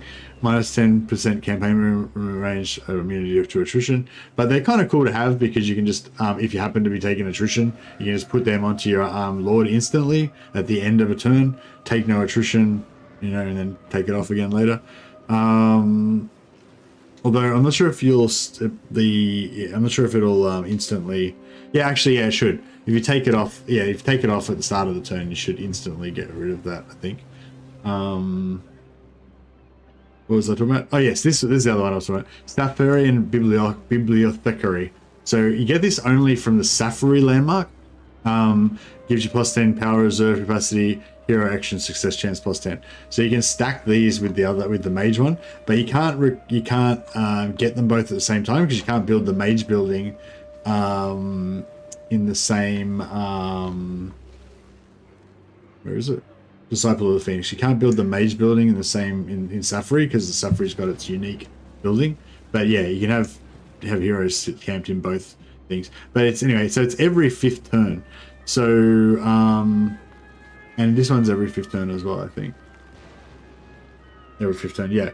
So basically every 5 turns you can just like put a bunch of heroes there and recruit some extra heroes and I'll recruit some extra lords and all that. So the extra 5th turn is actually going to be next turn.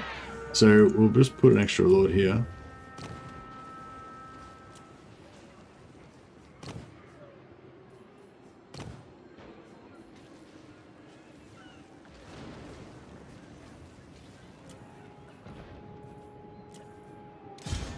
High Elven Archmage. Pure magic.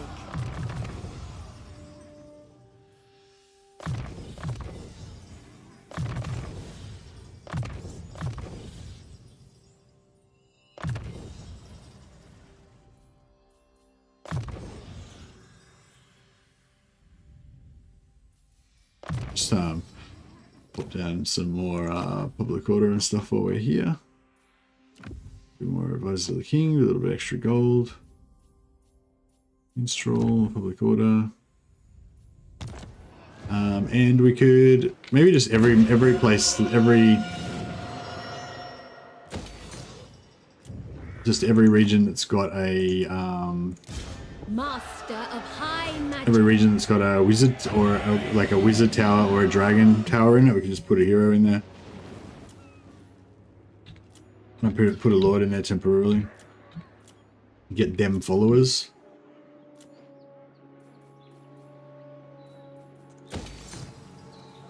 Oh yeah, spice market. I don't think we've got spices at the moment.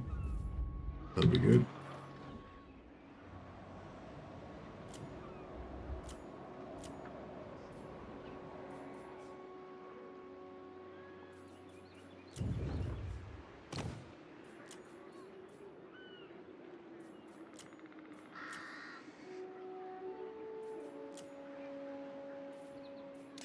High Elven Archmage.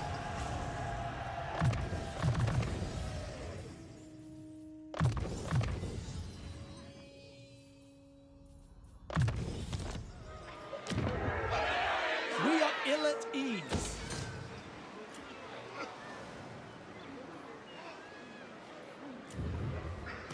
We'll see how many of these we get. See how many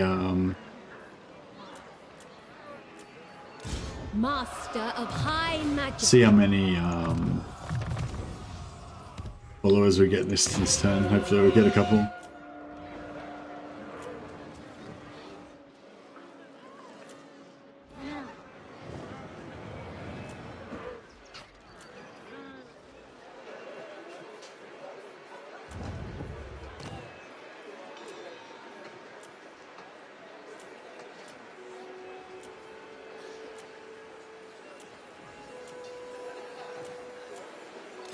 Master of high magic.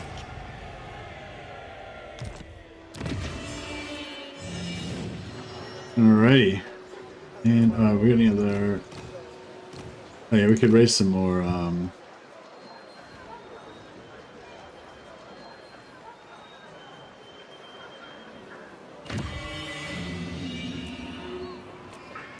Born to lead.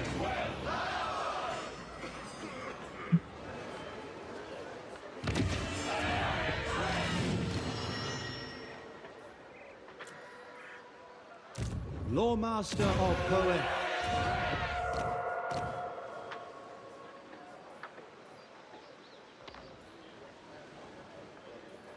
Deviant? Rigid. I don't know, we'll just temporarily put him there so we've got more heroes to get followers with. Alright, cool. Now, what are these troublemakers up to? We're not at war with Moscow yet. Oh man, Eltharion nearly died from attrition.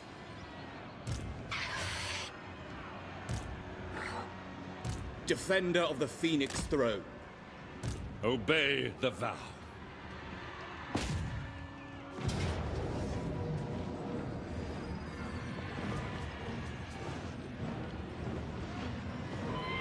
Alright, we'll try and get some heals on Eltharion here. What's the trick in Warhammer 3 to confederate the other elves on the donut? They always get too strong to accept Confederation offer for me. They never leave. They never tax them. It goes after me instead. Hey Anon, well, yeah, if you watch this stream so far, you would kind of see how I did it all specifically. But yeah, basically just same as everywhere else. You know, you have to get your relations over 150. And then you have to just wait until they get attacked and stuff. Specifically to what you're asking about with Alariel, I had that problem.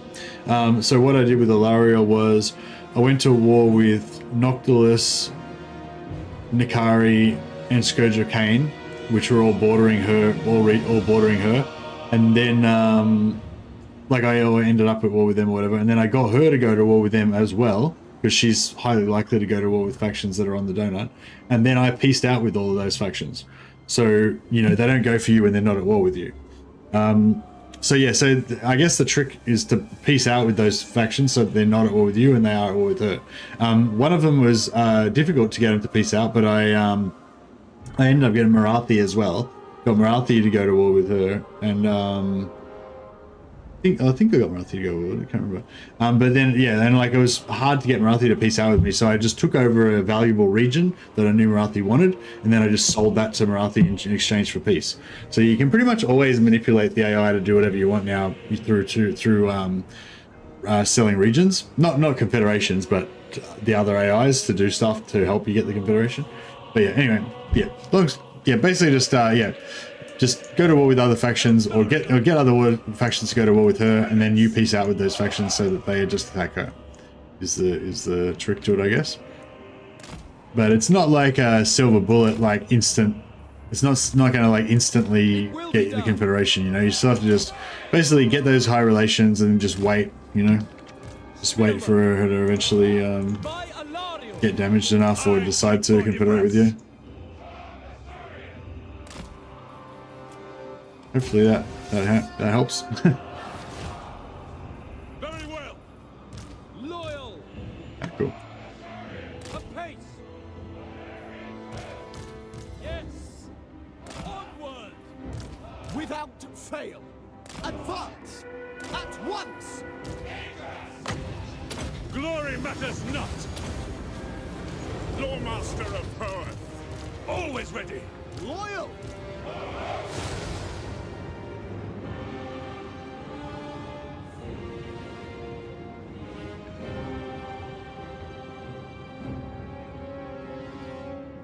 It's not like the barracks. The barracks don't make it insanely valuable.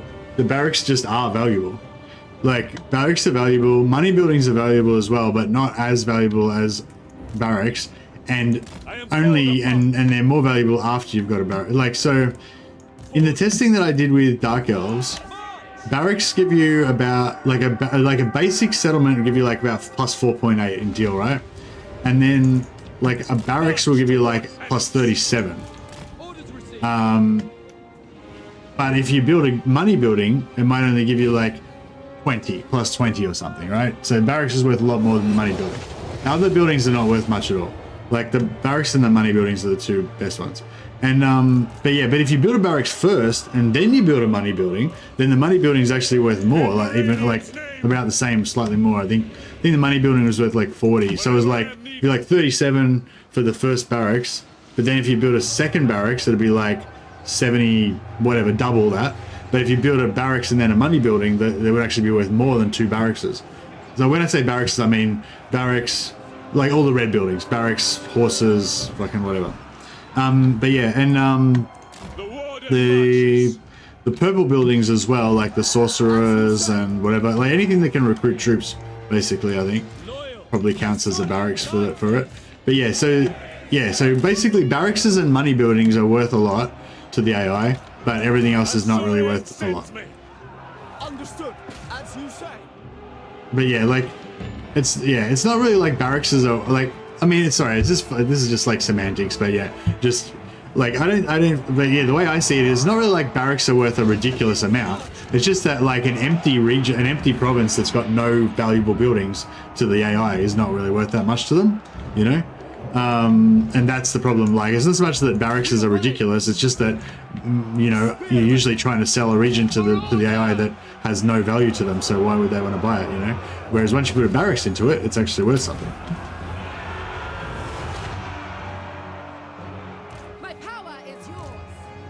And yeah, money building is worth something to them, but only like after they've got a barracks already. So yeah, so if you build a barracks and a money building, it'll be worth like 70 or whatever. Whereas a barracks by itself will be worth like 37 or something. But you can get like, I don't know, I think with a tier 5 building, with a tier 5 settlement with like 3 barrackses, so like a barracks, a cavalry building, and whatever the other one is,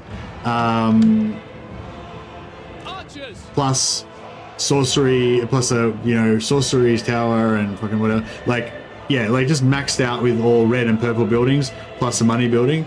I think I managed to get one up to plus 200 or something like that. Additionally to the buildings, obviously you've got the, like how close it is to their capital and whether it completes a province for them and stuff like that, because all that kind of stuff like boosts it as well.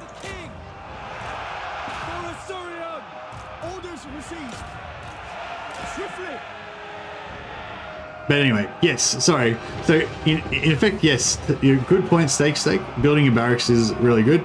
Boosts. It's an easy way to build up the to boost the value of the province.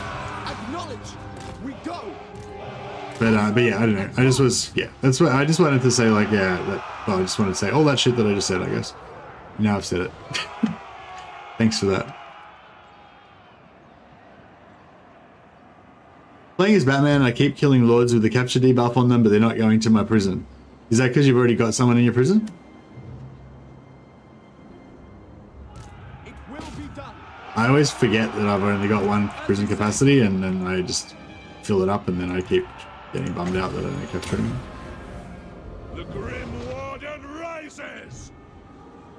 Are you sure? Are you sure that it's not running out just as they die or whatever?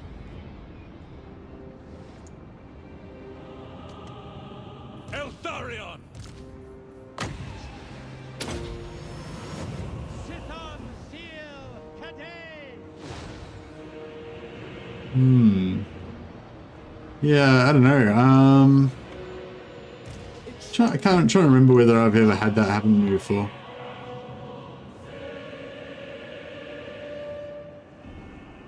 Both times the fight was over and the army was routing. Oh, maybe. Yeah, I don't know. Yeah, maybe. Maybe, yeah, maybe try it when they're not routing and see if it makes a difference.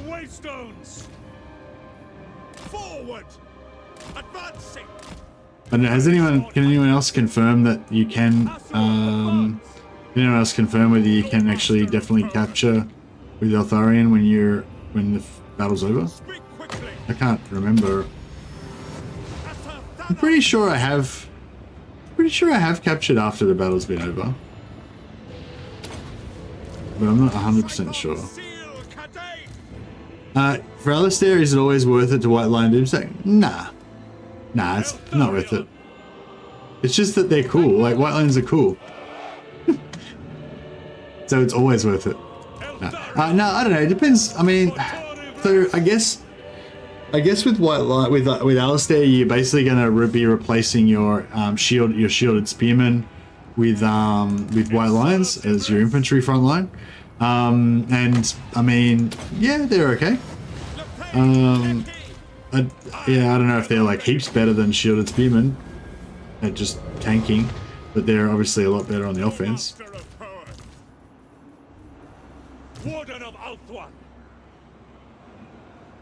Your white line army that Legend featured once was pretty cool. Yeah, that was pretty cool, but they were like ridiculously boosted. You can't do that in Warhammer 3, unfortunately.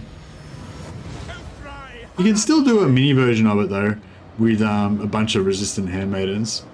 But you don't have that many white lions, I guess.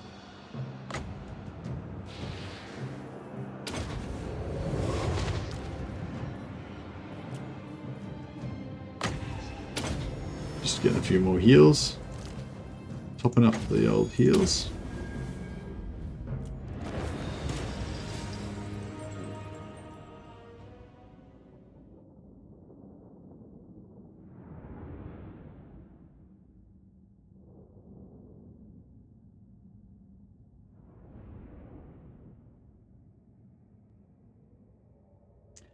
Yeah, sorry, Steak. I wasn't trying to contradict you before about the buildings. I was just trying to add to it, I guess.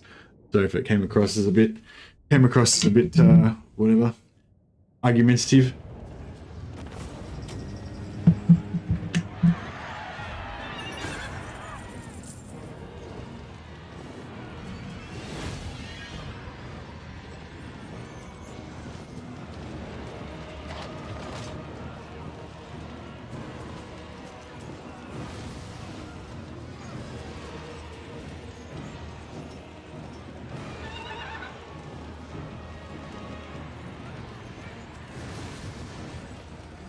I think that the I think that the value, I don't know, like, so maybe the value of settlements is too high, you know, Elf one triumphant. but Prince Eltharion. I think the value of settlements being high is okay, because I mean settlements should be high, right? But like like it sort of makes sense. Like if you say, hey, I'll give you this region or whatever, then if you stop being at war with me, and they're like, well, cool, that's why we were at war with you, because we wanted that region, so that works out for everyone. Like that kind of makes sense. But so it kind of makes sense as that regions should be valuable, but I don't know. I guess the AI can't really, like, the AI doesn't know how to like determine whether it's going to lose that settlement again and all that, you know. Well, it doesn't know how to calculate the fact that you're going to backstab it and immediately take the settlement back after you trade it to them and stuff like that. One prevails. Asuryan protects. Asur might is not free. Scholar supreme. I wield the wind. I mean, yeah, that's a separate. I feel like that's a separate. So DPS said it's hard to design program well, so it's up to the player to only abuse it when they have to. It's like, yeah, that's sort of a separate issue, a separate topic almost. I think like the whole idea of like whether or not you should cheese and how much you should cheese and all that kind of stuff. But I feel like regardless of how much you cheese and how much you whatever cheese or whatever, the designers of the game should still try to build the game as well as they can. You know what I mean? That's what I'm talking about. Like I'm just sort of just talking about like whether they should change it or whatever, you know. It would only be great if the money wasn't capped in how much diplomatic influence it gives. So often I want to complete a province and my military ally just straight up refuses. Oh, you mean where you want to trade a region for money? Yeah, you're not going to get very far with that. But you can always trade a region for other regions though, you know. Like that's the cool thing about it. You can go and like get another region that you think they would like and then build that up and build a couple of barracks and money building and then, you know, swap that for the one you want. Hey, Kip Davidson just did a £5 super chat. Merry Crimbo, Mercy, all the best. Thanks, Kip, you're a legend. Cheers for that. I will rename one of my mighty heroes in your honor. Coin is all there.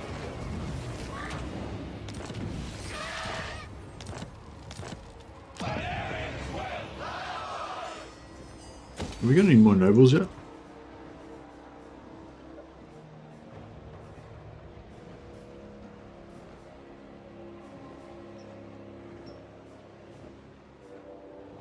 Hey, we got Bell. He's back in one. Oh, Zoltar. Here we go. I await your orders. Zoltar.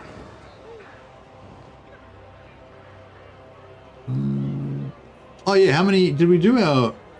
Oh no, we haven't done our thing yet. That's all right.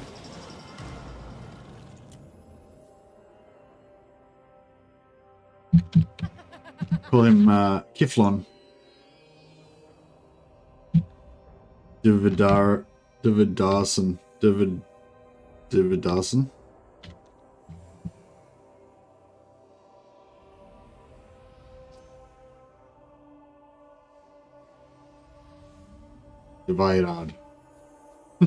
Kiflon Dividad. Alright, that's pretty close. That's the exact Elvish translation of Kif Davidson. Thanks a lot for the super chat, man. Appreciate it. Hey, Seminasuke.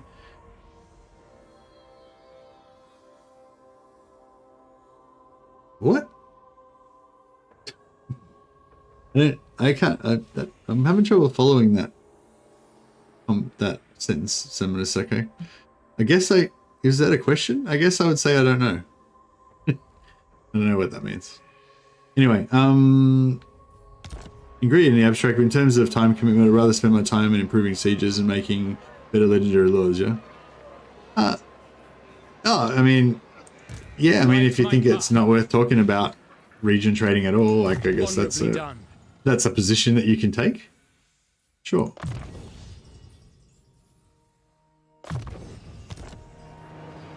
Handmaiden of the Ever Queen. Born to lead. Handmaiden of the Ever Queen.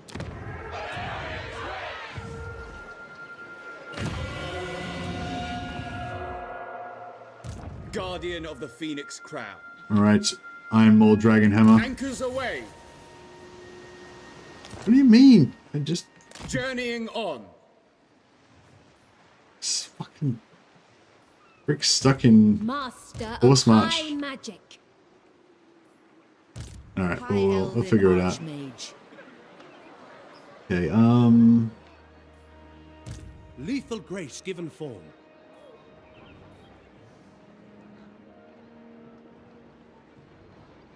Moving out.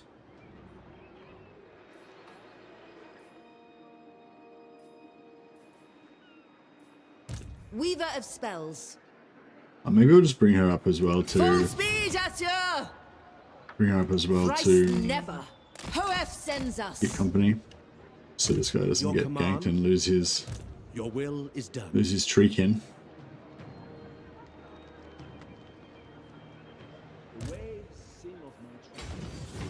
I go. Asur sorcerer. Yeah, I guess all I was saying is that I feel like it's okay. I feel like it's okay that that the settlements are as valuable as they are. Lord of the Phoenix Court.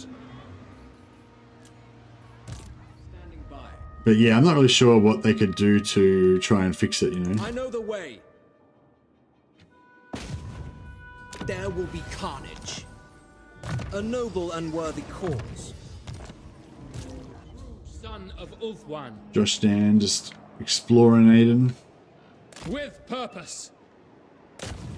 Smash it to ruins. Just aggravating all the Dark Elves. Brave son of Ulthuan. It's his adventures. Speak your mind. Send Lord Baal down somewhere to do some more explorating. Adventure awaits. Resting a spell. Champion of the Ever Queen. Saint-Louis, loyal servant. I await your command. Noble son of Ulthuan. Smash it to ruins.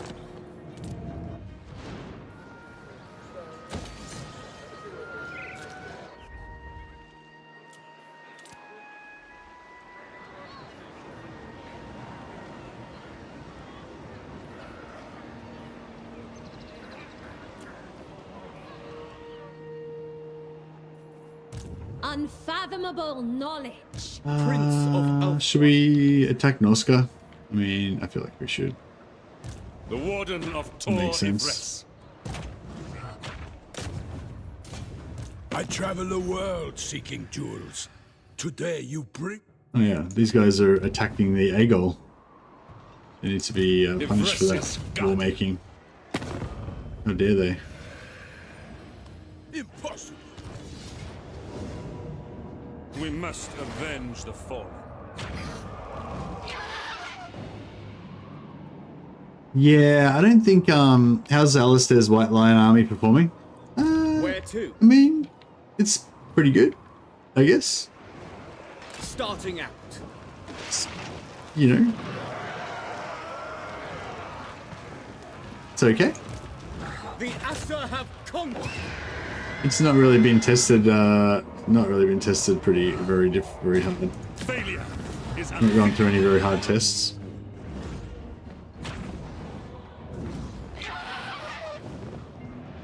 an extension of Ibres's will. I will do my duty. Haunted by failure. Defender. But yeah, I don't really build Alistair's as with a White Lion army to to be efficient. I just do it because I like White Lions. I love seeing some elite two-handed axe wielding guys charging into battle. Throw a few buffs on them, and they're the glory of Ulthuan.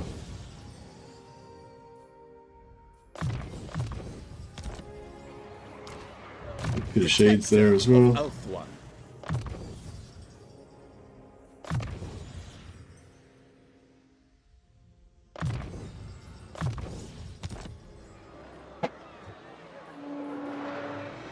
Yeah, we'll probably give them a couple of give them a few resistant handmaidens as well to give them a bit of extra boost. We'll eventually give Carminus the Diamond Guardian Phoenix once it becomes immortal, so they'll have extra physical resistance. The Warden. And then they'll be, you know, they'll be as good as they can be. Prince Eltharion.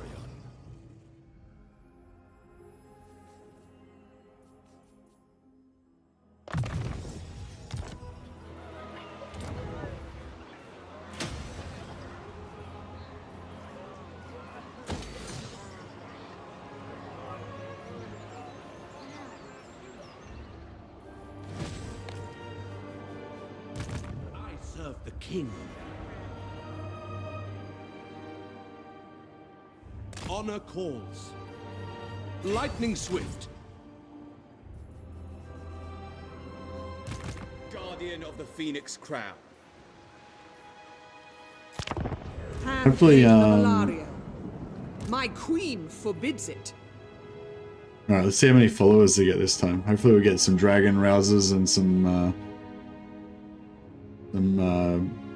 Phoenix, whatever they were.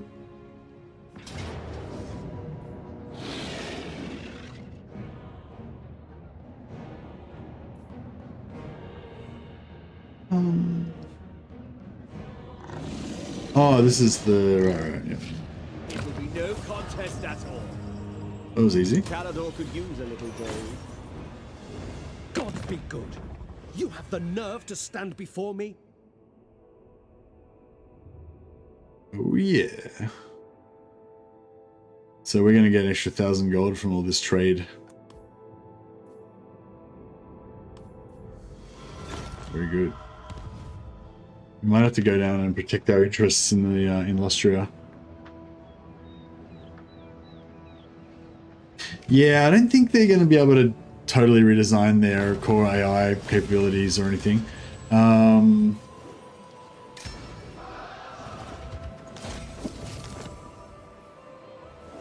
Okay, so Advisor of the King, Minstrel, Advisor of the King, Caledonian Dragon Rouser, Herbalist, Caledonian Dragon Rouser, Herbalist, Disciple of the Phoenix. That's from the Mage building. Okay, we only got one Disciple of the Phoenix, but that's alright. Handmaiden. Ilvoir. High Elven Archmage.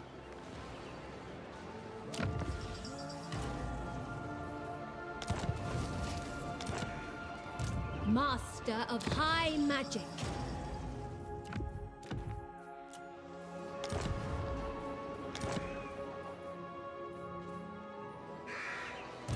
Warden of Safari.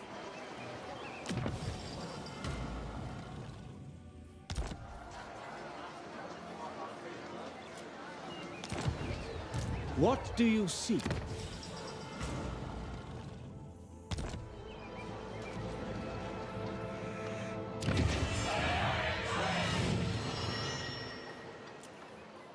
What do you seek? Speak. Ever on. High Magic. Oh yeah, so can we change this guy out of force march? Your Thank orders are God. reasonable. Alright, good. I see the winds. All set. Sailing on.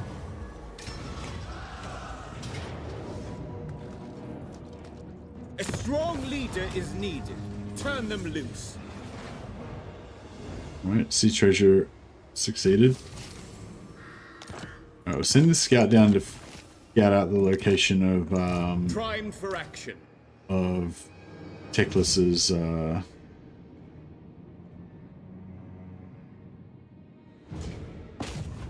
There will be carnage. Born to lead. Destruction. Speak your mind. Oh, that was cool.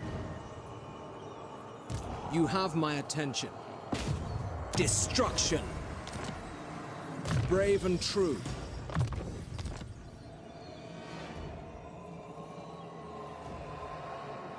Let's hear it. Alright, we'll send one of those down and I'll get off the tech list eventually.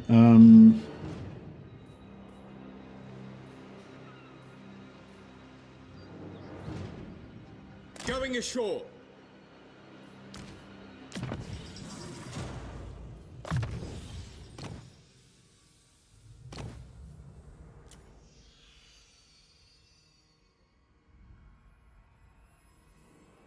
Oh, he's already got all that stuff. Cool. Ready to march. Setting up garrison. So you can just boost the public order there. Public order's getting boosted pretty hard there.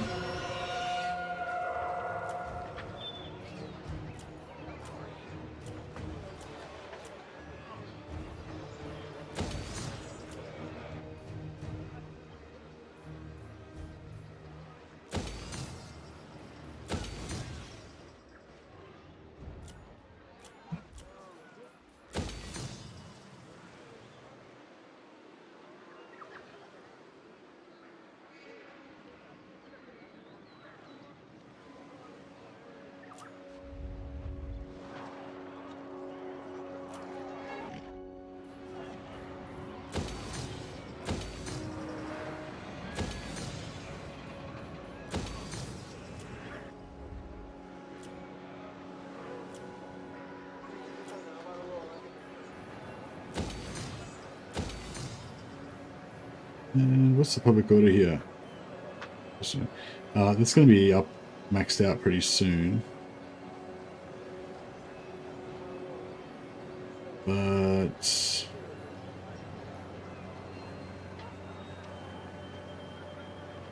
what's the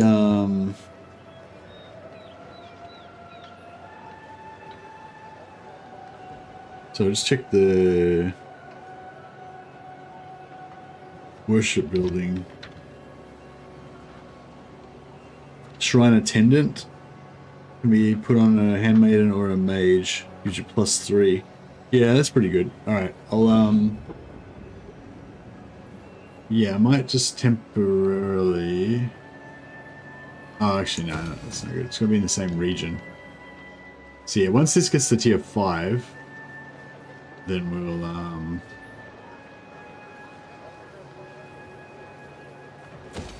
once it gets to tier 5, we'll put a worship building in the main settlement so we can get more followers, more good followers. Not that we really need the public order at this point, but it'll still be useful.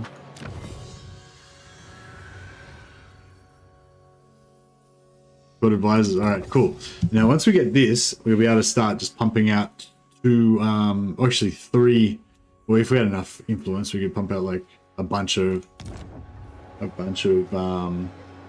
lords per turn.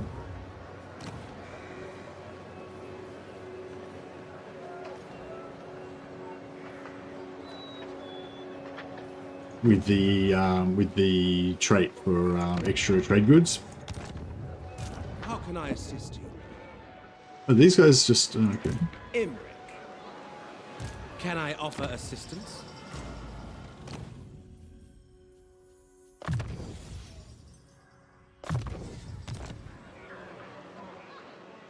We are strong. Making my way. Dragon Rider. I will do my duty. Oh, Radiant Nash has just decided to join us. Welcome, welcome. Hey, Radiant Nash and viewers. As you are. So yeah, thanks a lot, Ash, for the raid. That's awesome. Got a few extra people coming over from Radiant Nash's stream. But yeah, with the White Lion army, it's like, they are like yeah, if you want the White Lions to be, if you want the army to be as efficient as possible, then you know for the value for money or whatever, then probably it's not that great to go for White Lions, even in Alistair's army with all the buffs and the upkeep production and everything. But if you want to just have a bit of variety and have you know, have an army with a lot of white lions, then yeah, it's not bad. I guess it's decent for auto resolve because they got high armor and stuff. Can I offer assistance?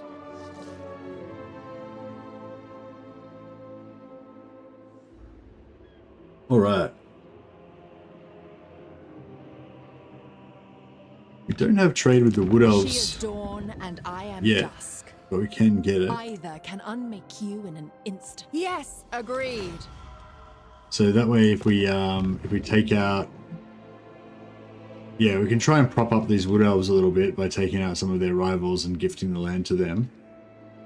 Welcome from the raid. Ah, welcome to the raid. High Elf mages had some trait that made them really kick ass on a dragon mount. Well, the High Elves have the incendiary trait that doubles their damage, but which is pretty cool, I guess, or just, I think gives them extra damage. Yeah, whatever. It makes them do a lot of damage, which is cool for them being on the dragon mount. But I actually prefer them with Limber, because Limber buffs their defense so that they don't die as easily, and it buffs their speed. And the main thing I want on it for dragon is more speed, so they don't get the shit shot out of them in the air. So yeah, so the Limber trait is my go-to for mages over incendiary. Hey, ready, Nash? How you going, buddy? What is this late stream? What do you mean? I just normally stream at this time.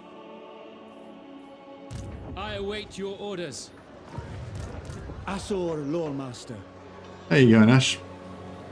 True son of Ulfwan. All right, we're gonna send Kiflon to Vidard to do some raiding. Tired but good. Oh, that's nice. I heard you had some friends visiting you last week or the week before. It's pretty cool. Just have like a week off to hang out with the friends.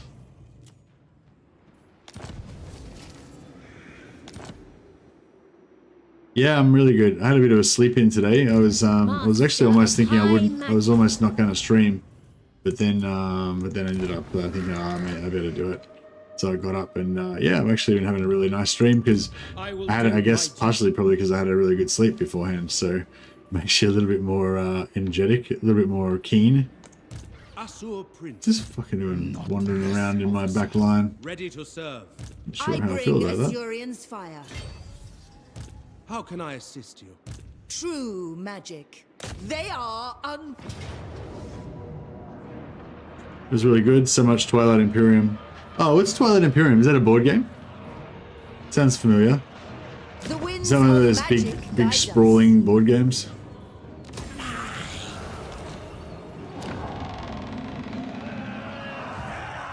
High Mage. It's a wildly insane board game. Not just insane, but wildly insane. That is pretty insane. The greatest. Super fun board game Solaris. Ah, okay. Do not tarry. The Archmage That's marches. Cool. Lethal grace given form. You called? Full sails, now! Not by my hand. Sailing away. Behold my courage. Alright, Imric. Ever loyal. Imric and Melwyn the Novice. To go and do some business. Maybe actually maybe those guys should invade Solostra's lands, and these guys should head back down south. The dragon shall wake. Any treasures? There's some treasures on the way down there that'll keep them out of trouble. Lord of the Phoenix Court. Journeying on. You may look upon me. Make for the horizon. I will see to it. How's that? Oh, it's a medium. Yeah, I think a medium has made it a little bit more likely for people to want to trade with us. Look how much trade goods we've got. Loving it. We need more trade goods. We should start like strategically planning which places we need to invade to get their oil and stuff. I mean, iron.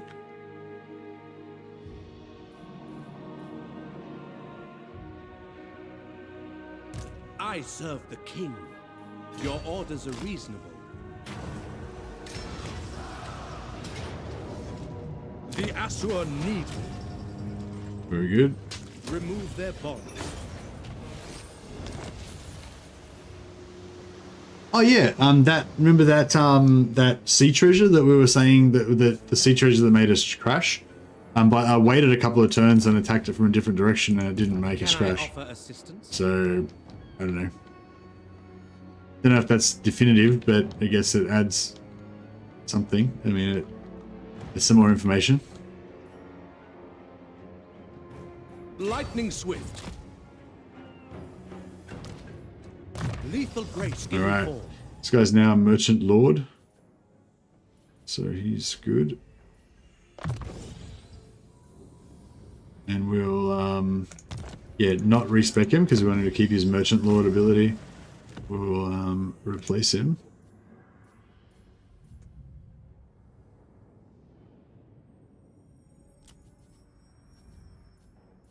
With...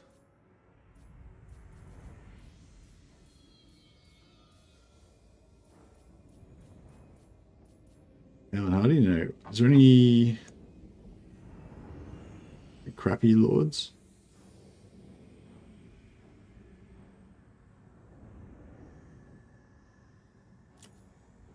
Hey. Perfect. I serve the king.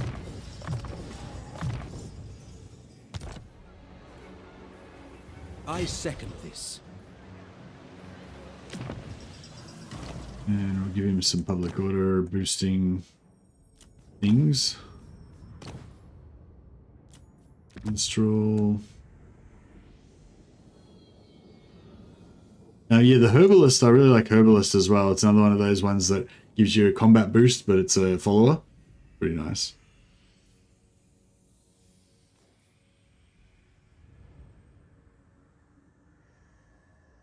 The Sea Treasure, yeah, there's like, I think there might be two different ones. Like that one I just went onto the Sea Treasure and immediately crashed. But I think there was another one where it was like, if you went over a Sea Treasure, then you would like potentially crash. Wait, what happened to my minstrel? Oh. Then you would crash afterwards or something. I don't know. I had something weird ages ago. It was like a different, yeah, some sort of different crash. But yeah, Herbalist is a cool one because it's like, yeah, it gives you extra wound recovery time, but if you don't get wounded, then it's okay. How are you able to confederate Imric? Imric, not super early. I think we got him around, when did we get Imric? Maybe around turn 30 or something? Turn 30 or turn 40. Not super early. But he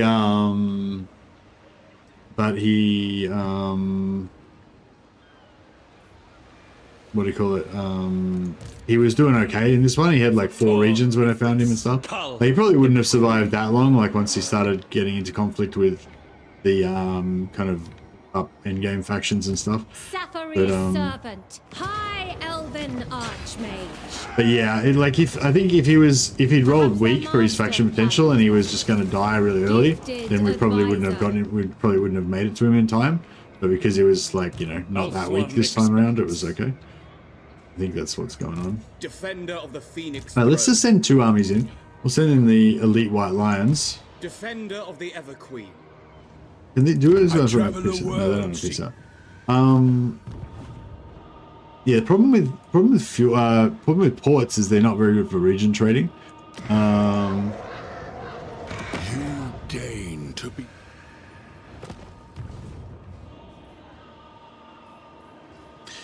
One of the reasons is there's a certain sea map that is broken or some such. Oh yeah, that might. Yeah, well that's another thing as well. There's a certain sea treasure map. Oh no, there's a certain map. Actually, yeah, might be a sea treasure map. There's a certain port map that used to be bugged, but I think they fixed it. It was like that one near Kothic in northeastern Northland. But I don't know. I haven't had that issue lately. I suppose I haven't actually taken over that settlement in this particular campaign, so we don't really know if it's still bugged. But yeah, that was not a sea treasure map. That was just a normal map. But there might have been a sea treasure map that was also bugged, where you know you go into the map and it would be all underwater and stuff. But yeah, no, this is like just a campaign map thing. Minus 19. Jesus. Devastation. Faction. Hoeth sees all.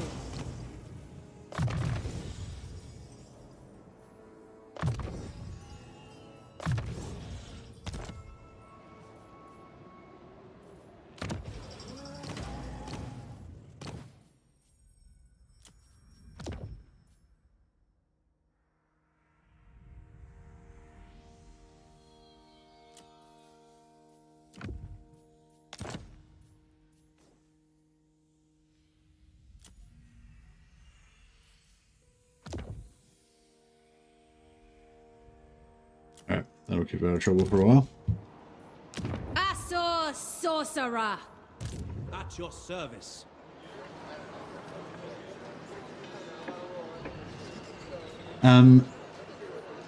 Thank you for your poem, Samus. Okay, sorry I didn't understand it when you first did it.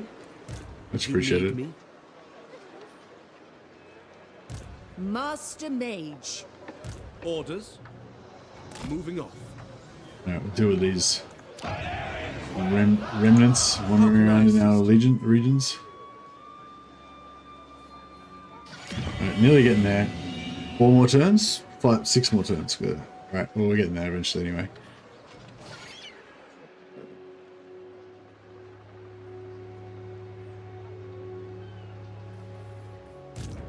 Son of Ulthuan. There will be carnage.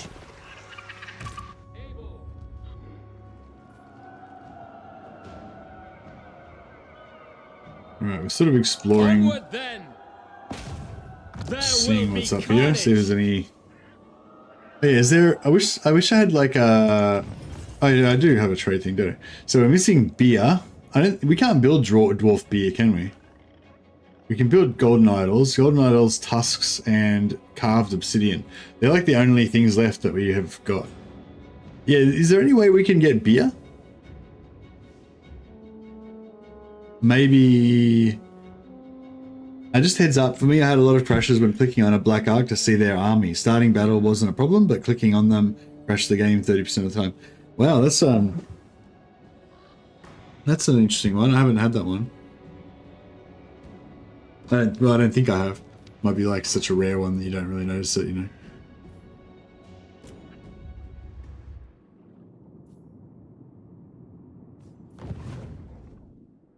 Can you click on trade items to figure out where they are? No. These guys have got some. We could wipe them out and take their gold. Get beer from the Sartosa landmark. Oh yeah, we should take over that for sure. Oh wow, these are the same guys that have the gold. Alright. I feel like we're about to find evidence of heresy in amongst these Sartosan crusaders. And it's going to be our responsibility as the Elven World Police to go and sort that shit out. Forward at once. And if we have to take their gold, then so be it. Smash it to ruins. I await your command. Alariel's chosen. Onward! Oh yeah, resilient. Nice. But no, I think we want more map agents. Where do we want? We want more map agents up the north, really, probably, don't we? We'll get these two at Galleon's Graveyard. You can have like one there and one there or something. Get yeah, one more up here. I think we need more over here as well. We got one wounded one that's coming back. You have my attention.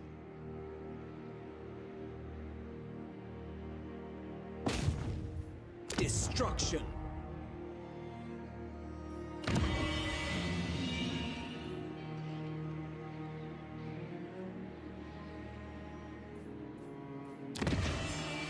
Destruction abounds.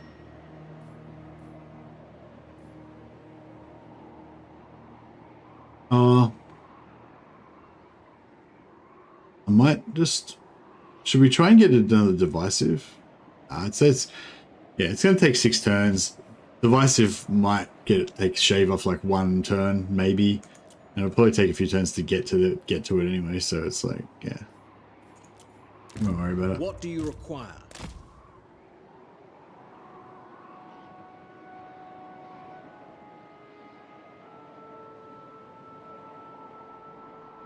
I will move momentarily, resting a spell. I will continue soon.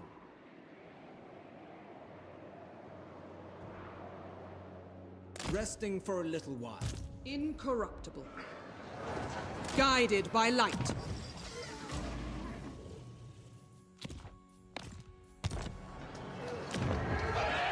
The Asa are ageless.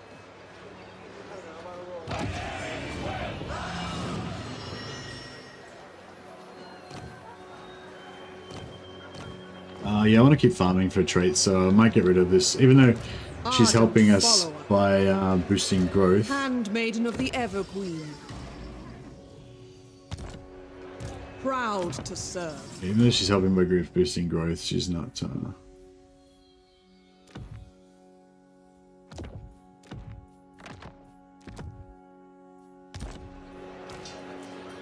She's holding up our farming.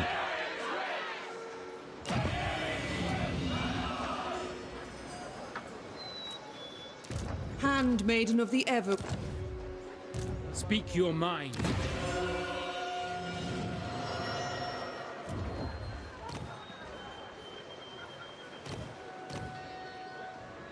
Alright, mages. So, last time I think we had a Limber Fire Mage, didn't we? Where did she go? Not sure what I did with my Limber Fire Mage. Was that her? Prince. Oh yeah, we got a Limber Fire Mage. We could get more Limber Fire Mages. Should we just have Imric cruising around with a whole squad of Fire Mages? That could be pretty cool.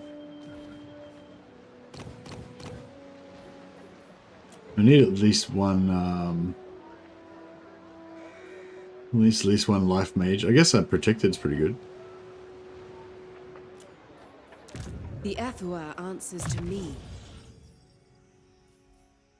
Yeah, I'll make her invisible. Invisible on a chariot and just have her cruise around, hiding while she heals My powers are yours to command. Heals the rest of them.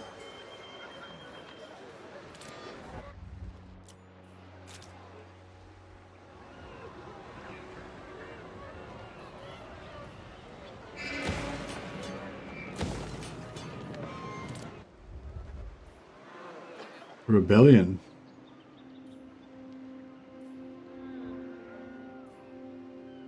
Yeah, I'm kind of over this thing. It's not really going to work anyway. Come, rest. You have journeyed hard. Yeah, there's no point even really trying to trade these, but...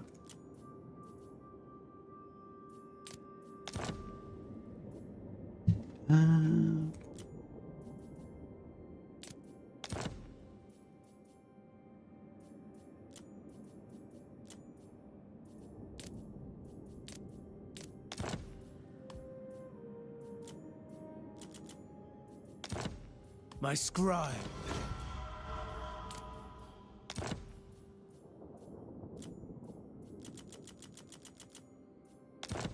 My scribes will... Protected is good. Yeah, Protected is nice. Protected would be good for the dragons, actually. Actually, Protected's probably even better than Limbo, actually, now that I think of it. I don't know. It's a hard call. The speed on dragons is really nice, especially if you put you get Limbo to give them extra speed, then you put the banner of swiftness on them as well, so they have like super fast dragons. The people are restive.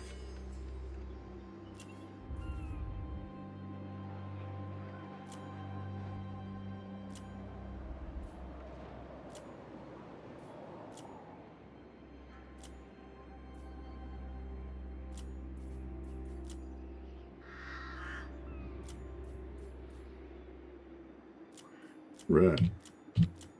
I don't know. I guess it slows down the streams a little bit once you get to the later game because you're like just flicking through all your regions, checking everything. But I don't know. There's a certain kind of satisfaction you get from just kind of slowly building up all your things. The most gifted. Maximilia, Governor of Albion. I am ready. Ready.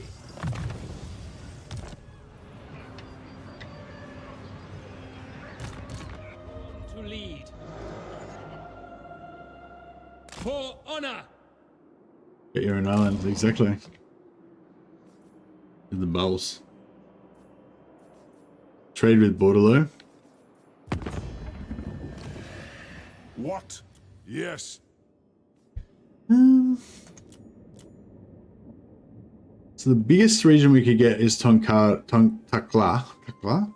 Whatever. So I guess we should go for them first. I was thinking about maybe taking over Bordello as an outpost, but if we're gonna trade with them, I suppose I should stop. I'm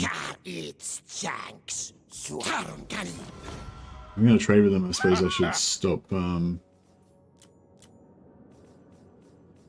agent actions on them constantly. Before your king, keep your head bowed. Do not my will. One rag. So Yeah, seems like the regions, factions with the most regions seem to give you the best trade. Should trade with all high elves and humans. That's pretty much what I'm going for. Yeah, all high elves and humans. Well, actually. Well, that was the original plan, but now I've been sort of just going for whoever's got the most settlements.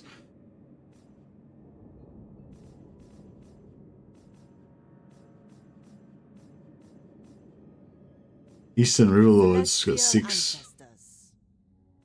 So, Golden Order's got 5. what brings you here to disturb my work? We give them 3,000.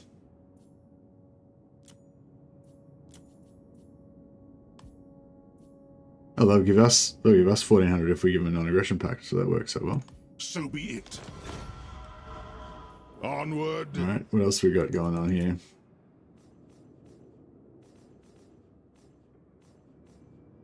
Eastern River Lords. Okay, maybe Hockland, maybe.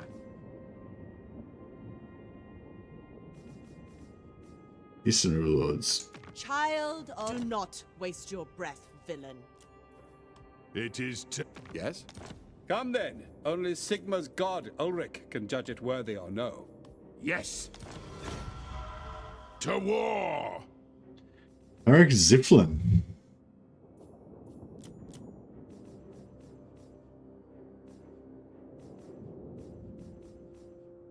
I think I'll go for Middenheim instead. Approach us, friend, and make your offer. Agreed? Aye. Oh, we'll go for both. Why not? Honor to your ancestors. I agree. Alright, how's our trade income now? 29,000 gold from trade. Getting up there. Getting up there. I want to get more. I want more trade.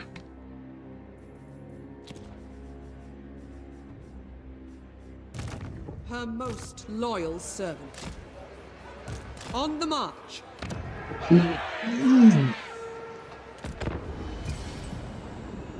How can I get some more level, how can I get some more recruitment bonuses for, handmaidens? We can pop them out at level, we can pop them out at level 10, 5 or 10, that'd be really good. The Phoenix Court will hear your words.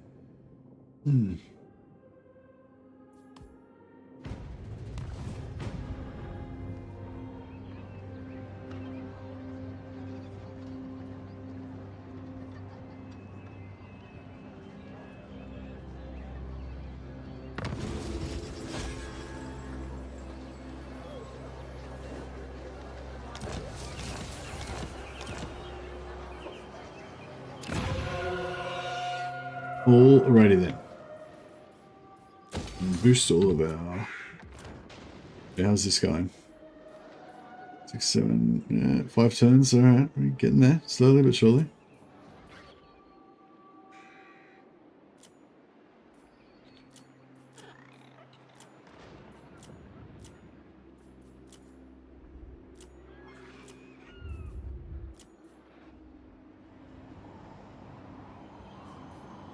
Yep, gets a little lit up.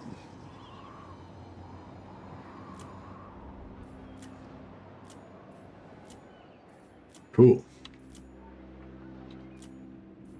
All right. Now, no glory. Tyrion's going to. Should I beat up Norska a little bit first so that they don't get uppity? Chaos disease. What news? Stopping for the moment. See, if they invade there, they're going to take out armor. I mean, I intentionally wasn't leveling up Arnor so that they'd have a bit of resistance against that, but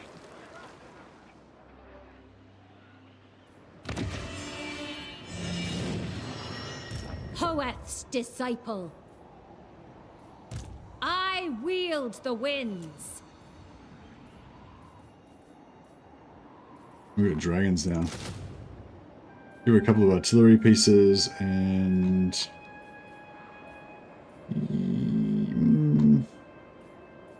so give her 2 more infantry or just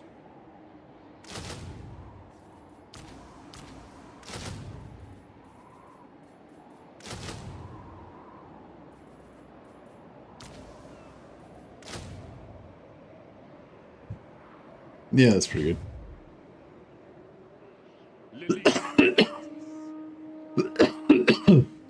You're saying only trade with elves and humans? Joy is wanton. It would just be like racist high elves. Never falter.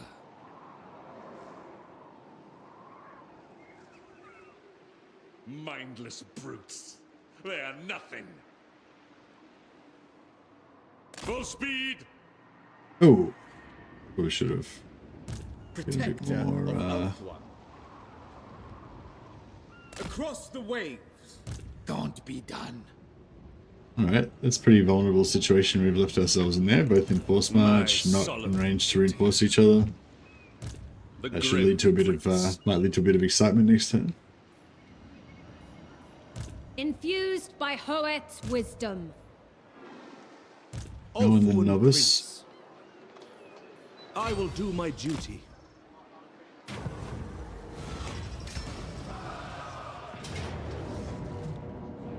The Asur followed strength.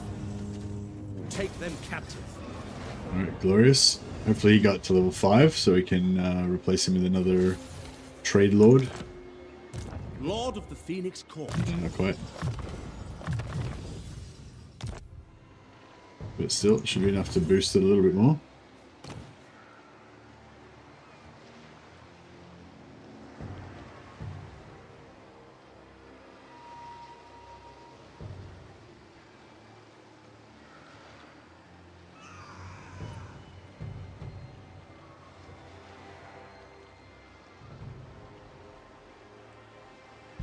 Yeah, so we need, so all these ones where they say exporting 100%, that means that we're exporting everything we've got. So if we had more, we could export more.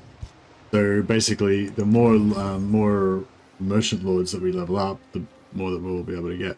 Can I offer assistance?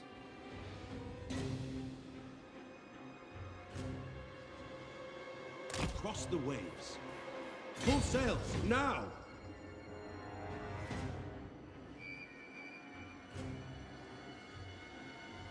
Sailing on.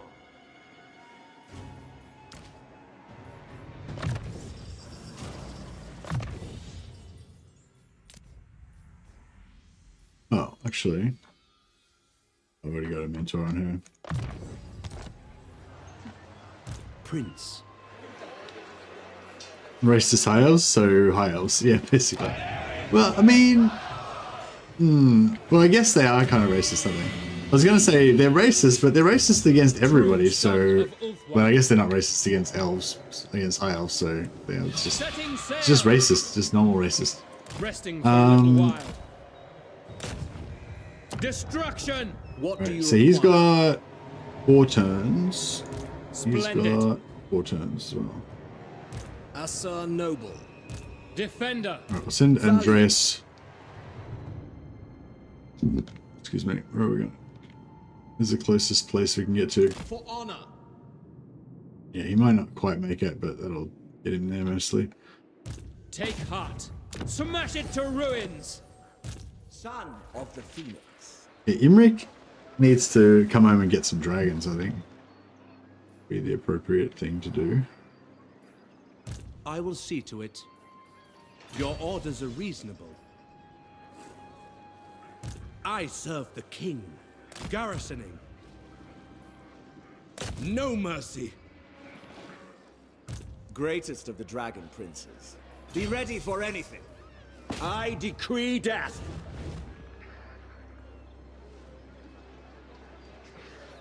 Be vigilant.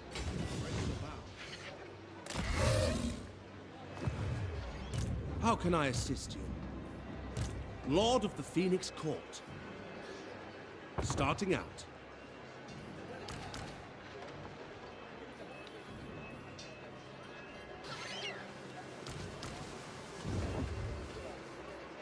Yeah, so like like with this is Alariel's army, and yeah, with Alariel, I probably prefer to have probably just prefer to have a whole army of Sisters of Avalon. But the fact that she has these unique treekin that we can't recruit any other way kind of makes me just want to Limitless talent. keep her. Our cause is just. Wrath of the heavens. True magic guides me.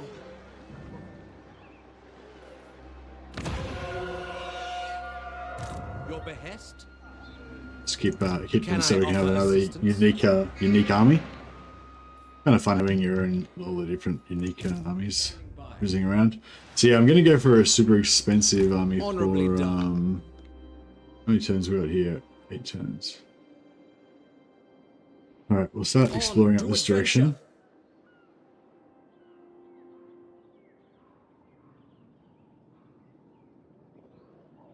Resting a spell.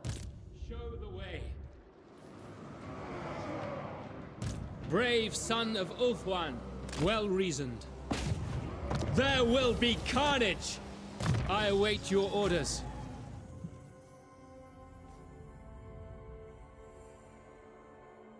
Okay, so trade tariffs plus 3%.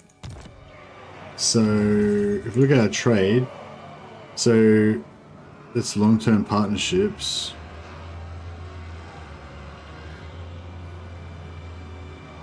So wait a minute. Long-term partnership. So trade tariffs is just the total amount of gold, right? It can't really be 3% total increase, can it? Now let's see. So 29,435. Noble.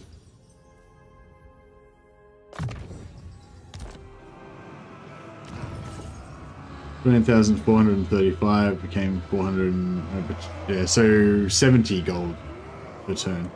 Man, that's alright, I guess. Now is chaos. Noble son of Ulthuan. With purpose. There will be carnage. Have courage. Forward at once. I don't necessarily want to piss off the dwarfs just in case. Noblemen. As you say. In case they want to be trade partners later. Actually, how's our influence going? 27. We probably want to save most of that for Alithanar when he comes back.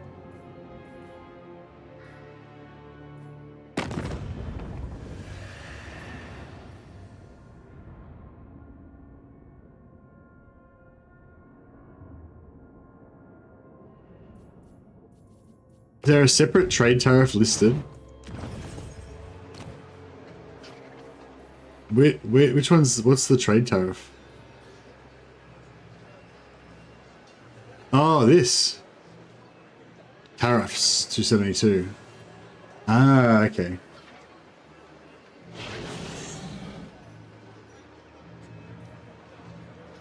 So So it's just this tariffs here,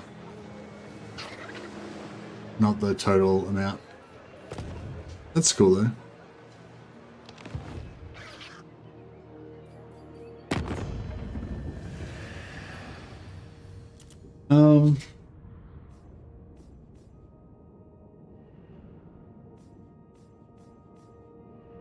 Yeah, I think I think Thorek is probably our next target that we need to get onto.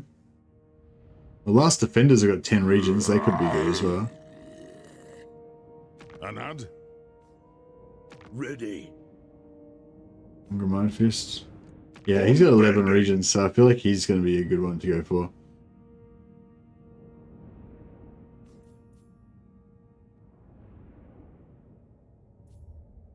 High Queen Khalida. Well, we don't have any agreements with her. But let's just see, just say we... So let's say we cancel that. No problem. Cancel that? No problem. Okay, so if we go back to Thorek and we offer to cancel those agreements, he should give us some money and he'll also like us more because of it. Doomgrot, inconstant, intolerable, never trust an elf. Yeah, he likes that. And we'll make a non-aggression pact with them. Yeah, he likes that too. Good. Oh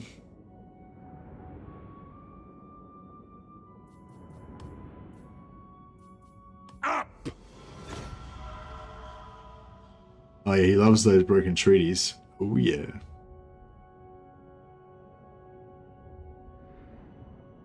Brook of Moon and Clan Moors he doesn't like.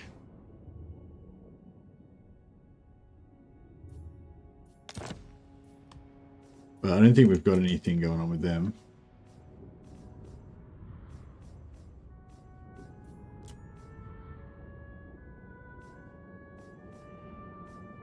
No.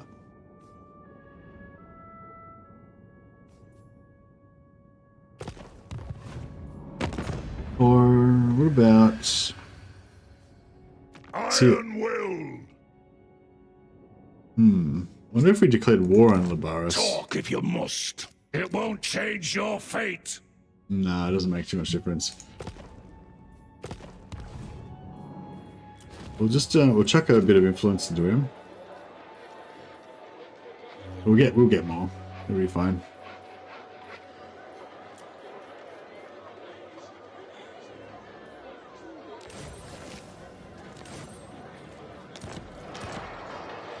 Hopefully that'll help us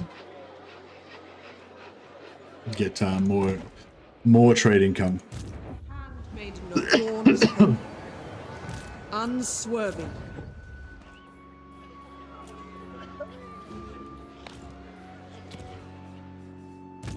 Faithful servant. Garrisoning. Prince of Elves. You seek illumination. Should we probably pop some more?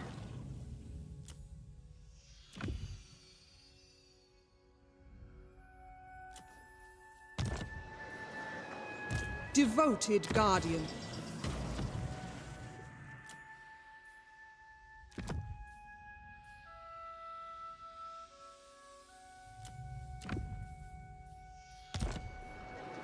As you say.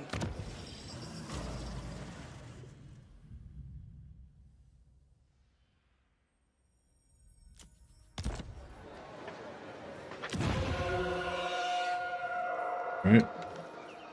Nice. Yeah, so once we deal with this, we can send more guys down to sort out Teclis. Defender of the Phoenix Throne.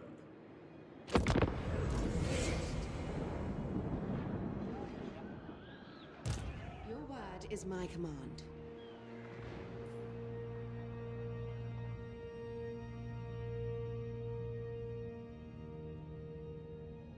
Actually, we'll send Imric down. Wait, no. Yeah, we'll send Imric down to sort out Teclis. Dead come calling. I feel like that makes sense. What do you seek? And we can try out his dragon riders. dragon flotilla. Tor Ivris demands our sacrifice. Make their fool masters.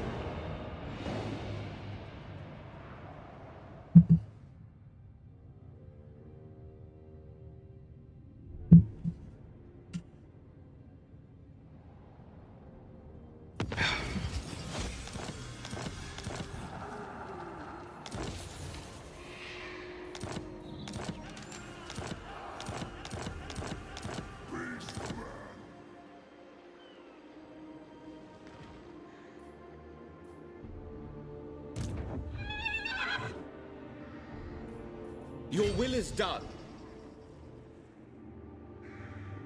All right.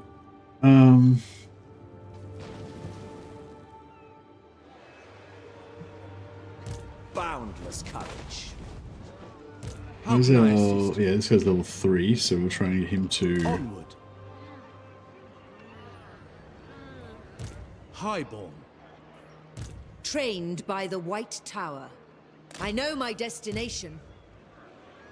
Journey. I serve the king.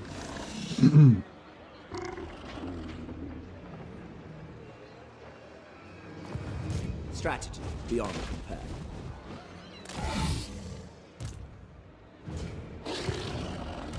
Lord of Ulthuan.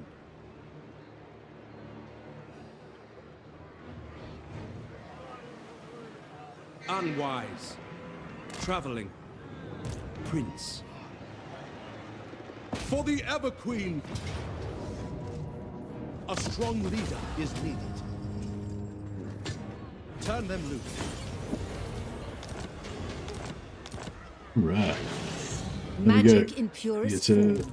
Scholar supreme. level 5, perfect. Oh man. Not got enough. I've got to respec him.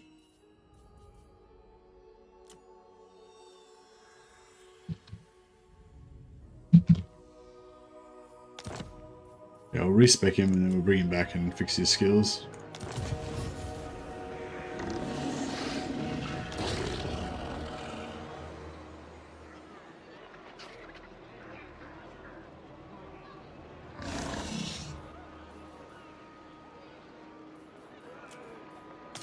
Alariel the Everqueen.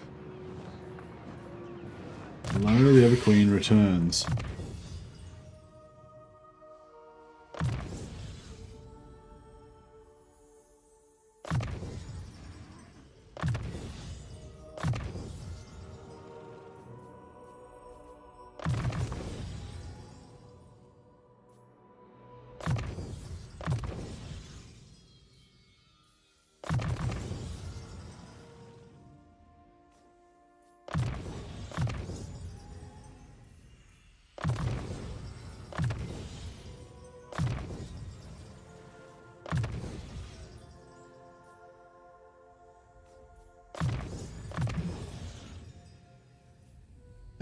Arcane Unforging any good? Banishment's pretty good, yeah.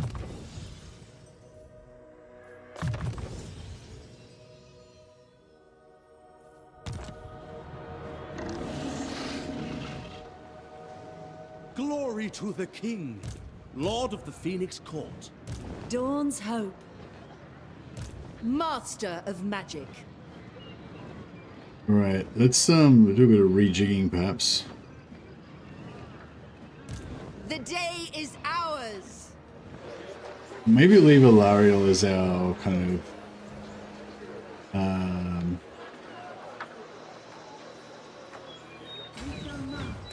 defender.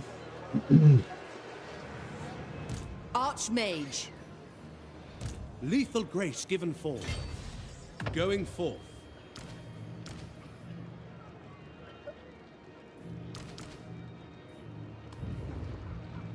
Student of Teclis. Pure magic.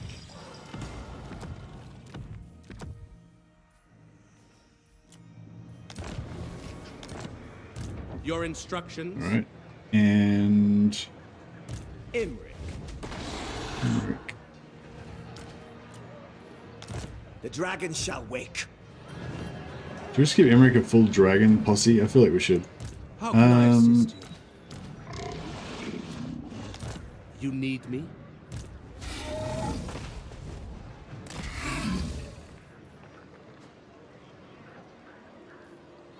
Can I offer assistance?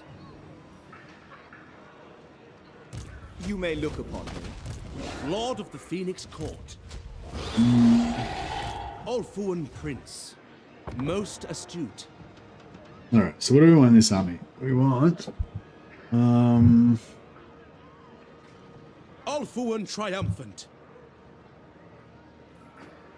We'll take all the Silvern Guards, so we're like kind of elite melee infantry line. Take all the artillery. Why not? Here's Shadow Warriors.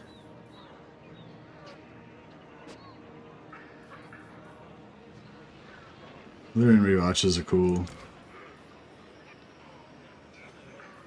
Should keep the Silver Helms as well. And just get rid of one unit of archers. It's kind of a cool army. Too many spearmen. A noble victory. Ever loyal. Lethal grace given form. Orders. Your will is done. You called journey.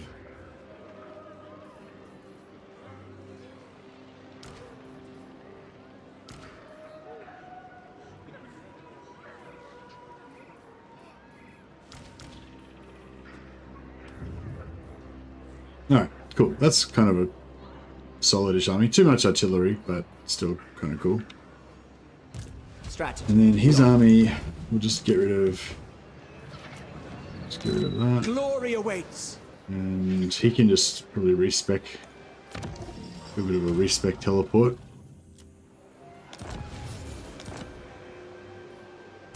Your command? I serve the king. Marching out, onward.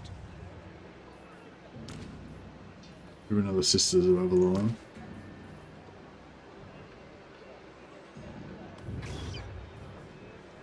Lord of the Phoenix Court. Alright, cool. Reorganize a little bit there. And then down here, we'll recruit Emmerich's new army. Plus... Yeah, this guy Iron Maul Dragon Hammer. He's going to be an Iron Dragon guy as well. We'll have 2 dragon armies. 3 turns till we get... 3 turns till we get the Star Dragons. Is there any reason to take any other dragons apart from Star Dragons? You pretty much want Star Dragons because they're the toughest and the biggest and the best, I guess. Some of the others are slightly faster and more maneuverable, I guess, but that's about it. There's not really any reason to ever take a Fire Dragon or a Moon Dragon over a Star Dragon, I wouldn't think. Mage of the White Tower. Handmaiden of the air.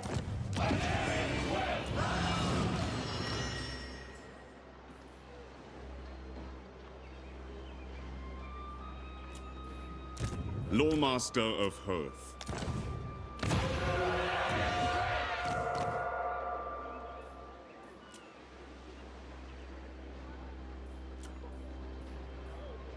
What do you require? Listening.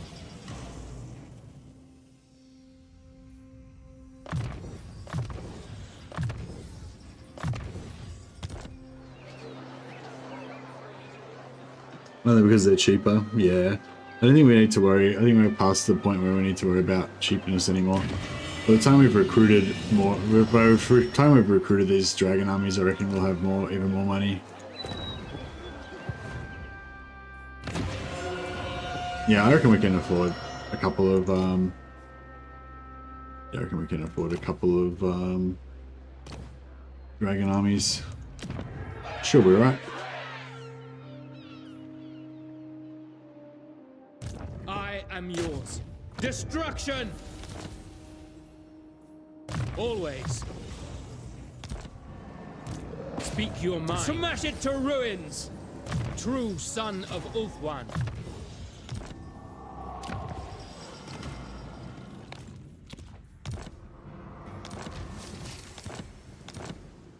I await your command. The sea calls. Sea calls. I will continue soon. I will move momentarily. So we can get closer. I will avenge. Yeah. Prince Eltharion.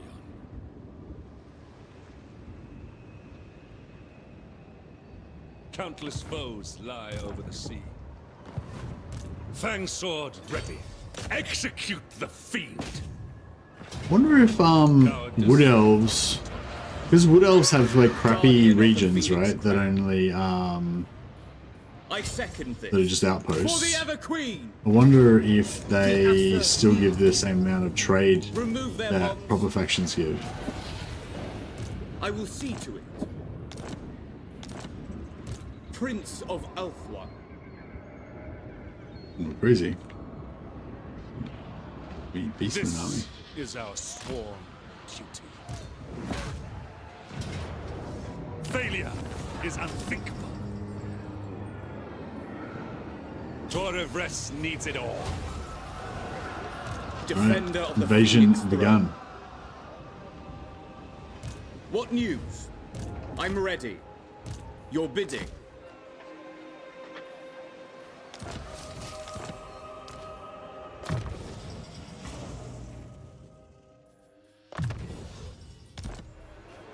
Direct me.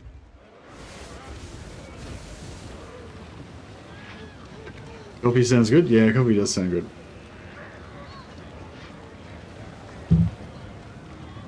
I need to stop eating so much food.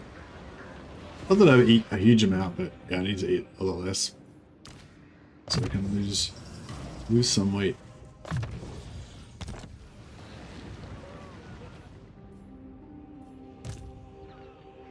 Your orders? What orders?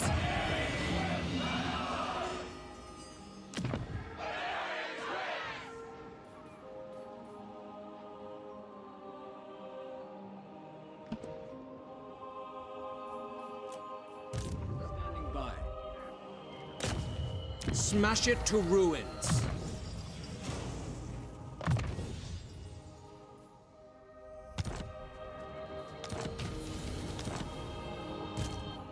To lead.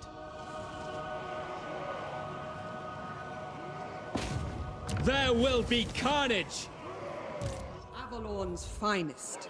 Avalorn advances. I acquiesce. We might just get rid of building upgrades.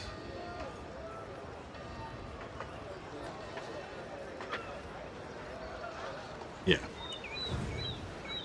Just building upgrades, because A noble victory. I kind of always already check it and then I go back and check it again, so it's wasting time. Defender of the Ever Queen. Yeah, he's pretty good.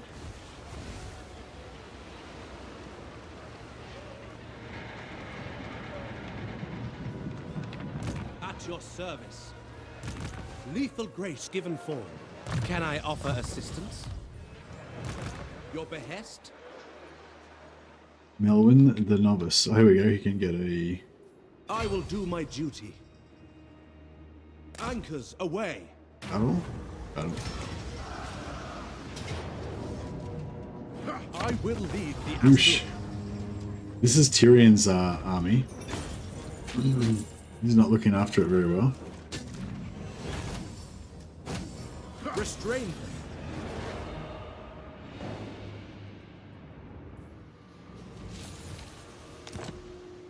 Your orders are Now, reasonable. let's need to Lightning swift.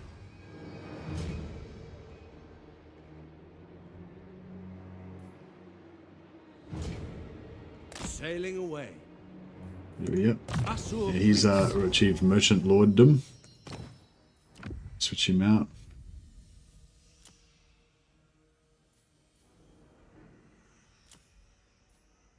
Oh, actually, before we do, we can change his name from the novice. He's now fully trained in merchant lorddom.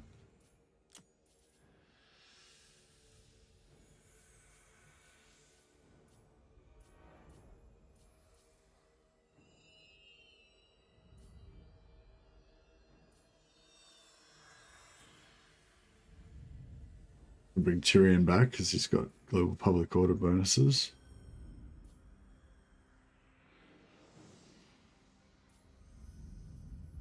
Oh, actually, if I go, oh yeah, if I go Tyrion.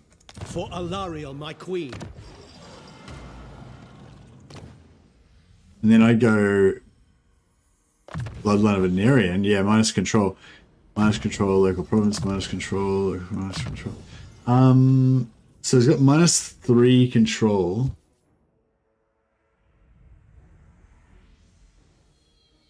But he's probably got other crap that gives him plus control, right? 1 + 1.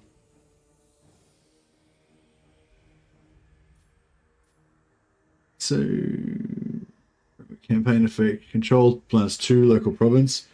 Okay, cool. So yeah, so he could actually. Oh man, I could have been doing this the whole time. Champion of the Ever Queen.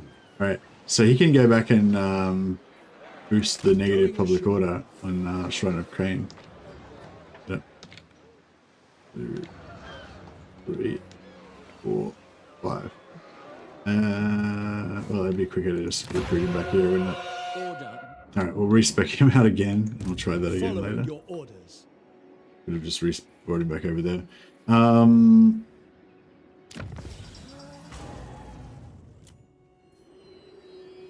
but the -1 per turn. That.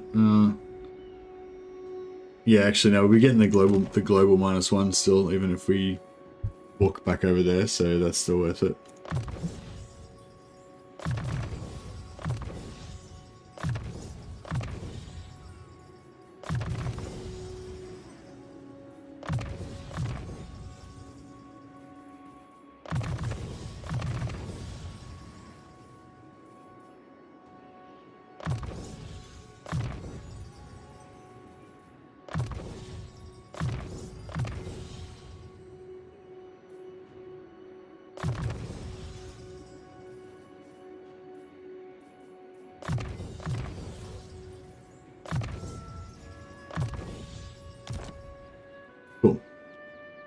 Alright, that might shave off a turn. 4 turns. Alright, cool. Getting there. Your decree? Lord of Ulthuan.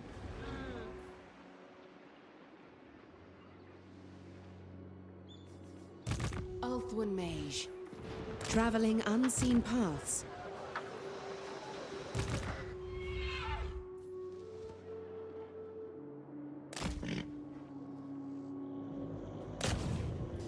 Nobly done. What do you require? Adventure awaits. Destruction. You have my attention.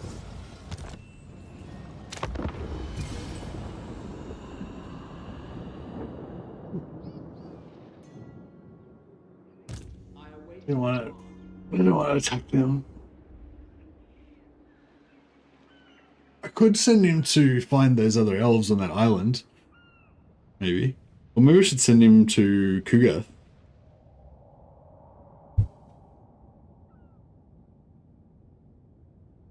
My people have striven to keep you from our realm.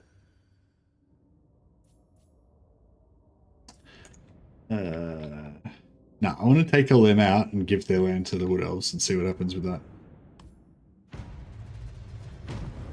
Yeah, we'll wipe out what's the name and give all of our lands to the Wood Elves and see how that works out.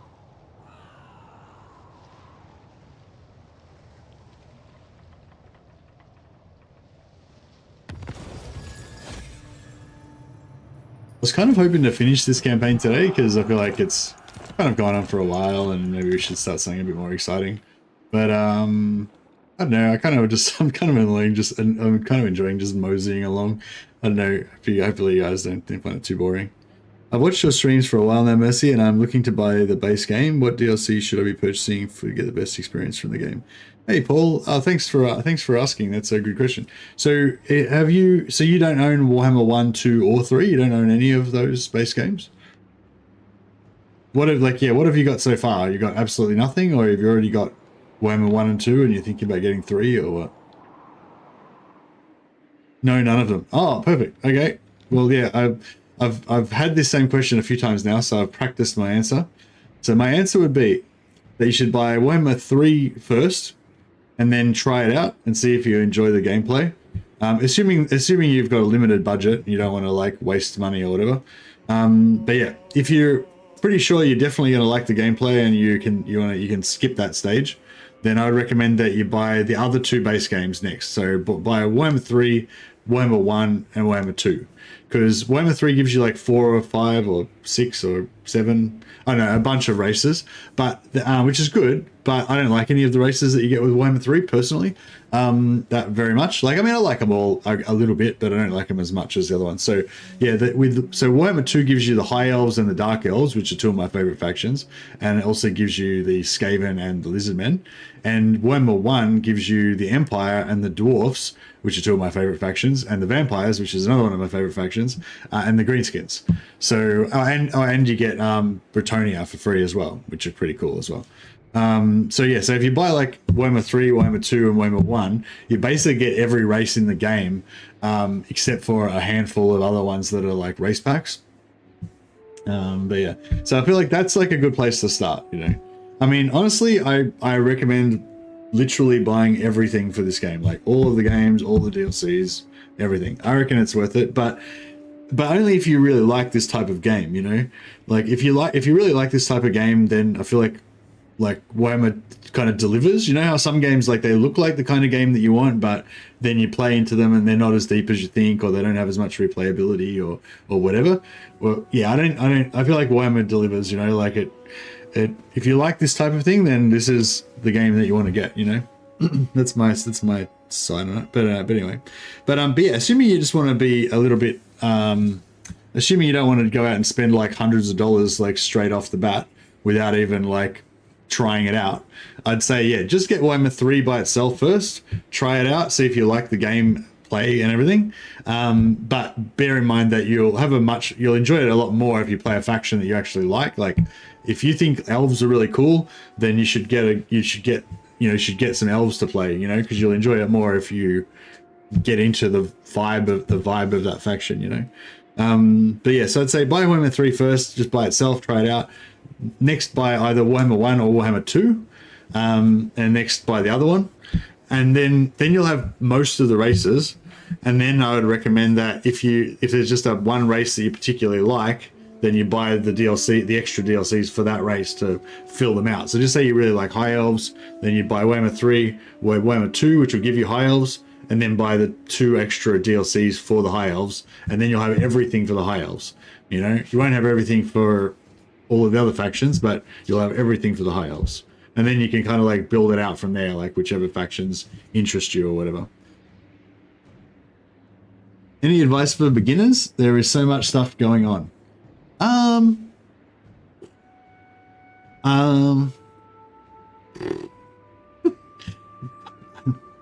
No worries, Paul. Yeah, hope you have a good time. Let me report back and let me know how you're going and which faction you decided you like the best and all that kind of stuff.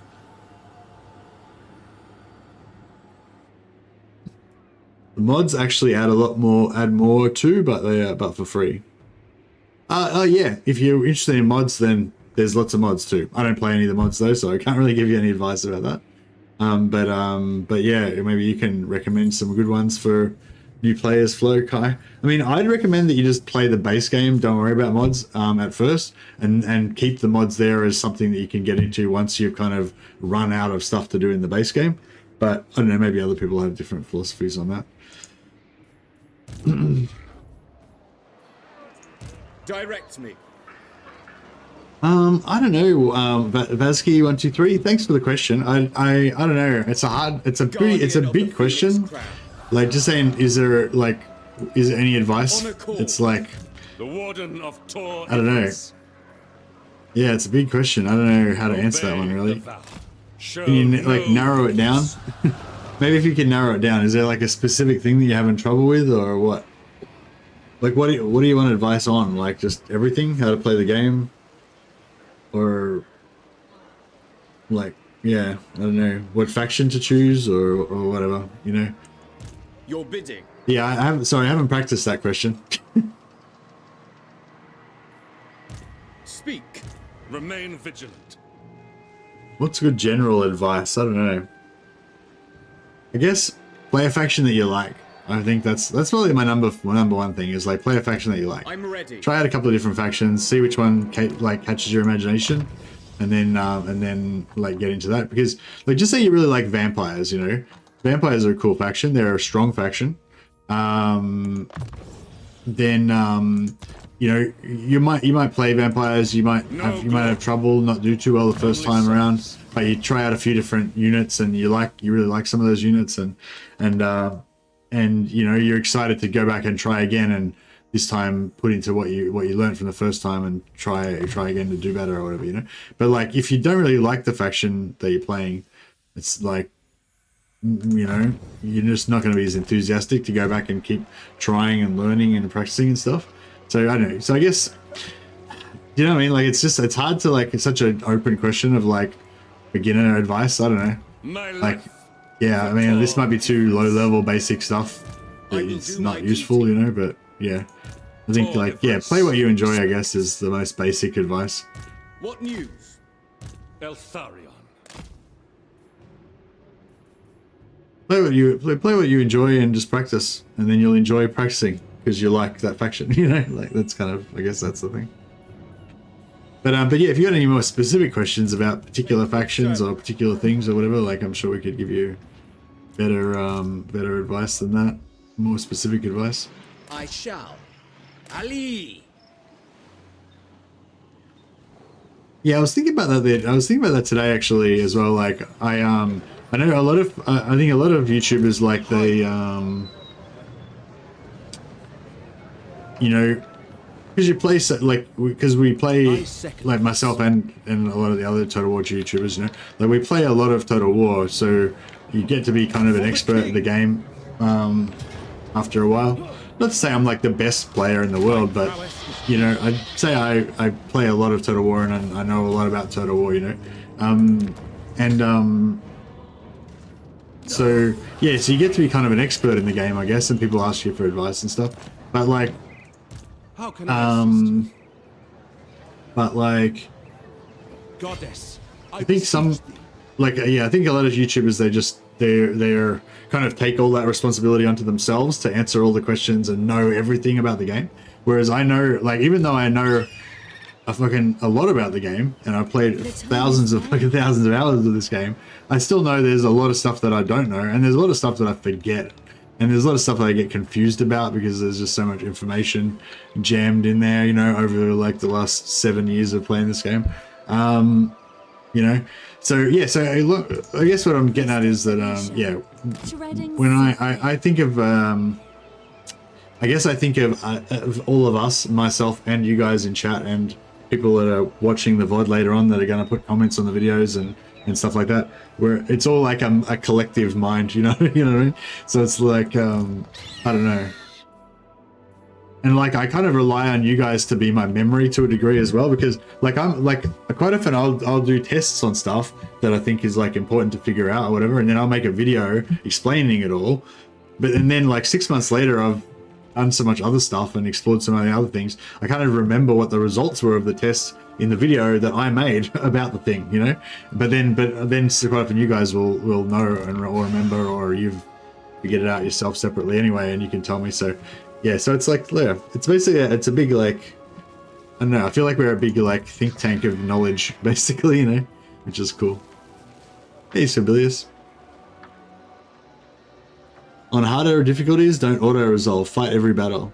Yeah, that's a good point. Like, that's a good general beginner tip actually. If you fight battles manually especially in the start of the campaign, fight your battles manually, and And White Fire Tour is a different settlement. So if we go in here for a turn. Greetings, my Yeah, you fight your battles manually, especially in the early part of the campaign, and you conserve your troops and you build up. That'll build up your strength faster and stuff. And then the faster you can snowball earlier in the campaign, kind of the better.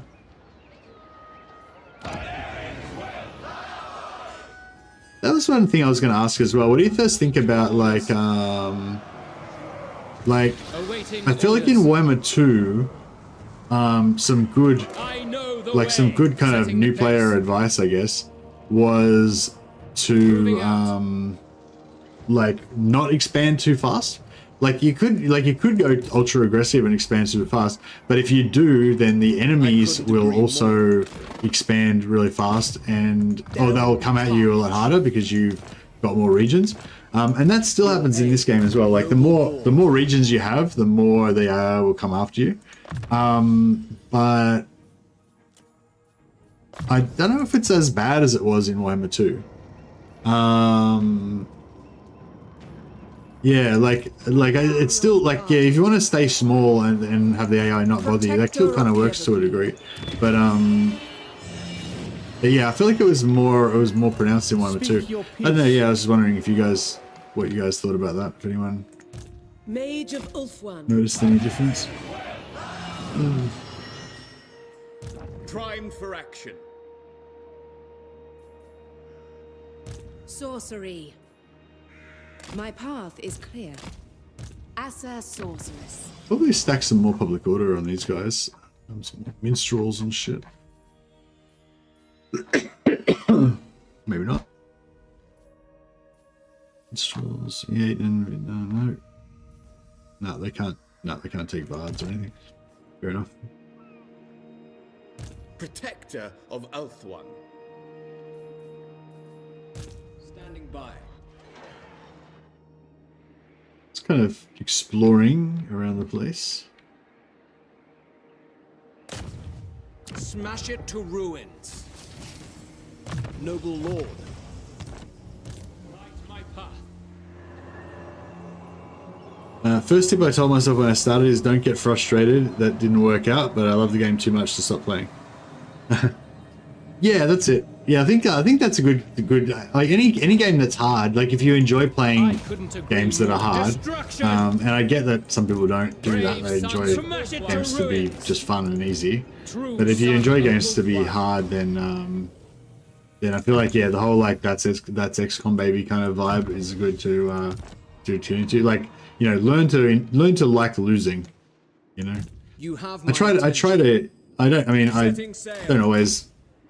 I'm not always that zen about it, but destruction. But yeah, like there will be carnage.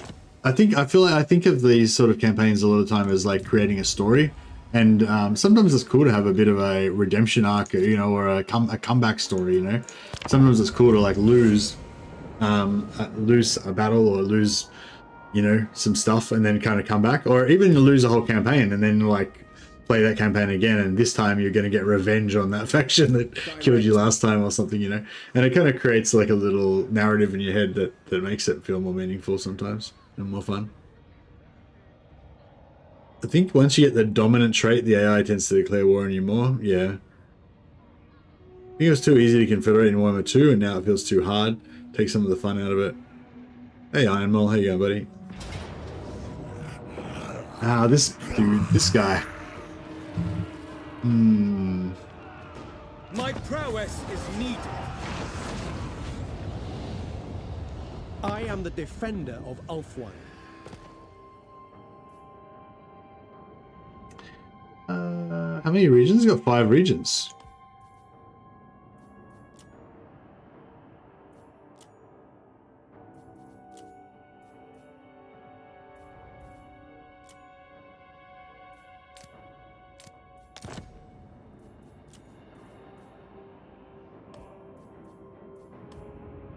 Alright, let's start some wars. I think Confederation is kind of okay now, still a little harder than Warhammer 2. Yeah, yeah, it depends on the faction, depends on the situation. Some of them are harder than others. I don't know. Like, yeah, I've talked about this a bit before. Yeah, I understand, like, if if you really have your mind set, if you have your heart set on getting Confederation and you don't feel like your campaign's going to be complete or whatever, unless you've confederated every single lord for your faction, then yeah, I get that can be. Why can't I? What the fuck's going on here? I can't like go on. I can't get onto there at all. Bullshit. May as well just go to this one then. Smash it to ruins.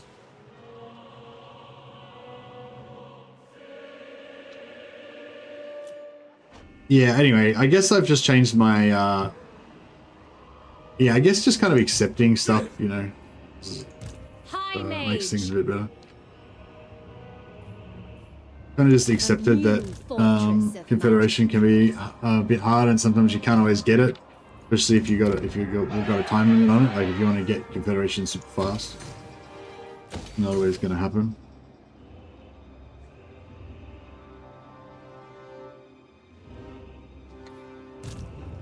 And yeah, just like kind of letting it play out. Sometimes you get the Confederations, and that's kind of how your story goes down, and other times you can't, and you know. That's okay too. Assume standard formation. We must avenge the fallen. But yeah, I don't know. Yeah. Where to? I switch back and forth on a lot of things, but yeah, like in Warhammer 2, like I definitely went on a bit of a Confederation thing. Like I was all about the Confederations for a while there. But demands our sacrifice. excuse me. But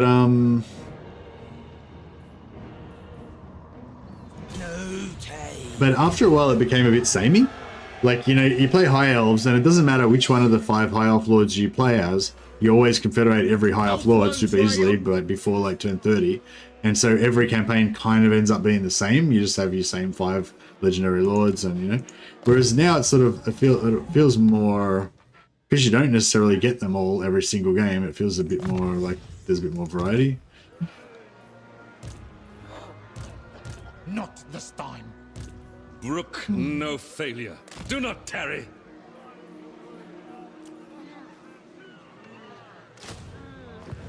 Prince of Elfwan.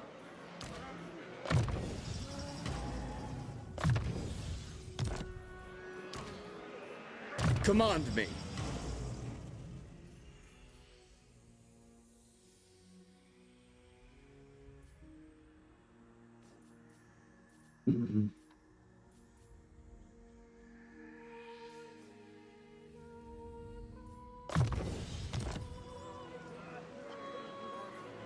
Guardian of the Phoenix Crown. Dispatch me. Yeah, Skaven would be hard, because, yeah, like we were saying last time, it's kind of hard with those factions because you need to have Untainted in order to get them to come back to life, don't you? Actually, no, do you need... Oh, actually, I know you do. Yeah, you need Untainted for Skaven factions to come back, don't you? If you have actually... Oh, maybe not, I don't know. Like, if you have a Skaven faction, like Lord Skrulk or whatever, and then you make a rebellion in his province, but there's Skaven corruption, like maxed out Skaven corruption. Will that stop it and make you just get like Skaven rebels instead? Defender of the Phoenix Throne. I think that might be how it works. Setting the pace. Moving out. Stopping for the moment. I serve the king.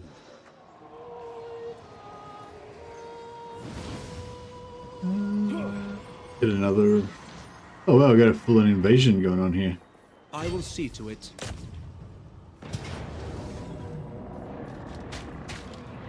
The Asur need. Leave nothing of that. Lord of the Phoenix Court. Moving out. Never. No, never. Crap. Alariel the Radiant. Alariel, get back over here. Isha, guide me. I need you urgently. Servant of light.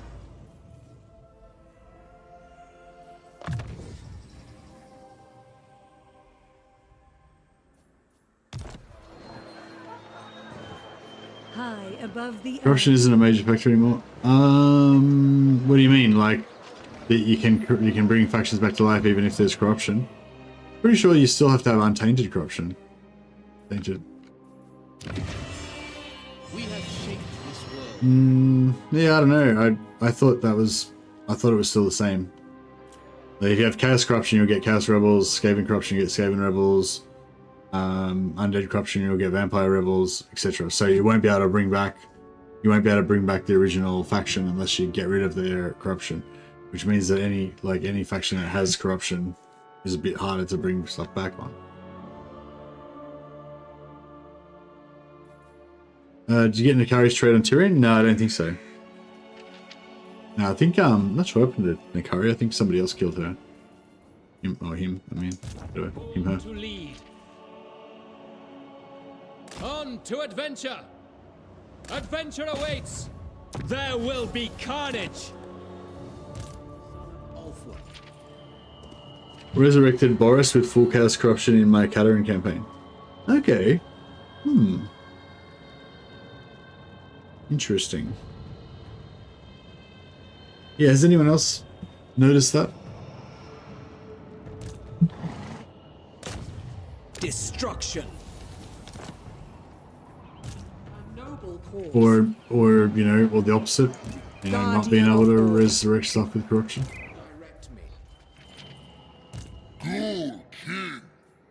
Noble son of Ulthuan. Or have you had that happen with any other factions, Phoenix Q? Or is it just that one time with Boris?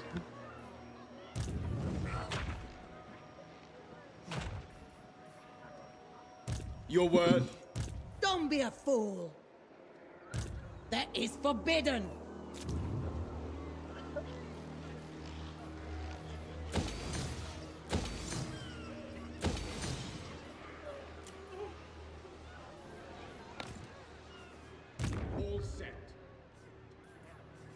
Yeah, like I was sort of thinking about wrapping this campaign up, but I don't know, I'm kind of liking it. I just want to keep going until we like get all the confederations and max out our trade and all that stuff. So yeah, I might just keep cruising for I'll do one more stream at least next time. I mean, I'd like to keep going till it's like completely done, but it might get boring for people. So we might have to wrap it up at some point. Handmaiden of the Ever Queen. Just a nice chill stream. It's just chat. It's like a just chatting stream, just chilling.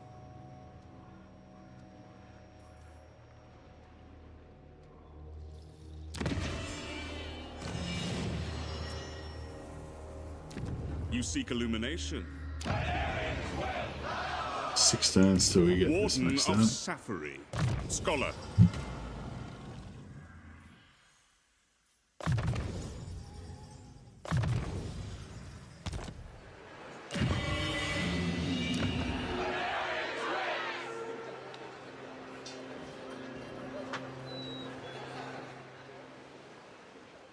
Yeah, turn 60 should be more followers again.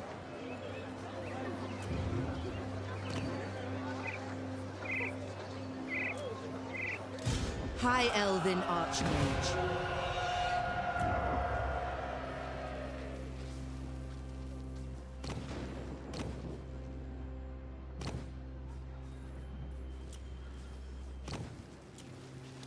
High Elven Archmage.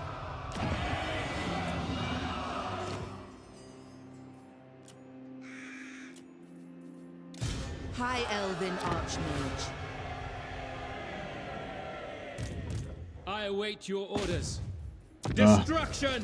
Nobody played. No, I didn't. I mean, I've got a few other. We had a few other ideas we were talking about before. Maybe doing a Throt campaign. Maybe doing a Vlad campaign in the Old World mod. What else were we talking about? I can't remember. There's a couple of other ideas we were talking about before I started this one. Oh, thinking about doing a Drazoth campaign just to do another Chaos Dwarf one because people were talking about economy and all that kind of stuff, and I kind of wanted to do another one, like a better version of it, kind of perfect it a bit more. Although probably wouldn't be that perfect because I haven't played Draz. You know, it's been a while since I last played Draz. Karabberg on Old World. What's good with that? Why would I play Karabberg? You can still sack the capitals, creating a rebellion without making the corruption too high. That's how I resurrected correctly. Yeah, that's a good one. If you can camp like in a different province or whatever next door, and then come in, sack it, go back out, come in, sack it, go back out.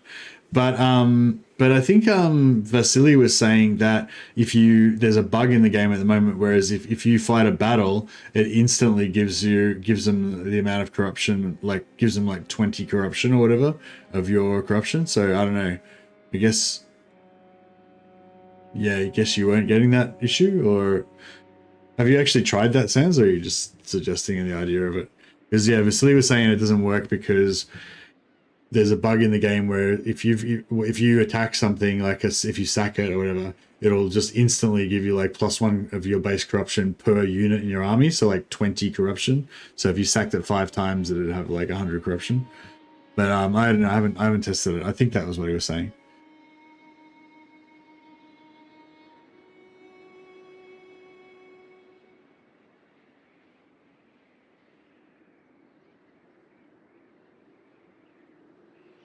If you defeat an army, depending on how big the defeated army is, you get your faction's corruption. Oh, something to do with the defeated army. Okay. So I've been playing with the Khorne faction because it's apparently one of the easiest to play. What? What? I reckon Khorne's like one of the hardest factions to play. Anyway, I literally attacked everything in my reach, but unfortunately this didn't turn out well. Out of nowhere, a dwarf came out, and I literally could do nothing again. Yeah, I don't know. I don't think Khorne's particularly easy to play. Not very easy to play well anyway.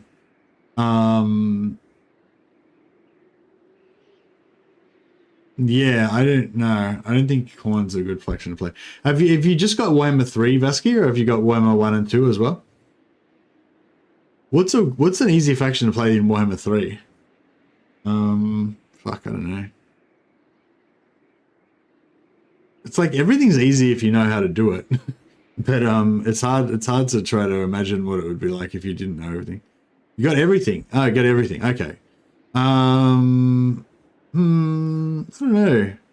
What would be an easy faction to play? Yeah, Vlad. Play Vlad von Carstein. Vampires.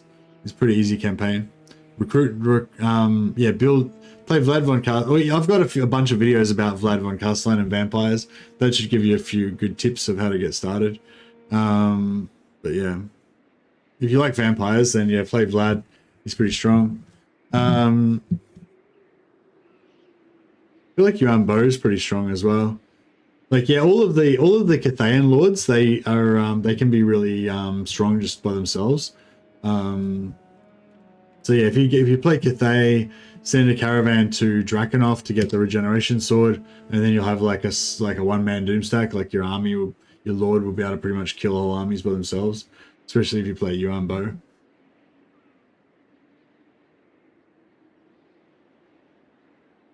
Volkmar is the best beginner Empire faction.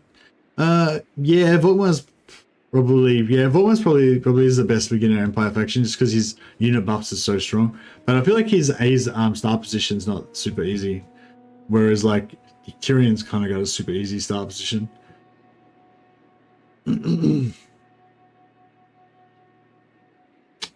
But anyway, we might have to continue this conversation later on because I'm starting to get a bit weary on it. I'll just get the autosave and then I'll breeding will out. Try and pause this battle. Alright, there we go. Alright guys, yeah, that'll do me for today. Sorry for the short streams. I'll try and get up on time tomorrow and have a proper stream. Let's just see if I can chuck a host to somebody if anyone's playing Warhammer. Oh yes, Gavin Dan's playing some Total War. I don't know what he's playing. He's talking about Elves and Empire, but he's got Skaven on the front. Oh, it's this one. Oh, he's playing Ica Claw. Okay, cool. Yeah, if you guys want to check out some more Total War, I'll chuck a link up to Skaven Dan. He's a cool guy. Go and check him some support and say hello from me. Excuse me. set up the host.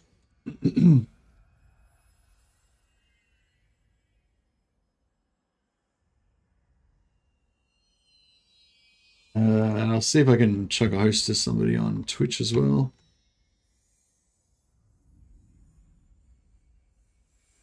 I don't know. Nubius Nath's playing Company of Heroes. If you guys want to check that out, Nubius Nath is a Total War YouTuber, so that's where I know him from. But I don't know. Maybe you guys can check him out if you're interested in a bit of Company of Heroes 3. I'm kind of interested. I don't know. Excuse me. I haven't actually played Company of Heroes 3. I played Company of Heroes 2. It was good though. But anyway, yeah, go say hi to Noob Nath for me. See you guys. And YouTube, I'll see you guys later as well. All right, bye guys.